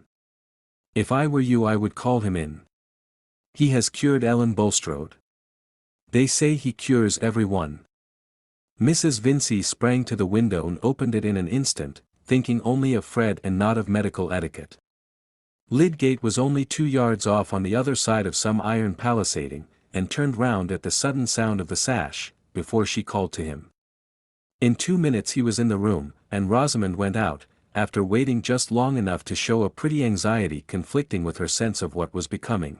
Lydgate had to hear a narrative in which Mrs. Vincey's mind insisted with remarkable instinct on every point of minor importance, especially on what Mr. Wrench had said and had not said about coming again. That there might be an awkward affair with Wrench, Lydgate saw at once, but the case was serious enough to make him dismiss that consideration. He was convinced that Fred was in the pink-skin stage of typhoid fever, and that he had taken just the wrong medicines. He must go to bed immediately, must have a regular nurse, and various appliances and precautions must be used, about which Lydgate was particular. Poor Mrs. Vincey's terror at these indications of danger found vent in such words as came most easily. She thought it very ill usage on the part of Mr. Wrench, who had attended their house so many years in preference to Mr. Peacock, though Mr. Peacock was equally a friend. Why Mr. Wrench should neglect her children more than others, she could not for the life of her understand. He had not neglected Mrs. Larcher's when they had the measles, nor indeed would Mrs. Vincey have wished that he should. And if anything should happen. Here poor Mrs. Vincey's spirit quite broke down, and her Niobe throat and good-humoured face were sadly convulsed. This was in the hall out of Fred's hearing, but Rosamond had opened the drawing-room door, and now came forward anxiously. Lydgate apologized for Mr. Wrench, said that the symptoms yesterday might have been disguising, and that this form of fever was very equivocal in its beginnings. He would go immediately to the druggist's and have a prescription made up in order to lose no time, but he would write to Mr. Wrench and tell him what had been done. But you must come again, you must go on attending Fred. I can't have my boy left to anybody who may come or not. I bear nobody ill will, thank God, and Mr. Wrench saved me in the pleurisy, but he'd better have let me die, if. I will meet Mr. Wrench here, then, shall I, said Lydgate, really believing that Wrench was not well prepared to deal wisely with a case of this kind. Pray make that arrangement, Mr. Lydgate, said Rosamond, coming to her mother's aid, and supporting her arm to lead her away. When Mr. Vincey came home he was very angry with Wrench, and did not care if he never came into his house again. Lydgate should go on now, whether Wrench liked it or not. It was no joke to have fever in the house. Everybody must be sent to now, not to come to dinner on Thursday. And Pritchard needn't get up any wine, brandy was the best thing against infection. I shall drink brandy, added Mr. Vincey, emphatically, as much as to say, this was not an occasion for firing with blank cartridges. He's an uncommonly unfortunate lad, is Fred. He'd need have some luck by and by to make up for all this, else I don't know who'd have an eldest son. Don't say so, Vincey, said the mother, with a quivering lip, if you don't want him to be taken from me. It will worret you to death, Lucy, that I can see, said Mr. Vincey, more mildly. However, Wrench shall know what I think of the matter. What Mr. Vincey thought confusedly was, that the fever might somehow have been hindered if Wrench had shown the proper solicitude about the mayor's, family. I'm the last man to give in to the cry about new doctors, or new parsons either, whether they're Bulstrode's men or not. But Wrench shall know what I think, take it as he will. Wrench did not take it at all well. Lydgate was as polite as he could be in his offhand way, but politeness in a man who has placed you at a disadvantage is only an additional exasperation, especially if he happens to have been an object of dislike beforehand. Country practitioners used to be an irritable species, susceptible on the point of honor, and Mr. Wrench was one of the most irritable among them. He did not refuse to meet Lydgate in the evening, but his temper was somewhat tried on the occasion. He had to hear Mrs. Vincey say, "Oh, Mr. Wrench, what have I ever done that you should use me so, to go away, and never to come again? And my boy might have been stretched a corpse." Mr. Vincey, who had been keeping up a sharp fire on the enemy infection, and was a good deal heated in consequence, started up when he heard Wrench come in, and went into the hall to let him know what he thought. "I'll tell you what, Wrench, this is beyond a joke," said the mayor, who of late had had to rebuke offenders with an official air, and now broadened himself by putting his thumbs in his armholes. "To let fever get unawares into a house like this. There are some things that ought to be actionable, and are not so, that's my opinion." But irrational reproaches were easier to bear than the sense of being instructed, or rather the sense that a younger man, like Lydgate, inwardly considered him in need of instruction, for, in point of fact, Mr. Wrench afterward said, Lydgate paraded flighty, foreign notions, which would not wear. He swallowed his ire for the moment, but he afterwards wrote to decline further attendance in the case. The house might be a good one, but Mr. Wrench was not going to truckle to anybody on a professional matter. He reflected, with much probability on his side, that Lydgate would by and by be caught tripping too, and that his ungentlemanly attempts to discredit the sale of drugs by his professional brethren, would by and by recoil on himself. He threw out biting remarks on Lydgate's tricks, worthy only of a quack, to get himself a factitious reputation with credulous people. That cant about cures was never got up by sound practitioners. This was a point on which Lydgate smarted as much as Wrench could desire. To be puffed by ignorance was not only humiliating, but perilous, and not more enviable than the reputation of the weather prophet. He was impatient of the foolish expectations amidst which all work must be carried on, and likely enough to damage himself as much as Mr. Wrench could wish, by an unprofessional openness. However, Lydgate was installed as medical attendant on the Vinceys, and the event was a subject of general conversation in Middlemarch. Some said, that the Vinceys had behaved scandalously, that Mr. Vincey had threatened Wrench, and that Mrs. Vincey had accused him of poisoning her son. Others were of opinion that Mr. Lydgate's passing by was providential, that he was wonderfully clever in fevers, and that Bulstrode was in the right to bring him forward. Many people believed that Lydgate's coming to the town at all was really due to Bulstrode, and Mrs. Taft, who was always counting stitches and gathered her information in misleading fragments caught between the rows of her knitting, had got it into her head that Mr. Lydgate was a natural son of Bulstrode's, a fact which seemed to justify her suspicions of evangelical laymen. She one day communicated this piece of knowledge to Mrs. Fairbrother, who did not fail to tell her son of it, observing, "I should not be surprised at anything in Bulstrode, but I should be sorry to think it of Mr. Lydgate." "Why, mother," said Mr. Fairbrother, after an explosive laugh, "you know very well that Lydgate is of a good family in the north. He never heard of Bulstrode before he came here." "That is satisfactory so far as Mr. Lydgate is concerned, Camden," said the old lady, with an air of precision, "but as to Bulstrode, the report may be true of some other son." Chapter 27. Let the high muse chant love's Olympian. "We are but mortals, and must sing of man.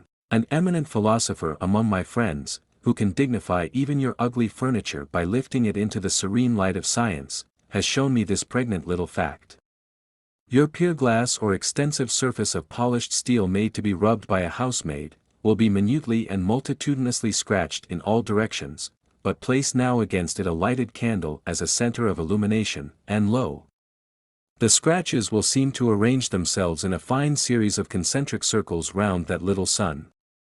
It is demonstrable that the scratches are going everywhere impartially, and it is only your candle which produces the flattering illusion of a concentric arrangement, its light falling with an exclusive optical selection. These things are a parable.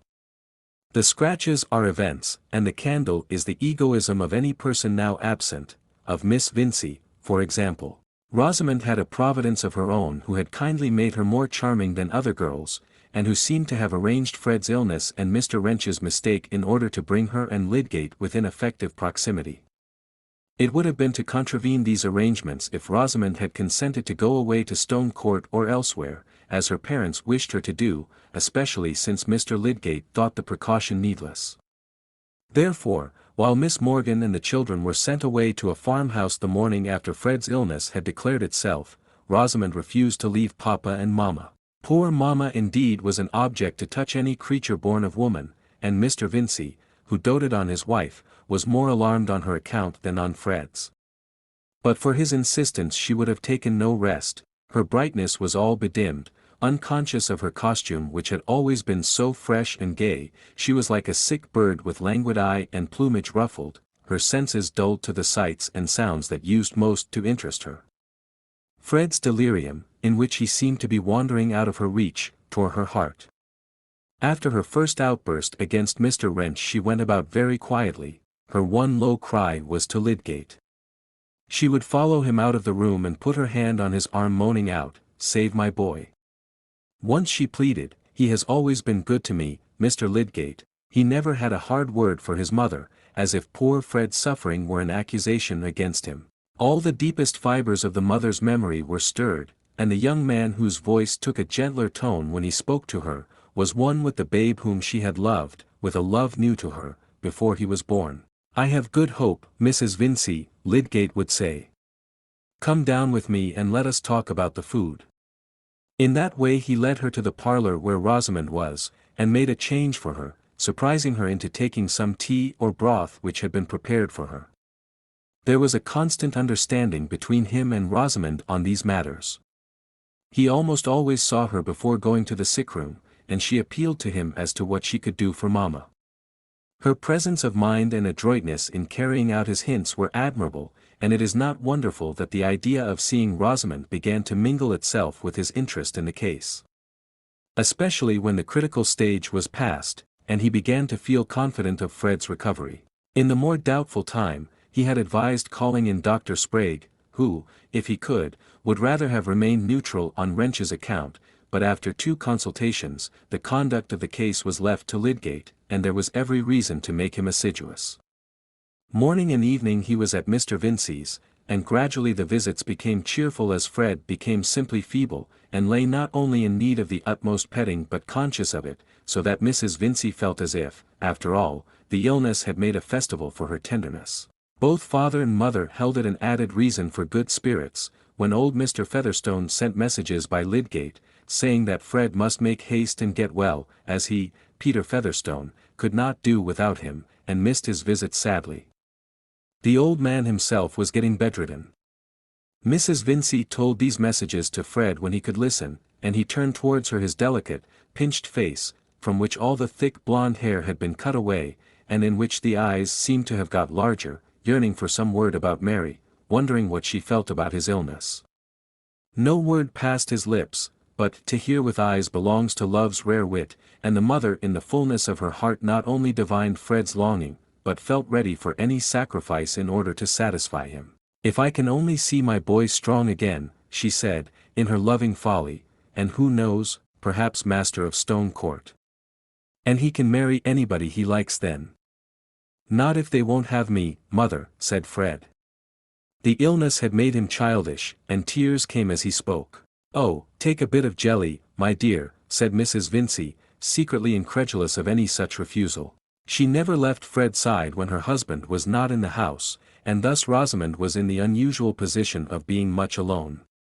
Lydgate, naturally, never thought of staying long with her, yet it seemed that the brief impersonal conversations they had together were creating that peculiar intimacy which consists in shyness. They were obliged to look at each other in speaking, and somehow the looking could not be carried through as the matter of course which it really was. Lydgate began to feel this sort of consciousness unpleasant and one day looked down, or anywhere, like an ill-worked puppet. But this turned out badly. The next day, Rosamond looked down, and the consequence was that when their eyes met again, both were more conscious than before. There was no help for this in science, and as Lydgate did not want to flirt, there seemed to be no help for it in folly. It was therefore a relief when neighbors no longer considered the house in quarantine, and when the chances of seeing Rosamond alone were very much reduced. But that intimacy of mutual embarrassment, in which each feels that the other is feeling something, having once existed, its effect is not to be done away with. Talk about the weather and other well-bred topics is apt to seem a hollow device, and behavior can hardly become easy unless it frankly recognizes a mutual fascination, which of course need not mean anything deep or serious. This was the way in which Rosamond and Lydgate slid gracefully into ease, and made their intercourse lively again. Visitors came and went as usual, there was once more music in the drawing-room, and all the extra hospitality of Mr. Vincey's mayoralty returned. Lydgate, whenever he could, took his seat by Rosamond's side, and lingered to hear her music, calling himself her captive, meaning, all the while, not to be her captive. The preposterousness of the notion that he could at once set up a satisfactory establishment as a married man was a sufficient guarantee against danger. This play at being a little in love was agreeable, and did not interfere with graver pursuits. Flirtation, after all, was not necessarily a singeing process. Rosamond, for her part, had never enjoyed the days so much in her life before. She was sure of being admired by some one worth captivating, and she did not distinguish flirtation from love either in herself or in another. She seemed to be sailing with a fair wind just whither she would go, and her thoughts were much occupied with a handsome house in Lowick Gate which she hoped would by and by be vacant. She was quite determined, when she was married, to rid herself adroitly of all the visitors who were not agreeable to her at her father's, and she imagined the drawing-room in her favourite house with various styles of furniture. Certainly her thoughts were much occupied with Lydgate himself. He seemed to her almost perfect, if he had known his notes so that his enchantment under her music had been less like an emotional elephant's, and if he had been able to discriminate better the refinements of her taste in dress, she could hardly have mentioned a deficiency in him. How different he was from young Plymdale or Mr. Caius Larcher. Those young men had not a notion of French, and could speak on no subject with striking knowledge, except perhaps the dyeing and carrying trades, which of course they were ashamed to mention. They were Middlemarch gentry, elated with their silver-headed whips and satin stocks, but embarrassed in their manners, and timidly jocose. Even Fred was above them, having at least the accent and manner of a university man. Whereas Lydgate was always listened to, bore himself with the careless politeness of conscious superiority, and seemed to have the right clothes on by a certain natural affinity, without ever having to think about them. Rosamond was proud when he entered the room, and when he approached her with a distinguishing smile, she had a delicious sense that she was the object of enviable homage. If Lydgate had been aware of all the pride he excited in that delicate bosom, he might have been just as well pleased as any other man, even the most densely ignorant of humoral pathology or fibrous tissue. He held it one of the prettiest attitudes of the feminine mind to adore a man's preeminence without too precise a knowledge of what it consisted in. But Rosamond was not one of those helpless girls who betray themselves unawares, and whose behavior is awkwardly driven by their impulses, instead of being steered by wary grace and propriety. Do you imagine that her rapid forecast and rumination concerning house furniture and society were ever discernible in her conversation, even with her mamma? On the contrary, she would have expressed the prettiest surprise and disapprobation if she had heard that another young lady had been detected in that immodest prematureness, indeed, would probably have disbelieved in its possibility. For Rosamond never showed any unbecoming knowledge, and was always that combination of correct sentiments, music, dancing, drawing, elegant note-writing, private album for extracted verse, and perfect blonde loveliness, which made the irresistible woman for the doomed man of that date. Think no unfair evil of her, pray. She had no wicked plots, nothing sordid or mercenary. In fact, she never thought of money except as something necessary which other people would always provide. She was not in the habit of devising falsehoods, and if her statements were no direct clue to fact, why, they were not intended in that light, they were among her elegant accomplishments, intended to please. Nature had inspired many arts in finishing Mrs. Lemon's favorite pupil, who by general consent, Fred's excepted, was a rare compound of beauty, cleverness, and amiability. Lydgate found it more and more agreeable to be with her, and there was no constraint now. There was a delightful interchange of influence in their eyes, and what they said had that superfluity of meaning for them, which is observable with some sense of flatness by a third person. Still they had no interviews or asides from which a third person need have been excluded. In fact, they flirted, and Lydgate was secure in the belief that they did nothing else. If a man could not love and be wise, surely he could flirt and be wise at the same time. Really, the men in Middlemarch, except Mr. Fairbrother, were great bores, and Lydgate did not care about commercial politics or cards. What was he to do for relaxation? He was often invited to the Bulstrodes, but the girls there were hardly out of the schoolroom, and Mrs. Bulstrode's naive way of conciliating piety and worldliness, the nothingness of this life and the desirability of cut glass, the consciousness at once of filthy rags and the best damask, was not a sufficient relief from the weight of her husband's invariable seriousness. The Vincey's house, with all its faults, was the pleasanter by contrast. Besides, it nourished Rosamond, sweet to look at as a half-opened blush rose, and adorned with accomplishments for the refined amusement of man. But he made some enemies, other than medical, by his success with Miss Vincey. One evening he came into the drawing-room rather late, when several other visitors were there. The card table had drawn off the elders, and Mr. Ned Plymdale, one of the good matches in Middlemarch, though not one of its leading minds, was in tête-à-tête with Rosamond. He had brought the last Keepsake, the gorgeous watered silk publication which marked modern progress at that time, and he considered himself very fortunate that he could be the first to look over it with her, dwelling on the ladies and gentlemen with shiny copperplate cheeks and copperplate smiles, and pointing to comic verses as capital and sentimental stories as interesting.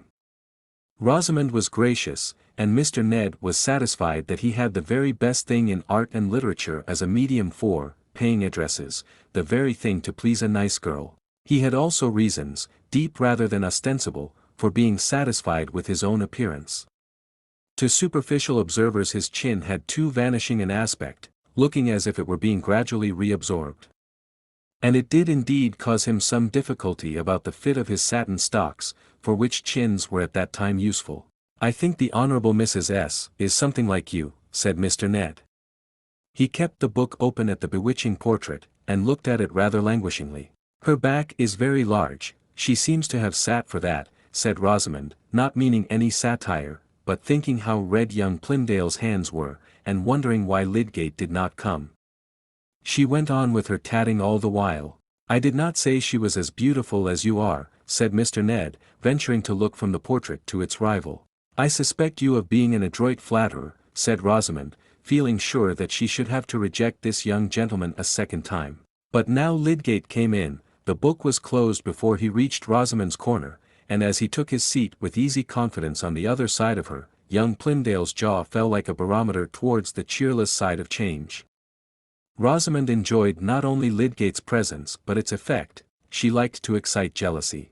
"What a late comer you are," she said, as they shook hands. "Mamma had given you up a little while ago. How do you find Fred?" "As usual, going on well, but slowly. I want him to go away, to Stone Court, for example. But your mamma seems to have some objection." "Poor fellow," said Rosamond, prettily. "You will see Fred so changed," she added, turning to the other suitor. "We have looked to Mr. Lydgate as our guardian angel during this illness." Mr. Ned smiled nervously, while Lydgate, drawing the Keepsake towards him and opening it, gave a short scornful laugh and tossed up his chin, as if in wonderment at human folly. "What are you laughing at so profanely?" said Rosamond, with bland neutrality. "I wonder which would turn out to be the silliest, the engravings or the writing here," said Lydgate, in his most convinced tone, while he turned over the pages quickly, seeming to see all through the book in no time, and showing his large white hands to much advantage, as Rosamond thought. "Do look at this bridegroom coming out of church. Did you ever see such a sugared invention, as the Elizabethans used to say? Did any haberdasher ever look so smirking?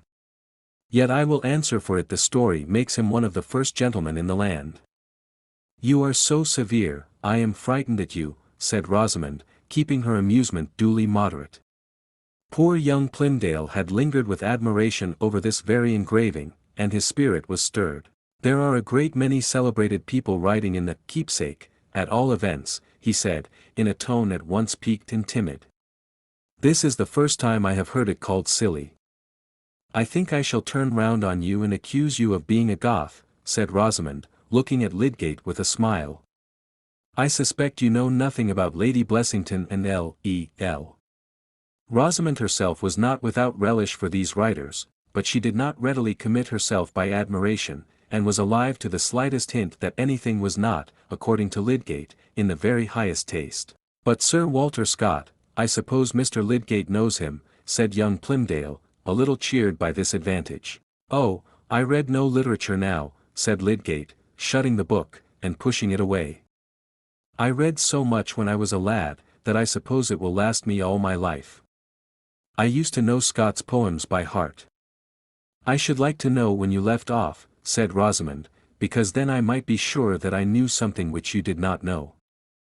Mr. Lydgate would say that was not worth knowing, said Mr. Ned, purposely caustic. On the contrary, said Lydgate, showing no smart, but smiling with exasperating confidence at Rosamond. It would be worth knowing by the fact that Miss Vincey could tell it me. Young Plymdale soon went to look at the whist playing, thinking that Lydgate was one of the most conceited, unpleasant fellows it had ever been his ill fortune to meet. How rash you are, said Rosamond, inwardly delighted. Do you see that you have given offence?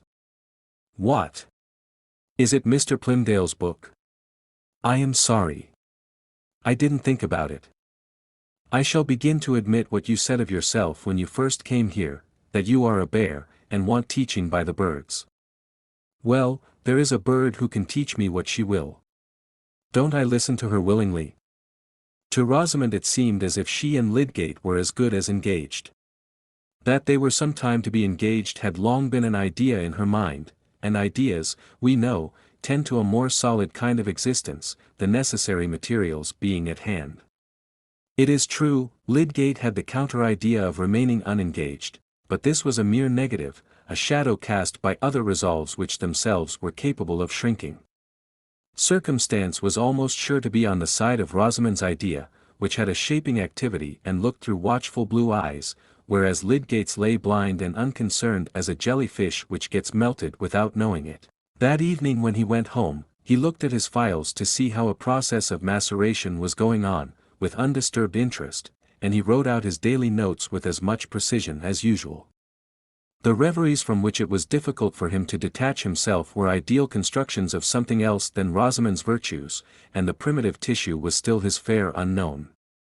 Moreover, he was beginning to feel some zest for the growing though half-suppressed feud between him and the other medical men, which was likely to become more manifest, now that Bulstrode's method of managing the new hospital was about to be declared, and there were various inspiriting signs that his non-acceptance by some of Peacock's patients might be counterbalanced by the impression he had produced in other quarters. Only a few days later, when he had happened to overtake Rosamond on the Lowick road and had got down from his horse to walk by her side until he had quite protected her from a passing drove, he had been stopped by a servant on horseback with a message calling him in to a house of some importance where Peacock had never attended, and it was the second instance of this kind.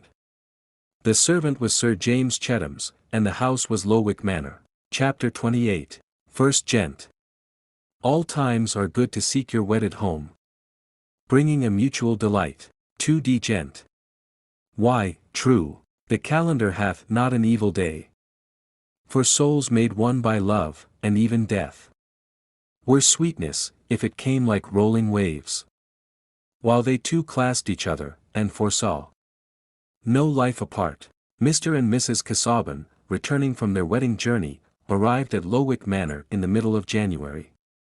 A light snow was falling as they descended at the door, and in the morning, when Dorothea passed from her dressing-room into the blue-green boudoir that we know of, she saw the long avenue of limes lifting their trunks from a white earth, and spreading white branches against the dun and motionless sky. The distant flat shrank in uniform whiteness and low-hanging uniformity of cloud. The very furniture in the room seemed to have shrunk since she saw it before. The stag in the tapestry looked more like a ghost in his ghostly blue-green world, the volumes of polite literature in the bookcase looked more like immovable imitations of books. The bright fire of dry oak boughs burning on the log seemed an incongruous renewal of life and glow, like the figure of Dorothea herself as she entered carrying the red leather cases containing the cameos for Celia. She was glowing from her morning toilet as only healthful youth can glow. There was gem-like brightness on her coiled hair and in her hazel eyes, there was warm red life in her lips, her throat had a breathing whiteness above the differing white of the fur which itself seemed to wind about her neck and cling down her blue-grey pelisse with a tenderness gathered from her own, a sentient commingled innocence which kept its loveliness against the crystalline purity of the outdoor snow. As she laid the cameo cases on the table in the bow window, she unconsciously kept her hands on them, immediately absorbed in looking out on the still, white enclosure which made her visible world. Mr. Casaubon, who had risen early complaining of palpitation, was in the library giving audience to his curate Mr. Tucker. By and by Celia would come in her quality of bridesmaid as well as sister, and through the next weeks there would be wedding visits received and given, all in continuance of that transitional life understood to correspond with the excitement of bridal felicity, and keeping up the sense of busy ineffectiveness, as of a dream which the dreamer begins to suspect. The duties of her married life, contemplated as so great beforehand, seemed to be shrinking with the furniture and the white vapor-walled landscape.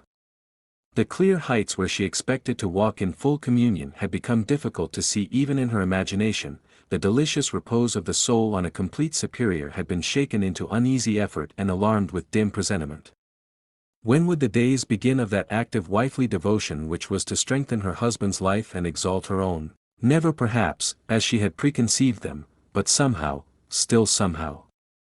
In this solemnly pledged union of her life, duty would present itself in some new form of inspiration and give a new meaning to wifely love. Meanwhile there was the snow and the low arch of dun vapor, there was the stifling oppression of that gentlewoman's world, where everything was done for her and none asked for her aid, where the sense of connection with a manifold pregnant existence had to be kept up painfully as an inward vision, instead of coming from without in claims that would have shaped her energies.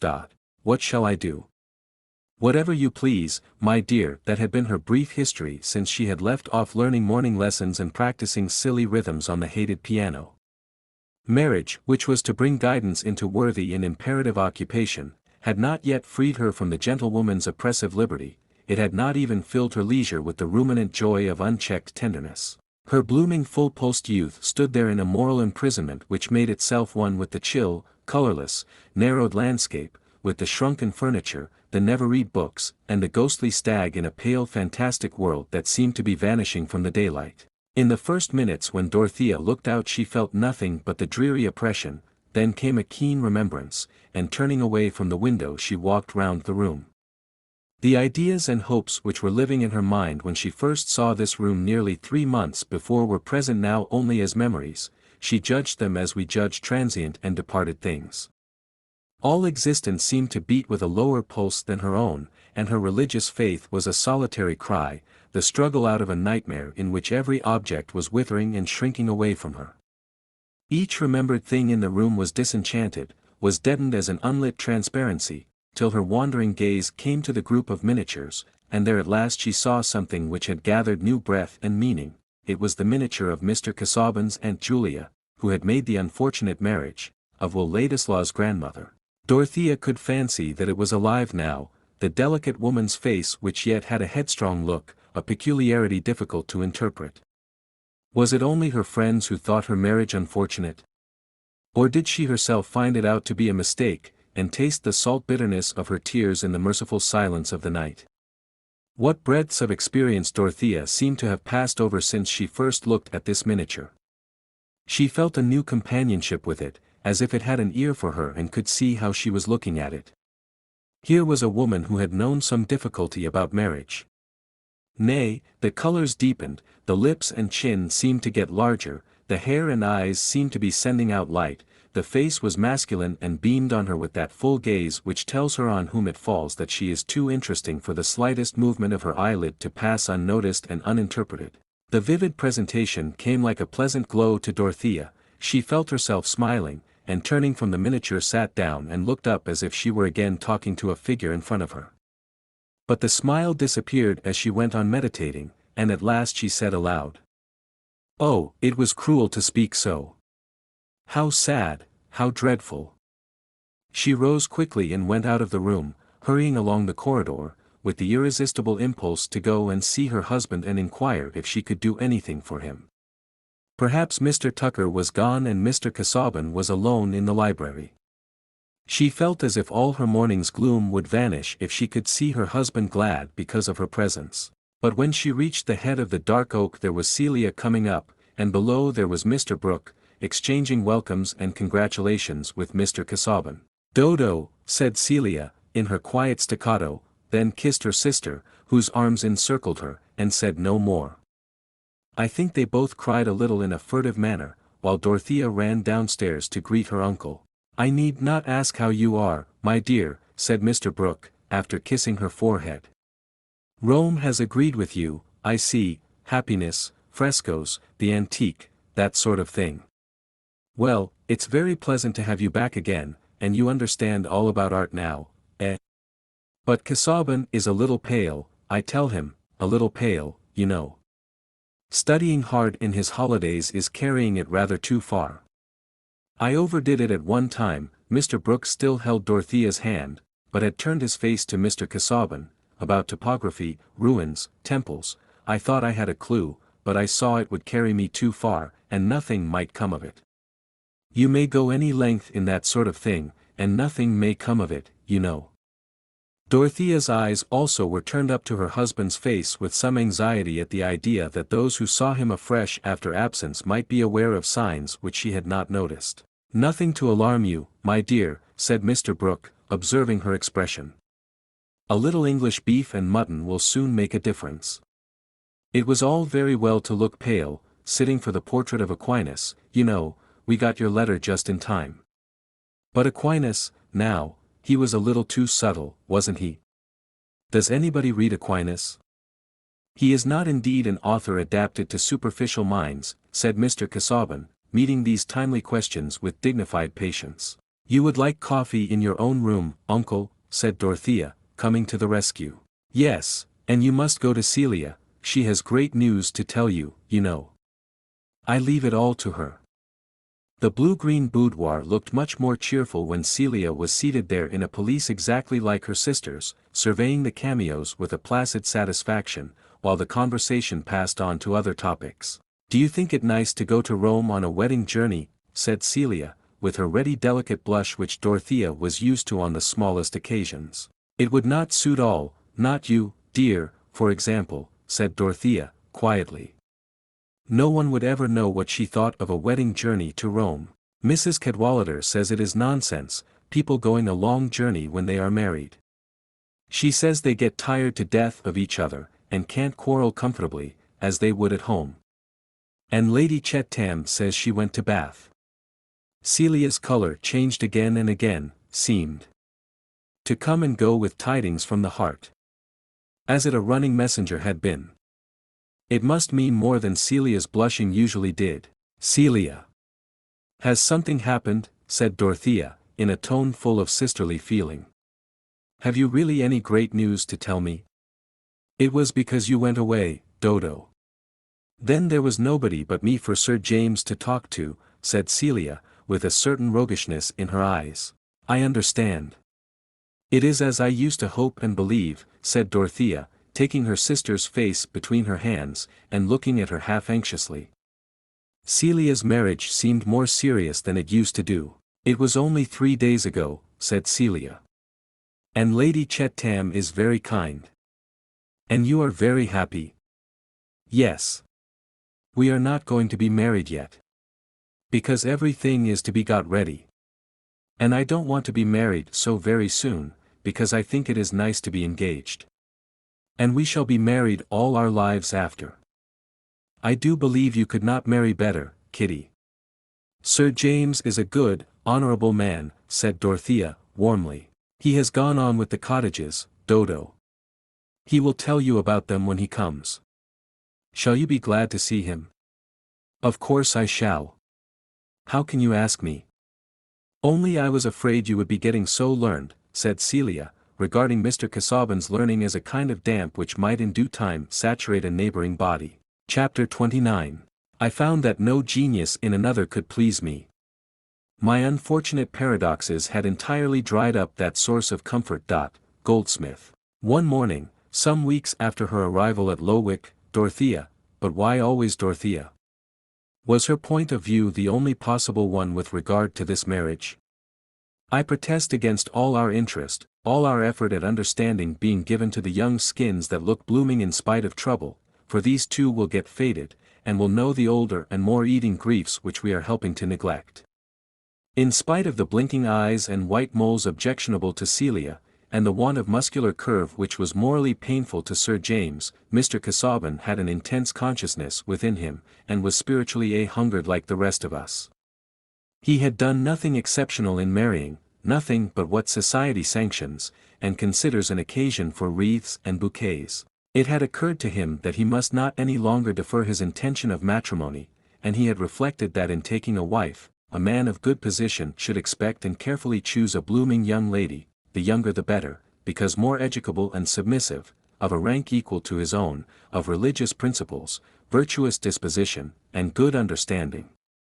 On such a young lady he would make handsome settlements, and he would neglect no arrangement for her happiness. In return, he should receive family pleasures and leave behind him that copy of himself which seemed so urgently required of a man, to the sonneteers of the 16th century. Times had altered since then, and no sonneteer had insisted on Mr. Casaubon's leaving a copy of himself. Moreover, he had not yet succeeded in issuing copies of his mythological key, but he had always intended to acquit himself by marriage, and the sense that he was fast leaving the years behind him, that the world was getting dimmer and that he felt lonely, was a reason to him for losing no more time in overtaking domestic delights before they too were left behind by the years. And when he had seen Dorothea he believed that he had found even more than he demanded. She might really be such a helpmate to him as would enable him to dispense with a hired secretary, an aid which Mr. Casaubon had never yet employed and had a suspicious dread of.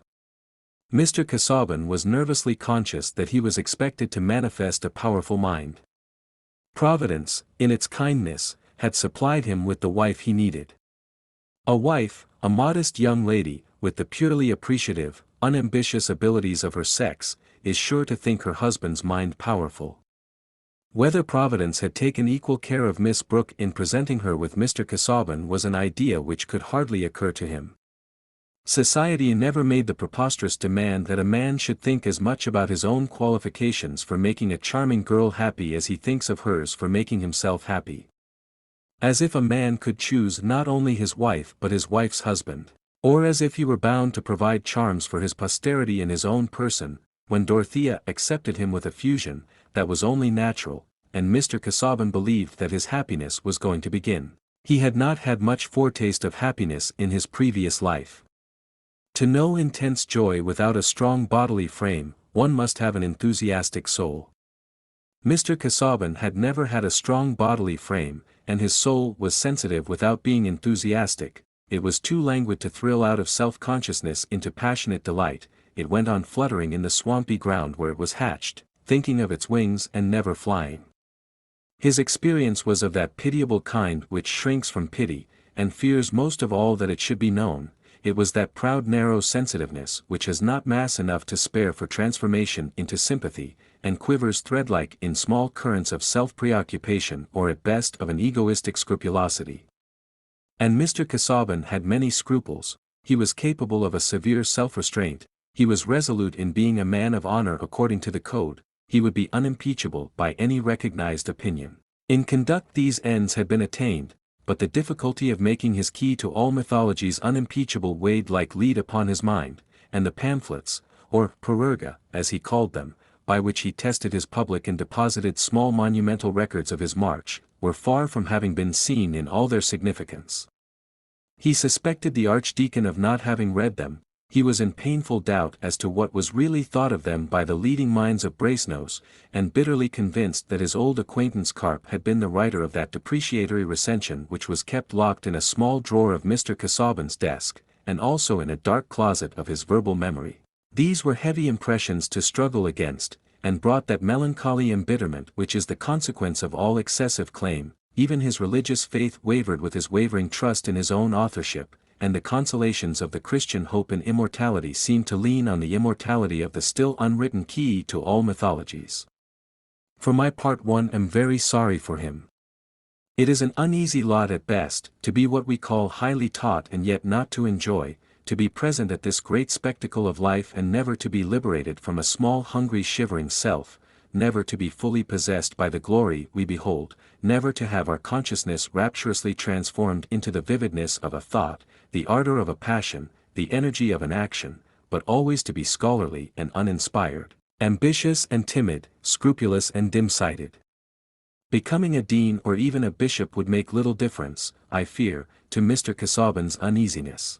Doubtless some ancient Greek has observed that behind the big mask and the speaking trumpet, there must always be our poor little eyes peeping as usual and our timorous lips more or less under anxious control. To this mental estate mapped out a quarter of a century before, to sensibilities thus fenced in, Mr. Casaubon had thought of annexing happiness with a lovely young bride, but even before marriage, as we have seen, he found himself under a new depression in the consciousness that the new bliss was not blissful to him.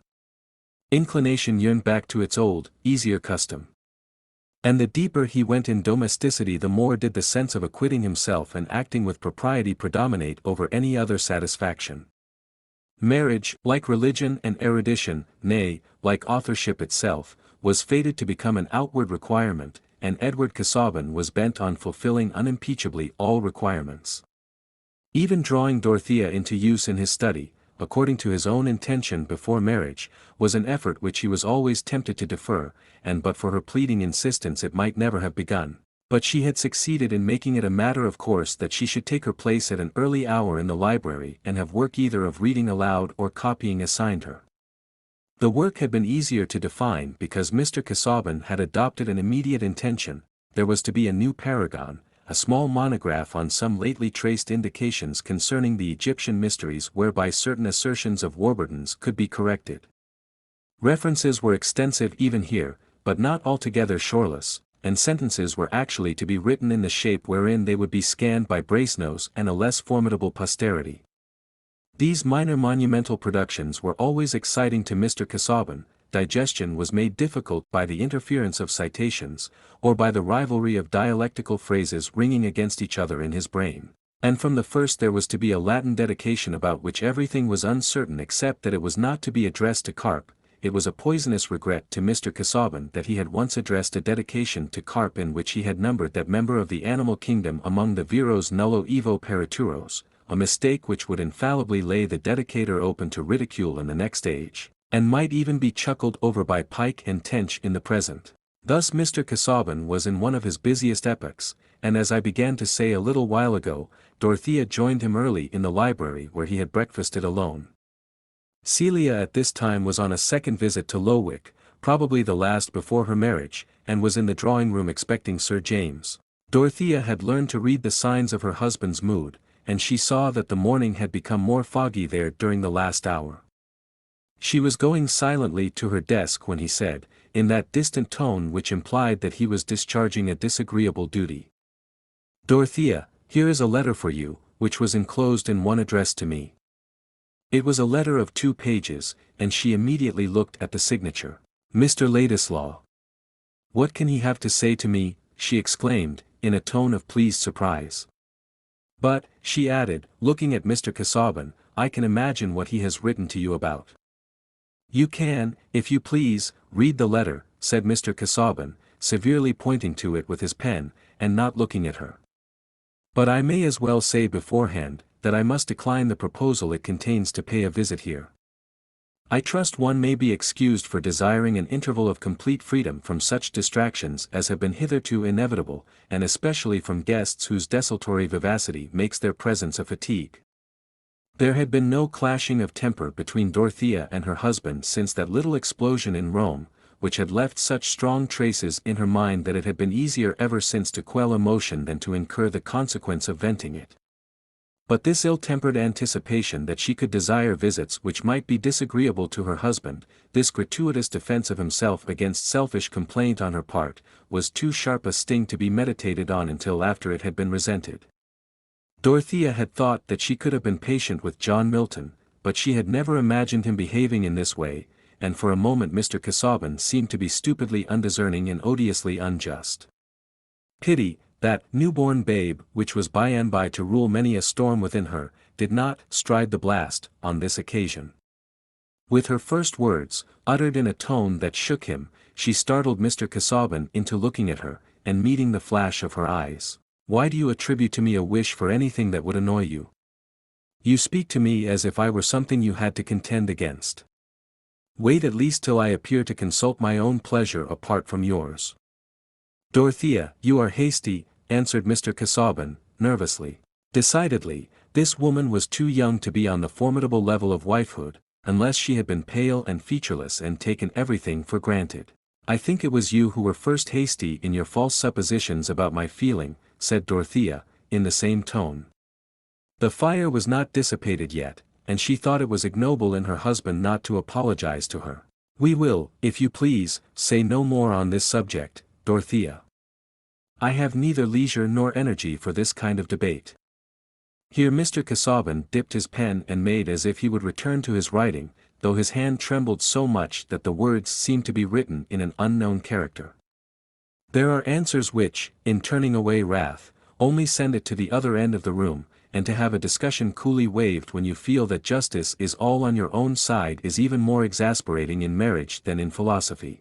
Dorothea left Ladislaus 2 letters unread on her husband's writing table and went to her own place, the scorn and indignation within her rejecting the reading of these letters, just as we hurl away any trash towards which we seem to have been suspected of mean cupidity. She did not in the least divine the subtle sources of her husband's bad temper about these letters, she only knew that they had caused him to offend her. She began to work at once, and her hand did not tremble, on the contrary, in writing out the quotations which had been given to her the day before, she felt that she was forming her letters beautifully, and it seemed to her that she saw the construction of the Latin she was copying, and which she was beginning to understand, more clearly than usual. In her indignation there was a sense of superiority, but it went out for the present in firmness of stroke, and did not compress itself into an inward articulate voice pronouncing the once affable archangel, a poor creature. There had been this apparent quiet for half an hour, and Dorothea had not looked away from her own table, when she heard the loud bang of a book on the floor, and turning quickly saw Mr. Casaubon on the library steps clinging forward as if he were in some bodily distress. She started up and bounded towards him in an instant, he was evidently in great straits for breath. Jumping on a stool she got close to his elbow and said with her whole soul melted into tender alarm, "Can you lean on me, dear?" He was still for 2 or 3 minutes, which seemed endless to her, unable to speak or move, gasping for breath. When at last he descended the 3 steps and fell backward in the large chair which Dorothea had drawn close to the foot of the ladder, he no longer gasped but seemed helpless and about to faint. Dorothea rang the bell violently, and presently Mr. Casaubon was helped to the couch. He did not faint, and was gradually reviving, when Sir James Chettam came in, having been met in the hall with the news that Mr. Casaubon had had a fit in the library. "Good God! This is just what might have been expected," was his immediate thought. If his prophetic soul had been urged to particularize, it seemed to him that fits would have been the definite expression alighted upon. He asked his informant, the butler, whether the doctor had been sent for. The butler never knew his master to want the doctor before, but would it not be right to send for a physician? When Sir James entered the library, however, Mr. Casaubon could make some signs of his usual politeness, and Dorothea, who in the reaction from her first terror had been kneeling and sobbing by his side now rose and herself proposed that some one should ride off for a medical man. "I recommend you to send for Lydgate," said Sir James. "My mother has called him in, and she has found him uncommonly clever. She has had a poor opinion of the physicians since my father's death." Dorothea appealed to her husband, and he made a silent sign of approval. So Mr. Lydgate was sent for, and he came wonderfully soon, for the messenger, who was Sir James Chettam's man and knew Mr. Lydgate, met him leading his horse along the Lowick road and giving his arm to Miss Vincey. Celia, in the drawing-room, had known nothing of the trouble till Sir James told her of it. After Dorothea's account, he no longer considered the illness a fit, but still something of that nature. "Poor dear Dodo, how dreadful," said Celia, feeling as much grieved as her own perfect happiness would allow. Her little hands were clasped, and enclosed by Sir James's as a bud is enfolded by a liberal calyx. "It is very shocking that Mr. Casaubon should be ill, but I never did like him. And I think he is not half fond enough of Dorothea, and he ought to be, for I am sure no one else would have had him. Do you think they would?" "I always thought it a horrible sacrifice of your sister," said Sir James. "Yes. But poor Dodo never did do what other people do, and I think she never will." "She is a noble creature," said the loyal-hearted Sir James. He had just had a fresh impression of this kind, as he had seen Dorothea stretching her tender arm under her husband's neck and looking at him with unspeakable sorrow. He did not know how much penitence there was in the sorrow. "Yes," said Celia, thinking it was very well for Sir James to say so, but he would not have been comfortable with Dodo. "Shall I go to her? Could I help her, do you think?" I think it would be well for you just to go and see her before Lydgate comes, said Sir James, magnanimously. Only don't stay long. While Celia was gone he walked up and down remembering what he had originally felt about Dorothea's engagement, and feeling a revival of his disgust at Mr. Brooke's indifference. If Cadwallader, if every one else had regarded the affair as he, Sir James, had done, the marriage might have been hindered. It was wicked to let a young girl blindly decide her fate in that way, without any effort to save her. Sir James had long ceased to have any regrets on his own account, his heart was satisfied with his engagement to Celia. But he had a chivalrous nature, was not the disinterested service of woman among the ideal glories of old chivalry, his disregarded love had not turned to bitterness, its death had made sweet odors, floating memories that clung with a consecrating effect to Dorothea. He could remain her brotherly friend, interpreting her actions with generous trustfulness. Chapter 30. Que vout de lasser or de propos, lasse dot, Pascal. Mr. Casaubon had no second attack of equal severity with the first, and in a few days began to recover his usual condition. But Lydgate seemed to think the case worth a great deal of attention. He not only used his stethoscope, which had not become a matter of course in practice at that time, but sat quietly by his patient and watched him.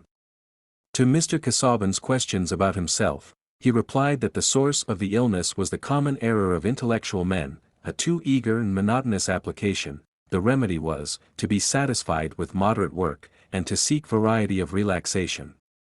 Mr. Brooke, who sat by on one occasion, suggested that Mr. Casaubon should go fishing, as Cadwallader did, and have a turning room, make toys, table legs, and that kind of thing.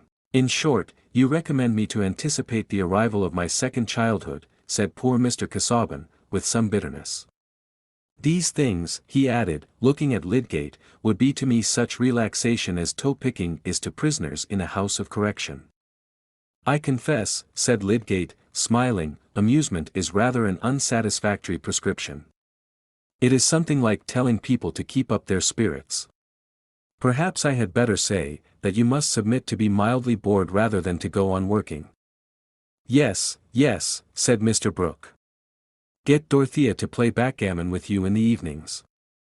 And shuttlecock, now, I don't know a finer game than shuttlecock for the daytime. I remember it all the fashion. To be sure, your eyes might not stand that, Casaubon. But you must unbend, you know. Why, you might take to some light study, conchology, now, I always think that must be a light study. Or get Dorothea to read you light things, Smollett, Roderick Random, Humphrey Clinker, they are a little broad, but she may read anything now she's married, you know. I remember they made me laugh uncommonly, there's a droll bit about a postillion's breeches. We have no such humor now. I have gone through all these things, but they might be rather new to you.